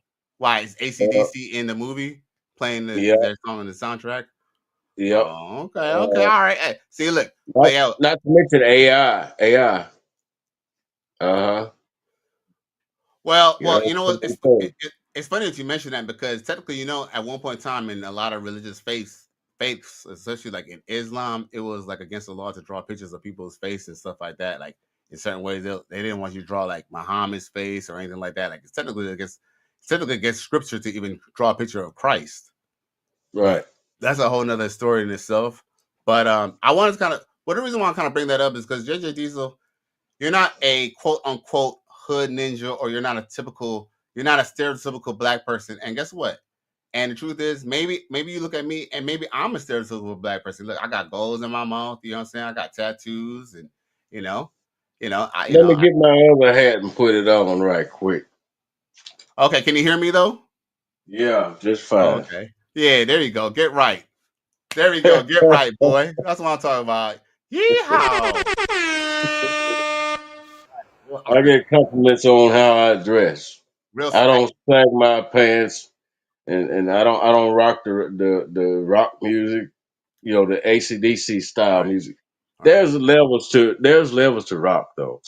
It's like the Guess Who. I like the old school It's like stuff rap. like that. It's like rap. Some good rap. Some rap is actually good and good for the soul. But then a lot of rap, a lot of shit that they push out with these companies is negative shit. And I agree with that. But what the reason why I'm bringing this to this point, because I don't want to dive too far from it, because I know people are getting tired and I'm getting tired. But I do want to point out one point. The reason why I kind of gave pushback on Donovan is not because I didn't know. Like I said, it could come out that this dude, could have been selling drugs. I don't know. But I didn't know information. I just kind of felt like, damn, why? I just my whole argument is, why didn't we give him the benefit of the doubt before we even find out the facts? Before Before I forget, okay, from what I understand, both the dudes that was all three of the dudes, I guess, were straight A students, and they decided to attack this one man because he was trying to shelter himself, and he stood up for himself. And America don't like for us to stand up for ourselves. Right. And the black man was a straight A student. He didn't have anything on his record. He was scared for his life. I think he carried that to protect himself. It's like I carry stuff to protect myself. Hey, I got the blinky right here, G. What you mean? Hey, this is Florida. Don't branch it, but no, I'm not. Dude. Hey, yo, JJ Cowboy Diesel. I'm a professional, bruh. I know YouTube's copyrights. That's why I said I got the blinky. Don't worry, this is Florida. This is a right to carry state. Technically, as long as my firearm is registered, I can carry around concealed. It's Florida, baby. But Arkansas is open and concealed. Right. No doubt. Yeah. So I know, because in Memphis, I was able to drive strapped up all the way up to Memphis and to Arkansas, strapped up with no problem. But yeah, man, with that being said, but hey, I gotta protect myself. But one of the reasons why I bring that up is because I think it's dangerous to try to box people in and stereotype people. And I feel like it's unfair, because if you kill somebody, you just kill somebody. That's just on you. That isn't on necessarily somebody's culture. Now, yes. Now, if you were to talk about some inner city shit, that could be blamed on a lot of things. The rap, the rap is a contribution. The rap, the environment, there's a contribution of everything. You feel me? But when you start seeing, kids or persons who do something, that's maybe, maybe there's an error of scrutiny. Now you want to throw the book at him like he's just being a ninja. I just kind of feel like it's unfair to turn around and say it's black culture that made him do it, when in reality he was being bullied by some white punks. Yeah. See? Yep. He was I believe I just got the strong gut inkling that man was just trying to defend himself. He was trying to shelter himself and from the bad weather or whatever. And then he got in a situation. I'm sure he didn't wake up that day thinking he had to do this to somebody. Mm-hmm. And then, I was about to say something. I forgot what I was gonna say, but hey, one thing is too, he complied with the police. He even admitted that he did it and nothing like that. Some people is calling him. I see people on Facebook calling him a dindu. Well, yo, just to be correctly speaking, if you want to use racial stereotypes or racial slurs, the correction would be did do, because he admitted that he did it, because guess what? He was defending himself. And of course, be this. And be this. When you do something like that, your probably first inclination is to run. And guess what? They didn't have to go catch him in hiding in some bushes. They found him like he was still there. He didn't run from the collapse. He just stayed on the scene. He ran away because at first he was fighting away for he was fighting for himself, like fighting for his life. So he shakes somebody and ran away. See, you know what these white people want him to do? They wanted him to like stay there and go mano a mano with him, or they want him to stab him and then stay there and wait for him. Guess what? hey, Pete, if somebody's chasing me, some gang members or somebody's trying to fuck me over, right? Guess what? I don't have to stay there and go fight with them. Pete, this I could run away and be like, yo, I could be running away, and you know what? You know what I could be doing when I'm running away, right? You know what I could be doing when I'm running away, JJ Diesel? This is what I could be doing. This is what I could be doing. Look, this is what I could be doing when I'm running away from somebody. Yeah, this is what I could run away from. This is what I could do on the way from running away from somebody who's gonna hurt me or someone who punched me and violated me already.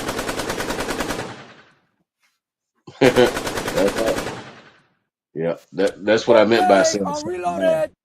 Yeah. And let off. I can let off. I don't have to stay there. Oh, I gotta stay there. No.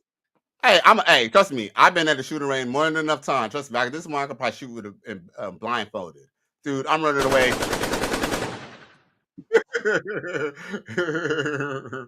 Fuck it. You feel me? I don't have to stand there. Like, see, here's the thing. I just think that what the problem is that people they're not comfortable with the outcome. You know, it happened at a school. You know, he had a knife, but guess what? Having a knife by itself is not a crime. And he wasn't on school grounds. He was at a meet off of like 2 miles from the school property. But yo, let's go to this. Let's go to this to the chat real quick. D-Griff says, "Oh, Ken Davis come through." He says, "What's up? What up, Cali?" And then D-Griff says, "Exactly, LOL." Then Ken Davis says, "Randy is from West Virginia." And then he says, I think he gave some specifics too. He says, "Randy Moss is from West Virginia. Went to DuPont High School." And he says, "I'm a movie buff too." Hey, coming soon might be a Cali West movie review. Salute, Ken Davis. Salute to you, kid. Love it, brother. Right. Yeah, on cam, you might as well say hi to the boys. You feel me? Out of chat. Y'all see me live for the first time. Hey. Right. D Griff says, "You're a truck too. That's what's up." He said, "I will come on, but I work tonight." It's all good, bro. One day I'm gonna have one of these little shows, man. Like, damn, it went on for 4 hours, bro. All right, man. Yo, I appreciate you for tuning in. Yo, we're gonna link up on Facebook. I appreciate you for just tuning in and just chiming in. You know what I'm saying? And say what you had to Need say. to do this more often. No doubt, man. So we're gonna catch up. All right, brother. Salute. Okay, I got some more things to say, but it'll come to me on another show, maybe. Okay, we'll talk about it, my brother. All right. So, yo, man, I appreciate y'all for tuning in. I ain't gonna hold y'all up too much. Once again, please thank you for tuning in to another episode. Please like, share, and subscribe to my channel if you're feeling this shit. It's been a very long night. I will mark what we're talking about. That way y'all can look out on the replay. Once again, it's Cali West. I'm out of here.